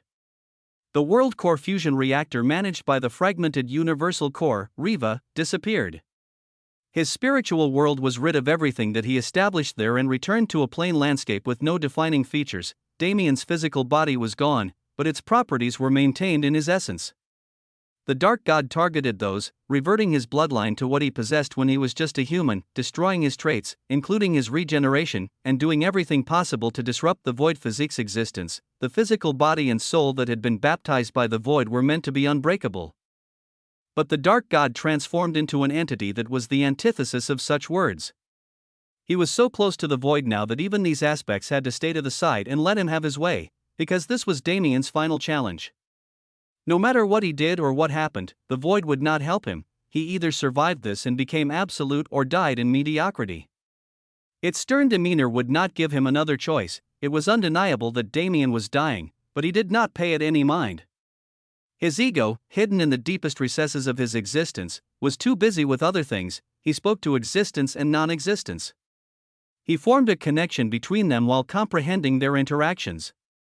With every passing second, the light that made up his essence became dimmer and dimmer. However, with every passing second, his two concepts became closer and closer. If existence and non-existence were considered as two pieces of a puzzle that was half white and half black, then most of the pieces would already be in place. Merely, there were 10 pieces in the very middle that were not in place, leaving the black half and white half disconnected. Damien placed the pieces down one by one. 9.8.7. 6.5.4. His efforts had him progressing at a speed that he had never reached before in his comprehension of anything.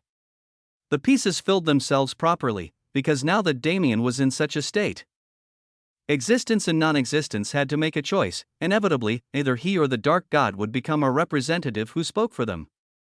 Damien was the better of the two choices, at least in the opinion of his own concepts, so they stopped fighting, they supported his efforts and wholeheartedly accepted him as their everything.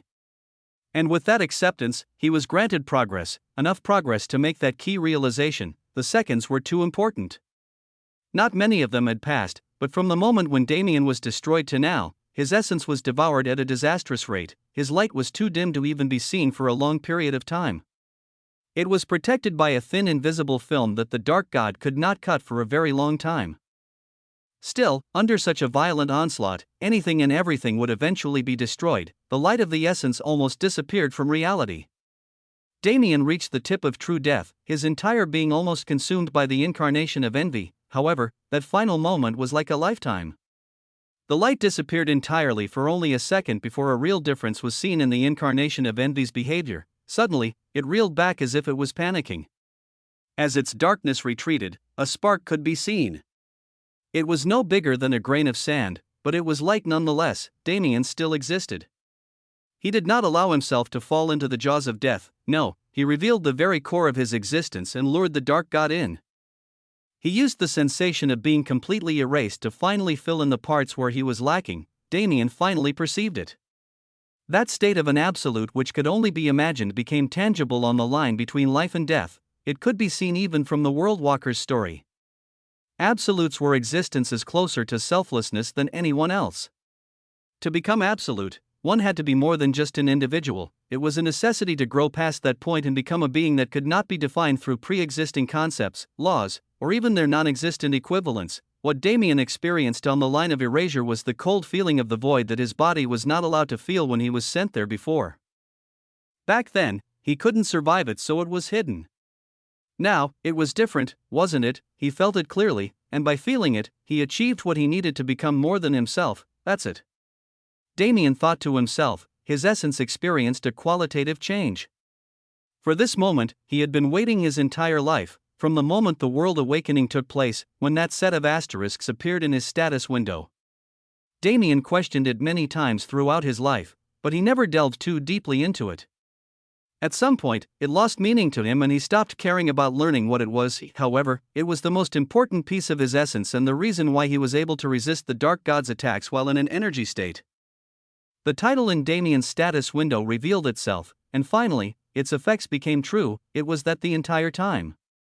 In this moment, I am to become infinite. He was to throw away his connection to the mortal plane if only for a second.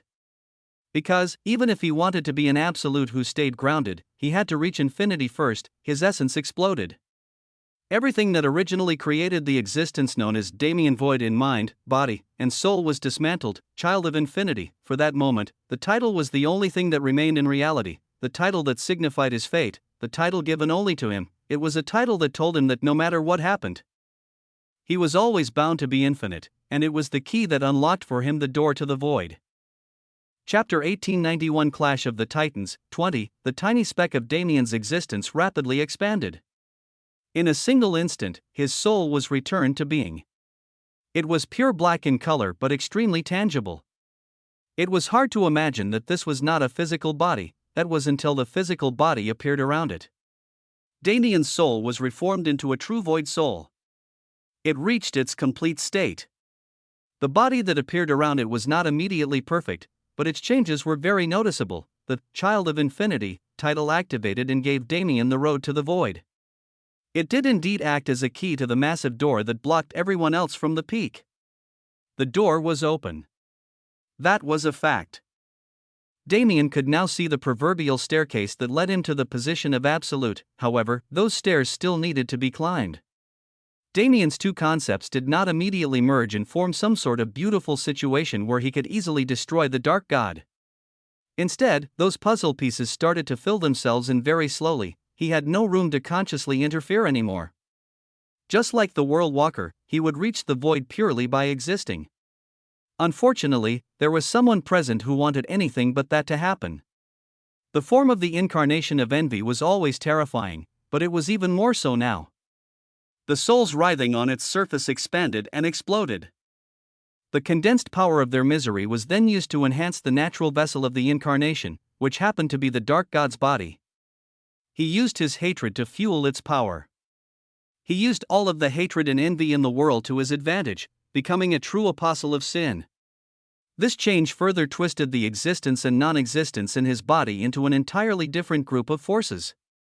Though he did not realize it, to Damien, this was a subconscious sign that he had already given up on becoming absolute. In his heart of hearts, the dark god was destroyed from the moment he learned the truth about the world walker. Everything after that was merely desperation. He didn't truly think it was possible to turn Damien into the world walker. Nor did he believe that he would be satisfied with whatever outcome he brought about through his actions. He was only acting because he wanted to preserve the meaning of his life by any means possible. Still, that struggle was just as valuable as his race for the peak. It meant just as much to him, so it was able to produce an equally dangerous situation. The incarnation of envy became larger and more adept. The envy it controlled reached a new level. The dark god didn't hold anything back. The only change was that he was no longer fighting an image of the world walker.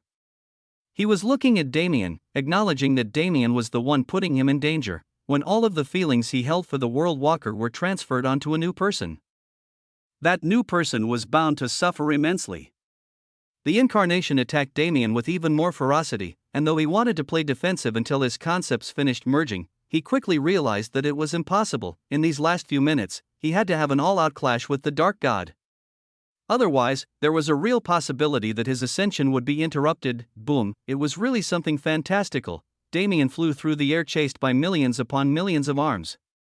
His path was not linear in the slightest. He formed a strange abstract painting of curving light through the air with his movements. It seemed to be a trail of aura, but it was actually energy infused with attacks. Boom! Boom! Boom! Boom!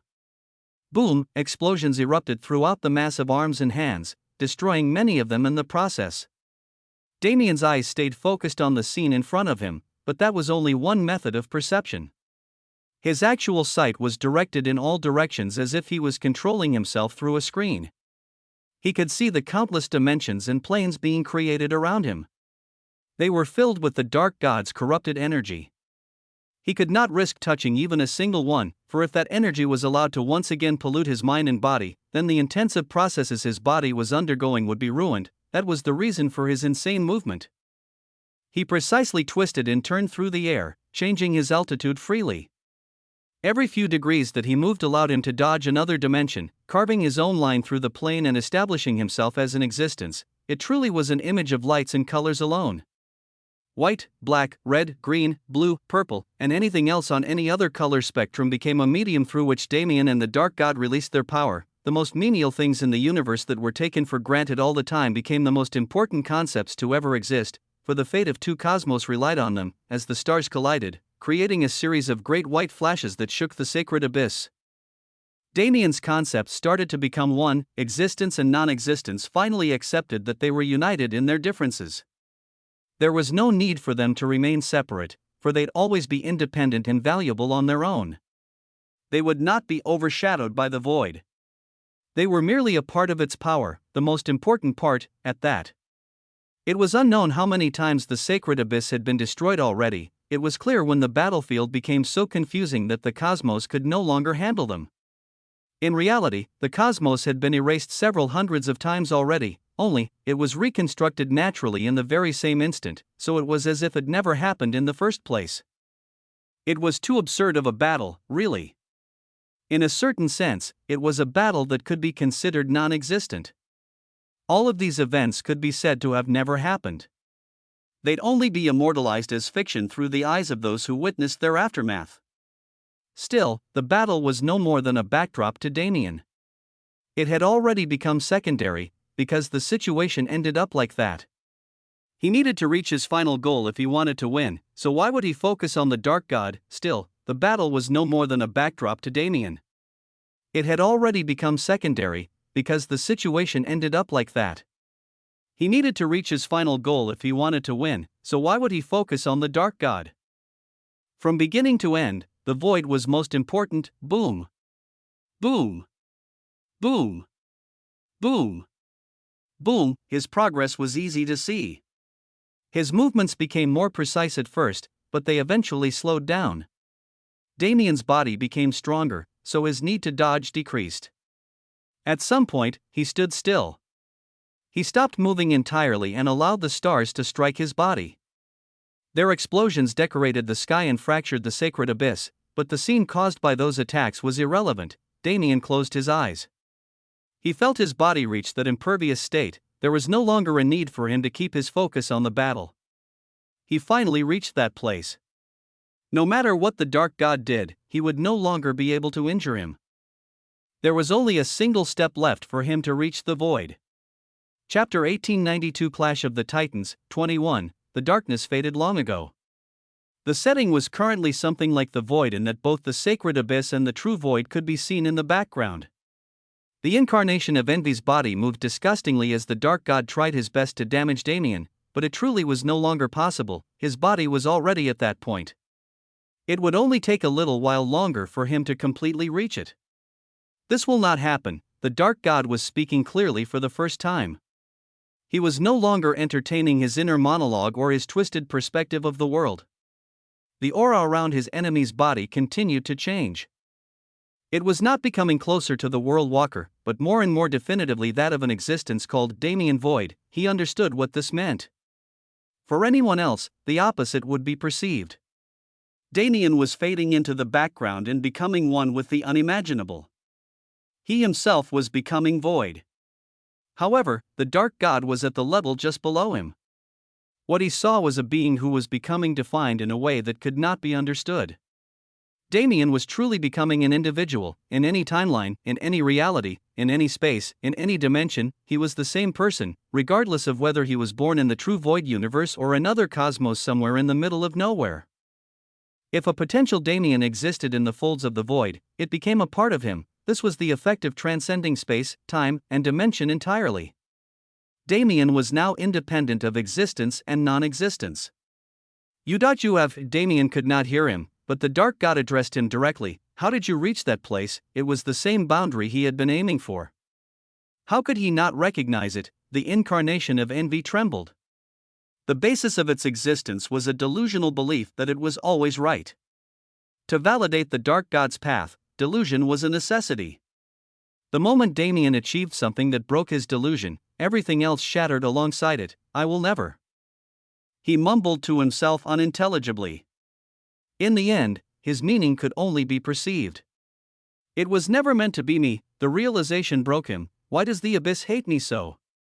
What have I ever done? Why was I forced to live such a miserable life? He was no longer speaking to Damien. His countless eyes were directed at the sky along with his millions of hands. He pleaded to the entity above all, unresigned to his fate. My fate. Yes, my fate was always scorned. When all things fade, even you are my enemy. His eyes opened wide as he raged at the void. He is the one you have chosen, I see. Then, I must be the reason you are ruined. If the void was going to be his enemy, then he would treat it as such. He knew it was impossible to destroy it. The void was an entity that could neither be created nor destroyed. However, he witnessed its love for Damien. In reality and in Damien's own memories, it was always guiding his path. Therefore, if he wanted to ruin the void, then all he needed to do was ruin Damien. Naturally, Damien could not hear him. From the moment his body became impervious, his focus shifted to the unbelievable change taking place in his being. He did so because he was confident that the Dark God could not harm him, and that confidence was not unwarranted. Damien was now an existence similar to the void, which meant that he could neither be created nor destroyed. However, unlike the void, he could still be ruined. The Dark God's perception landed on the war. He saw how his own troops were being treated, but it did not matter to him if they won or lost. Right, Damien's core. It was extremely self-centered in all ways except one. His only exception was his own family. If they were to vanish, the Dark God's many eyes flared with madness. He could already see the bleak future Damien would lead, a bleak future that led to a death even more pathetic than the Worldwalkers. And with that prospective future guiding his actions, he chose to act drastically. His body rapidly expanded in a single instant, the energy of existence and non-existence within him. The pure and disgusting energy of the incarnation of evil, and the energies of both the true void universe and the sacred abyss universe were all pulled into his being. he quickly became large enough to encapsulate the entire sacred abyss and continued growing. All the while, the energy he controlled became extremely volatile. His plan was obvious. With no hope remaining, he did the only thing he could think of. By putting his own life at stake, he was going to destroy anything and everything that Damien loved before he could cross the final boundary. He was now a living bomb that Damien seemingly had not perceived. And, as he used the power of a supreme to destroy himself, the effects were almost instant. The dark god roared. Damien had his eyes closed. He was not paying attention. However, he did not care. His words were going to carve their way into his soul regardless. Everything came down to a matter of a fraction of a spark of a second. Once again, time stretched around them, and this single instant became the defining moment of all things. The dark god roared. Damien had his eyes closed. He was not paying attention. However, he did not care. His words were going to carve their way into his soul regardless. In the end, you will be no better than me. You will be a monster who lives alone in a world of puppets. Damien Void, I may die today, but you will never see true happiness either. The dark god raged maniacally as the energy he gathered became more and more destructive. He was too far into this to back out now. He was guaranteed to die, however, everything was bound to die with him. His form was massive, encompassing both the true void universe and the sacred abyss universe by this point. But why did his eyes tremble as he lowered them to look at Damien? That man was still the same size. He was still but a human standing before an inviolable force. However, why did he seem so massive? With cold eyes indifferent to all, Damien met the dark god's gaze. When did he open his eyes? He disregarded the legitimacy of everything the dark god was trying to do with one look. And with one sentence, he destroyed that man's pride as well. You talk too much. Were those words worthy of being the last before all existence was destroyed? As they were spoken, the dark god's body reached a tipping point and became pure energy. The explosion that was bound to leave the two cosmoses no more than ash particles in the void started, but for some reason, Damien's voice was louder. What was meant to be a grand scene was ruined by one person, without a sound, without a trace, and without a show. Damien reached that point, his energies combined, and he became a person above everything. He could feel it in his body. Nothing mattered if he didn't want it to. Now, even the dark god held the same value as a common frog, as long as he desired it. Hush, the white light that spread so rapidly that it covered the entire sacred abyss in an instant disappeared just as rapidly. It did not touch the sacred abyss.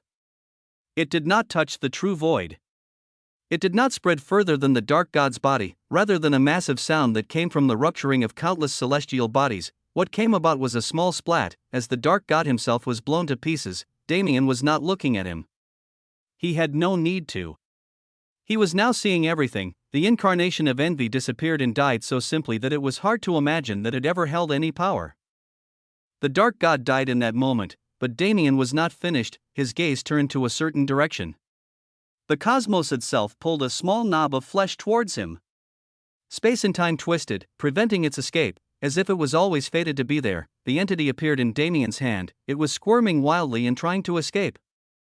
Its small and twisted face growled menacingly to curse him, but he paid it no mind. Goodbye, this being was once his ancestral uncle. In another timeline, they could have become close friends. He saw the possibility in the myriad existences, but it was just too slim. In all but one future, he chose envy. Such a being did not deserve to exist in this world. And no longer would after this moment. It was a quiet and uneventful day, or so it seemed as one observed Damien. He accomplished something great. He killed the great enemy of his cosmos and even ascended and became absolute. It should have been a much grander occasion than this, but Damien's face and mind did not show such emotions. No, in but a moment, his entire mentality changed. His view changed to that of an absolute, therefore robbing all things of meaning, whether it was the dark god or an ant on the side of the street. Whether it was the dark god or any other villain he had ever encountered, Damien now saw them all in the same light. Such was the fate of a man who surpassed any and all things, both existing and non-existent. Chapter 1893 Aftermath 1. Boom. Boom. Boom. Boom. Boom. The war had to be watched through multiple perspectives to truly be understood. Perhaps it was better to begin with the divinities, as their battle was much more one-sided. There were so many foreign race divinities present on the battlefield, but their numbers didn't do much for them. They were able to misuse their advantages for some time, but that was no longer an option. Tiamat did her duty. When the dark god was moved to a place where he could no longer sense this world, when his position did not allow him to consider anyone or anything else, she acted. Her body was torn apart as the seed in her soul sprouted. An array of black webs shot through the sacred abyss and latched onto its very being. The laws suddenly changed. The dark god's influence suddenly disappeared, the immortality of the foreign army was completely destroyed. As a result, Tiamat was destroyed as well. To say that she died was wrong, but it was equally incorrect to say she was living. Her soul was ripped to shreds and her existence was maintained as something different from what it used to be. The power of the divinity she created was dispersed as it was used as finite fuel for the seed. The person known as Tiamat disappeared, and her ego was displaced into an entirely different body. When she awoke, she was in the fields of an unknown land. It was a mystery where her story would go from here. She was satisfied in the peace of her new environment, knowing that she did her duty. She could still see the cracks in the sky, so she knew that she would still be informed when everything came to an end. Her disappearance went unnoticed because her appearance itself was isolated. However, her impact was immense. Elena was the first to realize. She actually found her original opponent once more while she was rampaging through the battlefield. It wasn't the first time, but it was certainly the last. Like always, she killed him before moving on, denying his existence, only, he did not return. Ryua finally overcame chaos and led her opponent to ruin. He did not return either. One by one, the people who died remained dead. One by one, the dark god's forces were culled once and for all. Rose, Iris, and the rest completed their battles and moved on, using their immense power against weaker divinities to end the war at a quicker pace. As stronger and stronger beings began to interfere with the battles of those below them, everything was able to end quite rapidly. On the surface of the world, it was a bit different. The vanguards weren't resurrected through the dark god's power. Instead, there were billions upon billions of them hidden away in storage. They did not need to be replenished as they could be replaced. This meant that the battle of lower existences couldn't end so quickly. They were doing the best they could, but they could not avoid uncountable losses. There was great tragedy on that battlefield, but through it, they fought. They fought while placing their hopes on the forces fighting to support them, in other words, those led by Talia. Even after the whole world was taken into the true void territory, there was work left for them to do. As mentioned beforehand, there were billions of vanguard forces hidden within the planet. Now that they had control, they could find the facilities where they were stored and destroy them all. It was convenient for them that inactive vanguards were left dormant. They did not fight back as they were slaughtered, which made the task achievable. Everything seemed to be working in their favor. The many moving pieces never desynchronized. The connected hearts of all people as they fought in this shattering cosmos kept them united. There were scars all across the sky, streaks of white and blue where the cosmos itself had been ruptured beyond repair. The ambient energy levels were dropping, and it was obvious that it would only take a little longer for this entire place to become uninhabitable. Still, they fought and fought and fought. They fought because there was no such thing as a tomorrow for them if they didn't fight. It was not over yet. In the starry sky, a place that was dangerous to even exist in. Another change occurred. The incarnation of evil that Claire was fighting was brought close to death, but it turned out that leaving it in that state was the worst possible choice. In that final moment, it expanded along with the dark god and became a true demon. It was a beast of untold proportions with power greater than a supreme god. It wasn't enough for Claire alone to fight it, it wasn't enough for anyone to do so. Dante appeared immediately. He was observing from the sidelines, but he was forced to intervene. Using all of his power, he kept that being contained. It had access to existence, after all. Its level was similar to his because it never comprehended that concept. It was merely reflecting a portion of the dark god's power through its own body. Dante's efforts kept the beast's ability at bay. It could not utilize anything above the supreme god level while he was present. In consequence, he could not participate in the battle. Technically, he was having a battle of existences with the beast already. Its physical body was still unbelievable. Its power was still difficult for supreme gods to handle. Fortunately, there were many of them. The divinities of the world all came together. From the weakest of demigods to the strongest of gods, anyone who could deal even a smidgen of damage to the beast contributed as much as they could feel it. As the white stripes decorated the starry sky and tore it apart, they could tell that the battle between Damien and the Dark God was reaching its end. So, how could they not put their everything into the moment? Not a single person thought about conserving their energy or surviving through the sacrifices of others. No, they were warriors and practitioners. They entered this battlefield for pride and glory. They would not leave it with such stains on their names. Desperation reached a peak at the same time as hope. Everyone started to wonder just how long they would be forced to continue fighting, and as if to answer them, a wave of mysterious energy spread through the cosmos. All things related to the Dark God turned to ash. The incarnation of evil disappeared as if it never existed, leaving countless divinities stunned. Talia's team was inside of a Vanguard research facility. They saw the dormant beings turn to ash in their pods. The confusion of the people only lasted for a single second. Soon, a wave of understanding made its way through their ranks. The world's environment faded away as it was replaced. The sacred abyss universe was always characterized by its darkness, but what appeared in this moment was a great light. Even the most common of people could sense it in the air.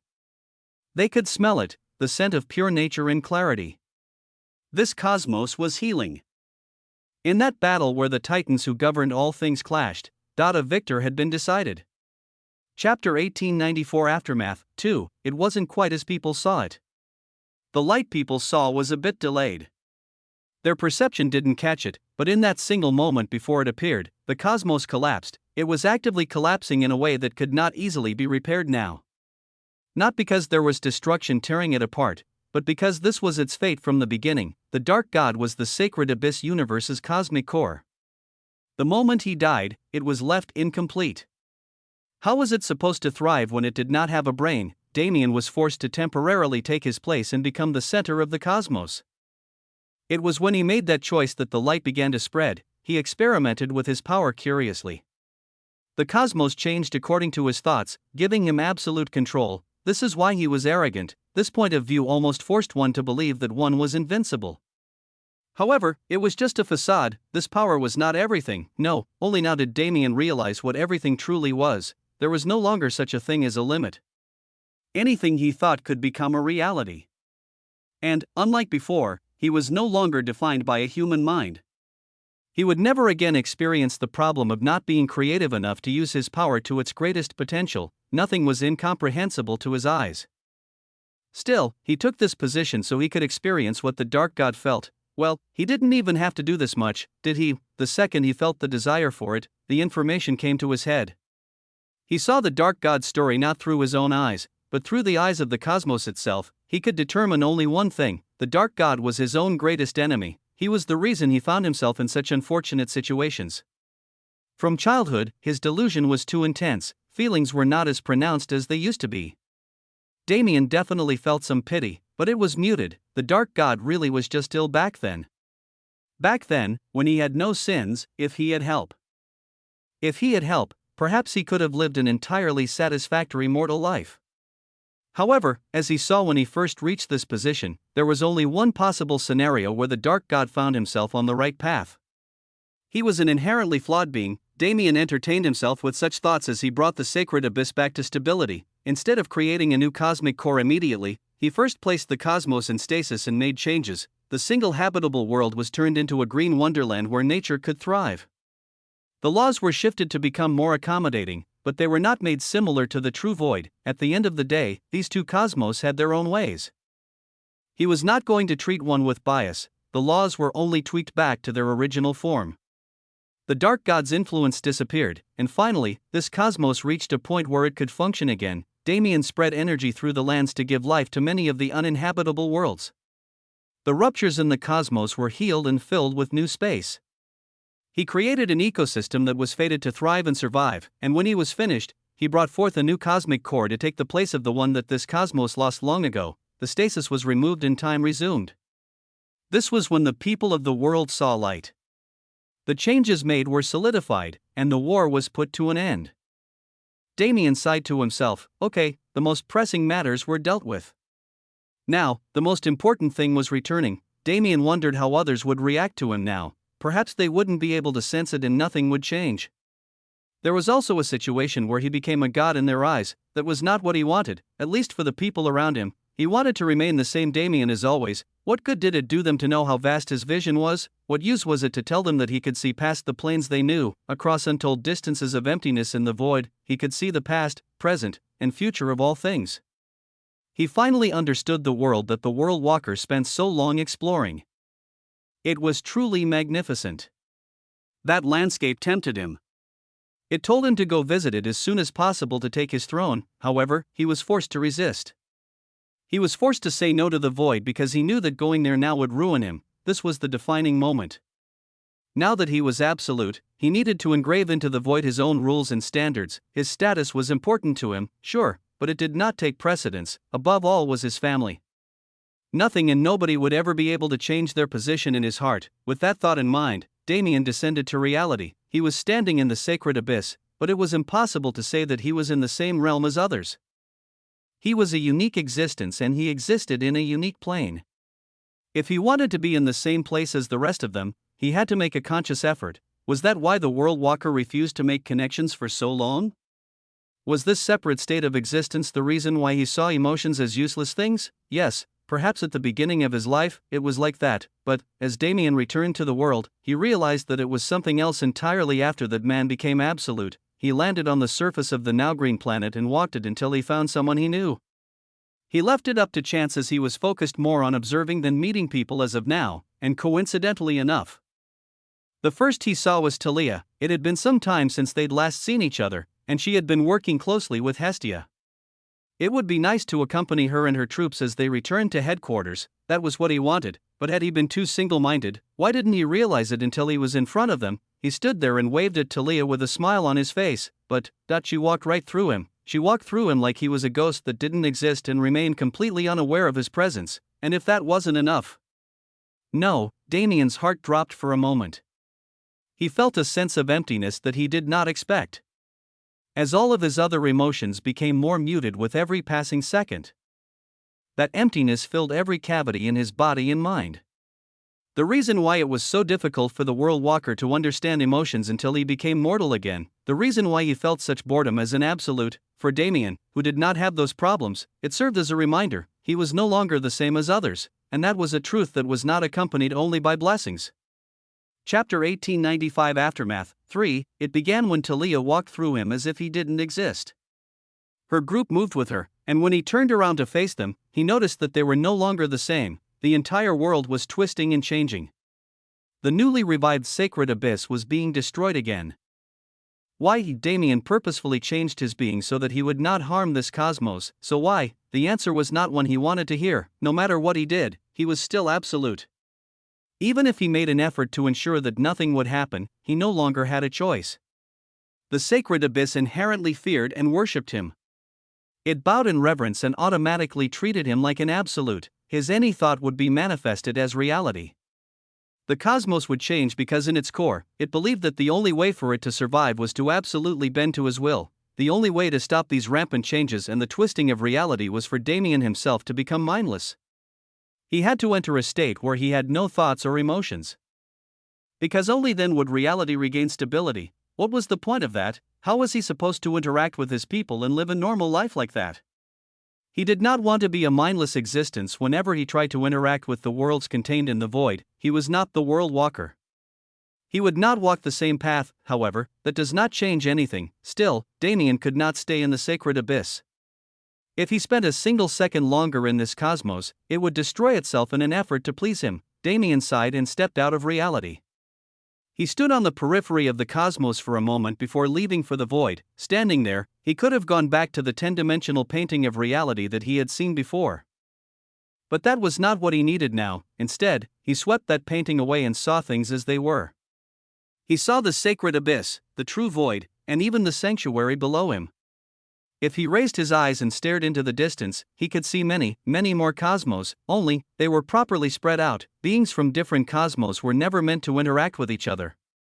The Dark God was unique because he used his cosmos as a war machine.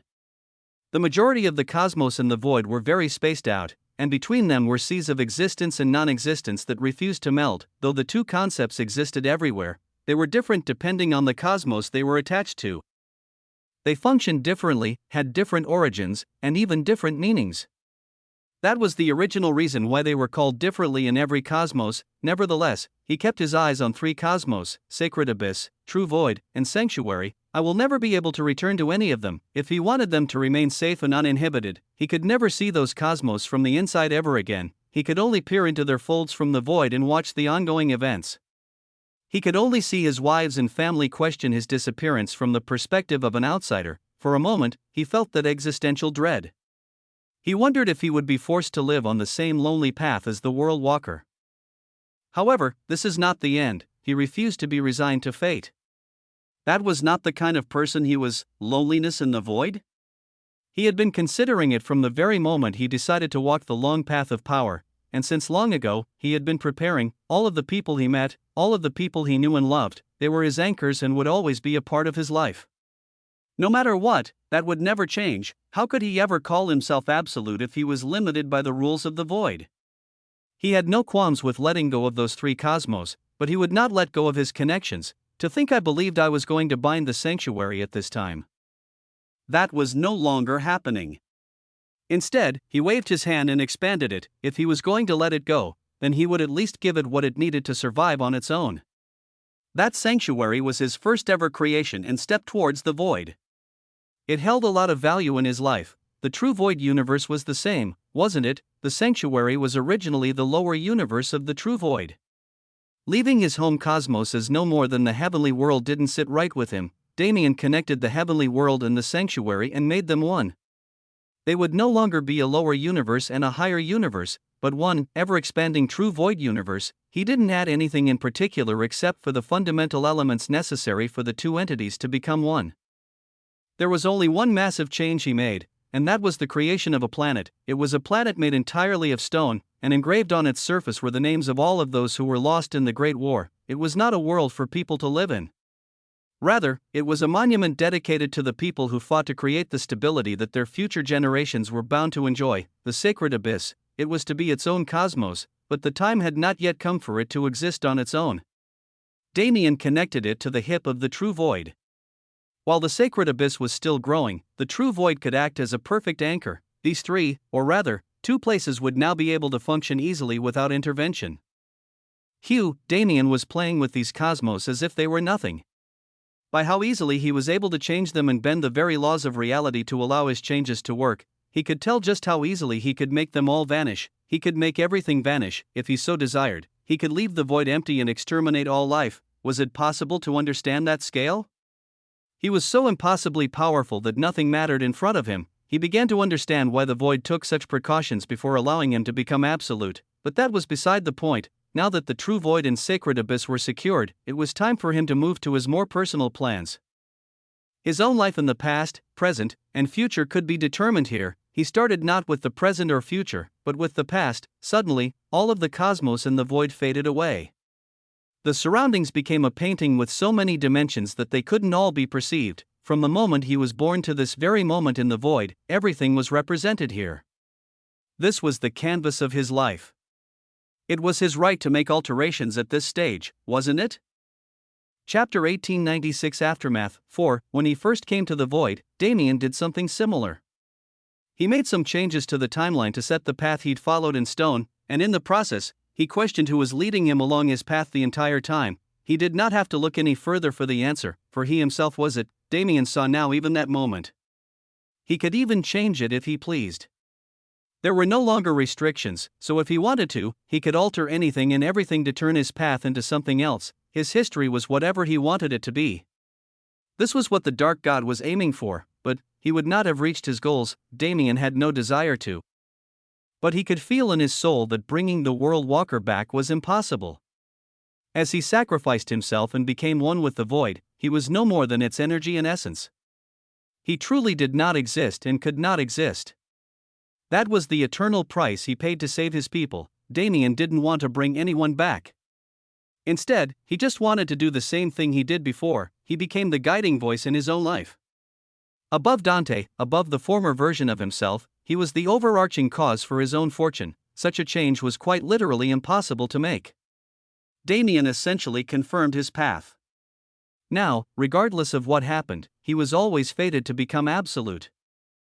Nothing and nobody could stand in his way. Hell, in this place where time was irrelevant, he supported his own comprehension of the void, so he was able to save the cosmos before they were destroyed. It felt a bit unfair to the Dark God, but he was fated to lose from the beginning. Now that Damien was here, it could be said that he was bound to be here from the moment he was born. He was a truly immortalized existence. What else was there to change? I usually maintain an attitude of selflessness in that I will not selfishly influence matters for my own benefit. However, the lives of other people? Maybe, but he didn't know if he wanted to. At most, he was willing to create a smoother path for his wives and friends to reach their goals. I usually maintain an attitude of selflessness in that I will not selfishly influence matters for my own benefit. However, there were no longer consequences to his actions. Perhaps it was unfair to others that he was exclusively giving this treatment to his own people, but that was his right. He made it all the way here so they could all live the lives they wanted. He would not succumb to indifference and refuse to aid them now. After taking care of everything, he once again put away the painting of life. He focused on the void itself, prepared for his main project. He closed his eyes and focused. The void constricted around him, and a decent amount of space was made between himself and the cosmos he was watching. In his new position, the laws within the void began to merge and order themselves. Existence and non-existence became prominent. They were in their inherent forms at first, but as Damien's influence spread through the void, they started to take shape as the concepts he'd worked so hard to mold. With those two at his side, he could finally begin. A shining light was created in the void. It was a massive ball of energy that exploded and became immaterial. Its essence acted as its core, and the ends its energy reached served as its borders. A thin separation was made as the energy turned into space and time. Creation and destruction allowed it before entering that new area of spacetime to weave the fabric of reality. He swept his hand and altered the flow of time to let billions of years flow by. Worlds and universes were created and filled with life. The cosmos developed its own history that was entirely unrelated to Damien. A brand new cosmos was appearing in the void. It was a cosmos like no other, because it was the only cosmos in existence that had been intentionally created by a single being, and naturally, it was made to that being's preferences. The laws of this cosmos allowed its people to perceive Damien. It allowed him to live without twisting the very fabric of reality. He swept his hand and altered the flow of time to let billions of years flow by. Worlds and universes were created and filled with life. The cosmos developed its own history that was entirely unrelated to Damien. He entered that cosmos and chose a world awfully similar to Earth, to call his home. With that, there was only one thing left to do. There was definitely a commotion in the cosmos after Damien left. His presence disappearing was felt by many people, but it was different from death. They did not panic, but they were forced to marvel when they saw what was happening around them. The changes Damien made were immediately reflected. The new appearance of the true void universe was a sight to behold, but most people attributed it to the strange wave of energy that spread as a result of the Great War. Only a few people were able to attribute this phenomenon to Damien, and those few were the ones who worried. They only hoped that he was not overexerting himself to use power at such a high level. They understood that he had reached a stage they couldn't fathom, but did that change anything? They wanted to see him, and they wanted to celebrate the lives they'd earned themselves. It was to those people that the invitation came. Through a notification window like those from the system, they received a question with very simple answers. Damien Void is inviting you to a new world. Would you like to go? Though the message was simple, the context was engraved in their minds as they read it. Damien could no longer exist here, so he had to live somewhere else. He wanted them to live in that place with him, but it was up to them whether they made the choice or not. There wasn't any pressure on them. In the end, the new world would be connected to the true void universe, so anyone who did not move could visit at any time. Damien was the only one restricted. Still, it wasn't hard for anyone to make the choice. Hundreds of fingers moved forward to press the window that said, yes, and though it wasn't a surprise, among them were his wives. Unlike the rest, when they appeared in the new world, they stood in front of a house. It wasn't too big or too small. The best way to describe it was ordinary. It was a house like that of any upper middle-class family. In front of it stood the man they came to see. Everything was over now. Their stories were reaching their close. Wasn't it about time for them to start working on the things they'd promised themselves? It had been a long time since Damien had peace, but there were many things that he'd denied himself, waiting for this very moment to come. Now that it was here, he wanted to start making progress on those things. We have all the time in the world now, so he looked at them with a smile. they looked at him with varying expressions. Rose and Elena matched his smile, Ryue looked at him with warm eyes, and Iris rolled hers with an expression that couldn't hide her happiness. Regardless of what they'd been doing or what they wanted to do, all of it could wait. They were all together, and as Damien said, they had all the time in the world, so, those promises we made, let's fulfill them. All of them, one at a time. Chapter 1897. The end. 1. Time. Time was a thing that had to be admired even by the absolute. Time was something that was meant to slow down as events came to a close and peace returned to the world. But why did it move just as fast? Rivers would maintain their flow for hundreds and thousands of years, carving their presence into the surrounding structures, but time still dispersed them and left those structures as their only vestiges. Stars would shine for what seemed like an eternity, but even they would eventually fall to time and die in splendorous bursts of light. Time was something that affected everyone, even those who it could not touch. This world was very beautiful. It was like Earth in many ways, but it was also fantastical.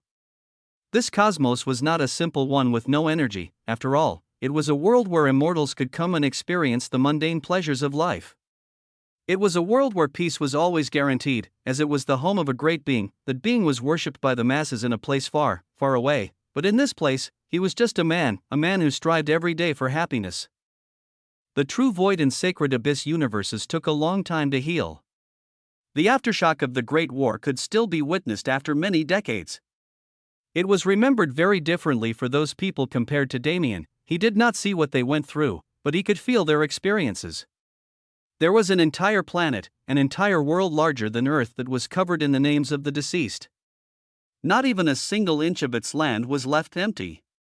They had to struggle and survive in a way that only mortals could understand, but they were now healing. The atmosphere of that cosmos was not shrouded in negativity, but instead engulfed in an attitude of improvement. Its new state and new fate were enough to give endless hope to its people, allowing them to keep their fighting spirits. If one wanted a peaceful and slow world, that was not the place to go. No, instead, the wonderland created by the Absolute was much better. Damien Void, in a cosmos that none of this place's inhabitants would ever know, he was regarded as a godly being, a great Absolute who vanquished the Dark God. However, in this world, he was nothing like that. He only had two titles here: husband and dad. What are you doing? A high-pitched voice called out very clearly in complaint. I don't want to wake up. It's the weekend. A child no more than 8 years old turned over in bed and pulled her blanket over her head. Unfortunately, with sunlight bleeding through its fabric, she was unable to avoid the fact that it was already morning. Don't blame me, the child's father said from the bedside. Your mom is the one who told me to wake you up. Mom. The child's eyes peeked out from under the covers. She had snow-white hair and bright purple eyes. Her features made it clear who her mother was, and even she knew how strict her mother could get when she wanted to. Which mom is it today? She wasn't asking about Rose and the rest.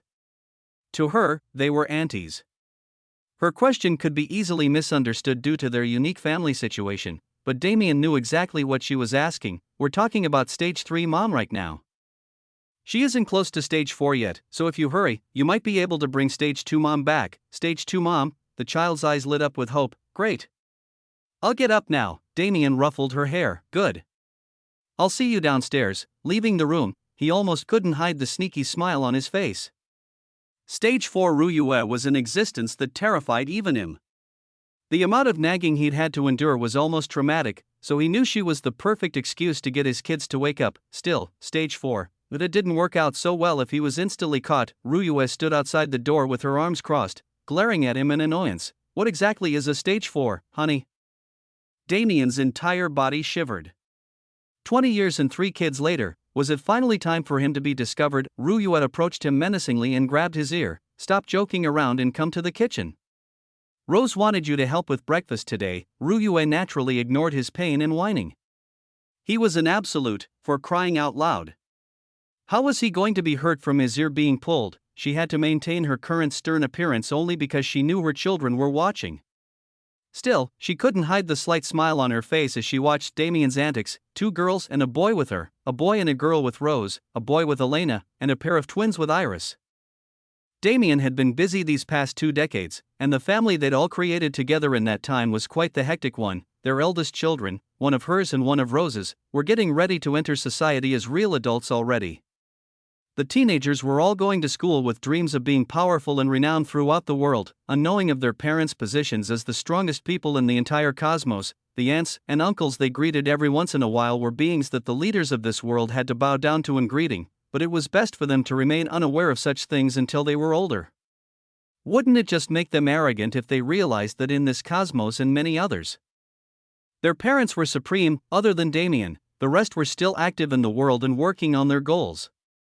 Merely, they did so semi-secretively. Their children knew that they were not ordinary. After all, a regular house was no longer enough to support a family of their size. They lived in a large mansion, and their father seemed to have endless money when he needed it. Still, Damien wasn't the most forgiving parent. He wanted his children to grow up with humility and a sense of independence, so he didn't shower them with gifts and luxuries unless they earned them. Parenting was an experience like no other.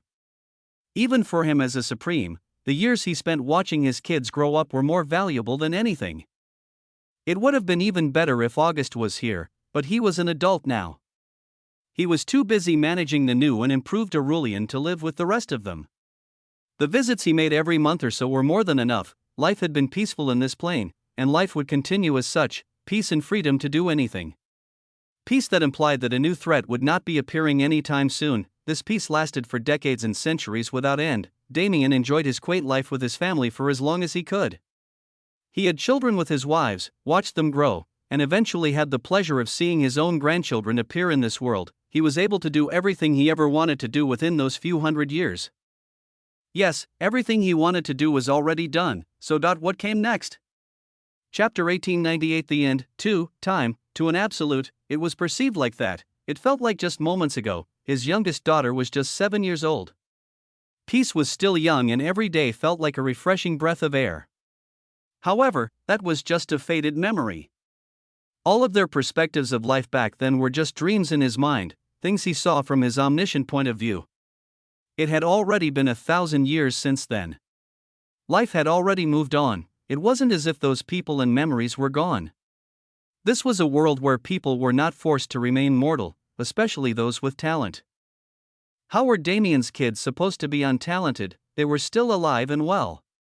He could visit them whenever he wanted to check up on them, and their family of course gathered every few years, it wasn't the same anymore. In 1,000 years, Damien's status changed immensely. All of his children grew up to be godly entities. His wives also revealed themselves to the cosmos as the hidden leaders behind its greatest organizations.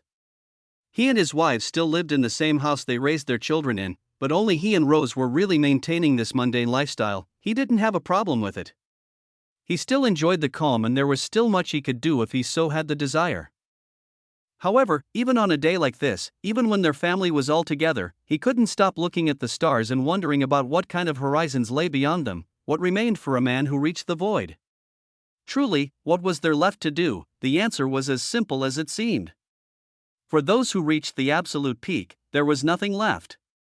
For that reason, Damien did not consider becoming absolute his only goal. It was merely a protection so he could do everything else with peace. He was able to experience happiness in eternity unlike the world walker, but that was not to say he was entirely happy. At the end of the day, he was a man who fell in love with work. He lived 2 centuries of his life. A period that felt like thousands of years, constantly moving from one goal to the next. His family was here now. His children grew up and introduced him to his grandchildren. His grandchildren grew up and introduced him to their children. As the cycle continued, he no longer felt the same spark that kept him going for all this time. Everyone was living their own lives. He was happy to spend more and more time with his wives. He knew he would never get tired of this peace no matter how much time passed. However, there was an ache in his heart. An ache that nobody else could understand. It was nighttime now. The day's events had ended and everyone else had already left. He found himself alone. Entertaining thoughts that nobody else could fathom. Yes, they were forced to admit that they could not fathom his thoughts even after all of them had ascended beyond the supreme God level, but they could still understand him. That look on his face was one they knew well. After all, it was that same look on his face that he'd had for many centuries as he stared at the same sky. How could they not know it? Damien stayed on this plane because he wanted to spend time with them. He wanted to see his children grow up and he wanted to be a father to them and a grandfather to his grandkids. However, it was past that now. It had been too long. He was God on this planet and something even greater on the cosmic scale. With the passing of hundreds of years, the separation between him and the newest generation of his bloodline was too wide to even consider measuring. Naturally, they were still present. Everyone that Damien invited to this realm was still here, and they would often come visit. Yet, even they could see it. This life was not the end Damien wanted to see. Rose smiled wryly as she watched him. It felt strange to say, but it was enough. He had spent enough time here. Wasn't it about time he focused on the horizon he could never stop admiring no matter how much time passed? Go. It was unknown who said it, and it was unknown when they decided to approach him, but it didn't matter. All four of them were of the same mind about this matter. Pardon? Damien asked. Rose smiled and stepped forward. Go. We know just how much you yearn for the things the rest of us cannot see.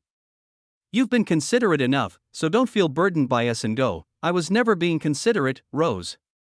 You know I know, she cut him off, not allowing him to contest her. I know it isn't anything like that, but still. Even if you don't want to admit it, it pains you to limit yourself to stay here, doesn't it? Just as much as you want it for us, we want you to be happy. You've succeeded in making us eternally happy all this time. Now, isn't it time for us to do the same for you? For the first time in centuries, go explore that beautiful horizon once more. She looked back at her sisters, who nodded to support her. In the end, no matter what, you'll return to us, won't you? Damien looked at her with widened eyes. His confusion melted rapidly as he processed her words, and the expression on his face slowly shifted into a heartfelt smile. He'd been caught red-handed, but he couldn't be mad about it. Who could ever get mad about having such supportive wives? Yes, there was something he wanted to see. A place where he could only go alone. He withheld himself for a long time, but perhaps it was finally time. He looked between them. Rose, Ruyuet, Elena, and Iris, the four women who would accompany him for eternity, of course. No matter what. I'll always find my way home. The day when he was truly separated from them would never come. He hugged them sincerely, transmitting the weight of his love for them through his embrace. And, with his wives as the only witnesses, he stepped forward and bid his farewells to this world. Finally, as it had been craving ever since that moment, his body was able to ascend to its rightful place, a place that was truly beyond anyone and anything else. It was dark. Damien felt a pull that he could not resist, a rampant desire that brought him into the void. This was not a location to him, but a part of his own body. It was where he felt most comfortable, and it was where the claustrophobic feeling of containing himself disappeared. The void was all things, yet, it was also the foundation on which every cosmos was built. It was filled with a myriad of different energies, cultures, and worlds to explore, yet, Damien was able to experience it all in a single instant. He learned everything, explored the connections between everything, and understood the very patterns that defined the void in its truest state. He felt the passing of time only through the time he spent in the many different cosmos. These travels allowed him to understand what the world walker experienced, and he found joy in the same thrill. It truly was beautiful.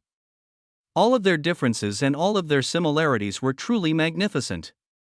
Every time Damien entered a new world and experienced a new culture, his omniscience faded into the background and he truly felt like a traveler who was learning everything as he experienced it. But it was still a shame. The void was lonely. The world walker was dead, leaving Damien as the only person who could ever experience this feeling. He earnestly wished that another would appear. Paying special attention to the void's supremes, he waited for the day that one of them crossed the final boundary. That was when he heard it, in some random cosmos in the middle of nowhere, while observing a battle between its greatest entities, perhaps eons or maybe only a few seconds after his own ascension. He heard it, a sound in the void that should not have been possible. His ears perked up. He immediately dropped everything he was doing and rushed to its source, for it was a moment that he had been long awaiting, a sign of something spectacular, the end. Chapter 1899. Author's note: don't unlock this if you don't want to read me yapping for an unreasonable number of words. The main point goes like this: thank you all so much for reading. I hope to see you all in the next adventure as well. Anyway, let me change the tone for the people that want to read it. I'm going to try my best to be serious, I promise.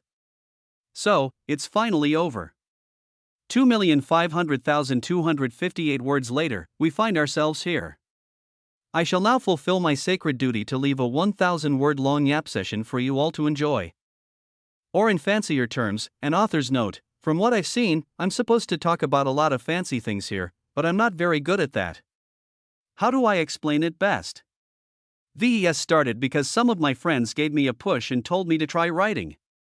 I did exactly that and found my love for it. This book was what was born from that. In essence, I was a reader who decided to write the story I wanted to read. I wanted to see a main character with spatial powers.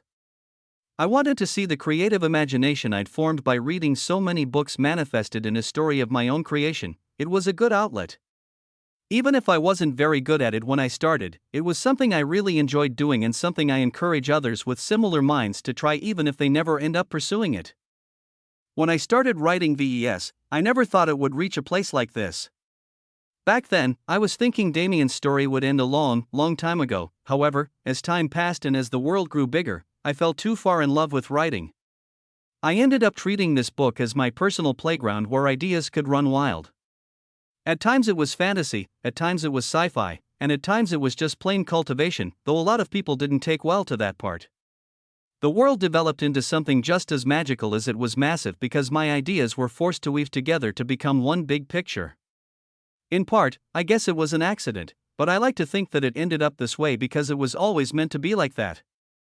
Damien went from a character I created because I wanted to see an MC who used space as his main power to an absurd being that's literally hard to describe in words. Trust me, I struggled enough to realize that in the depths of my soul.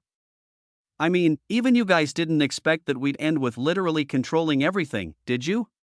For me, it was a learning experience more than anything else. It's been 2 years, but this was still my first time trying to write anything that wasn't a school essay. Seriously. First time. Ever. It's genuinely insane to me that things turned out this way. I feel the need to reiterate it infinitely. It's a book filled with mistakes. There were many times when I looked back at old chapters, you know the ones, and cringed at my own writing.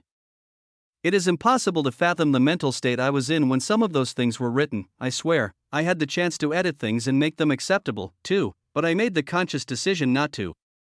It has affected and will continue to affect incoming traffic to the book, but that doesn't really bother me.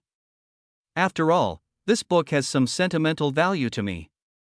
It's my first real creative piece, and despite its flaws, I think I did a pretty damn good job. This book is like a record of my first steps as an author. As Damien improved, my writing ability improved. You could even consider his development as a character to be a direct representation of me learning how to maneuver my way around a plot. The mistakes in this book and the cringe moments are all valuable moments, as when I come back to this book years later, those are the things that'll make me smile. People hated how long it took for Damien to reach a proper mental state, but I thought it wouldn't do justice to him if I easily had him get over his issues. As hundreds of chapters turned into thousands, Damien Void became clearer to me, and even as a character in a book, I wanted him to have proper growth accompanied by all of the stumbles and falls that naturally happened along the way. Regardless of how it turned out, I made a commitment that I stood by for 2 years, and you guys made the same commitment to read through all the highs and lows to reach this stupid little note I'm attaching to the end for my own sake. I'm seriously appreciative of all of you, especially the ones who left comments and interactions that let me know that there were people who wanted to see the end of the story just as much as I did. Special shout out to the Beppers. You know who you are. Back to the point, whether it's a third-rate novel or the best masterpiece ever written, I don't care. I'm glad that I wrote it, and I'm glad that you read it. Thank you all for staying with me until the end. I'll see you all again on the next one. It's called Tower of Heaven and it's out now. I promise that it will be at least moderately less cringe than VES since I have some experience now. The concept is a mix of cultivation and a tower story. It sounds a little cliché, but I had a lot of fun planning this story, so I hope you all give it a chance. I know it's a terrible plug, but what can I do? I'm not good at doing serious things. Anyway, if you're interested, go check it out. If not, then that's fine too. Once again, thank you for enjoying Damien's story until now. Your support means the world to me, smiley face.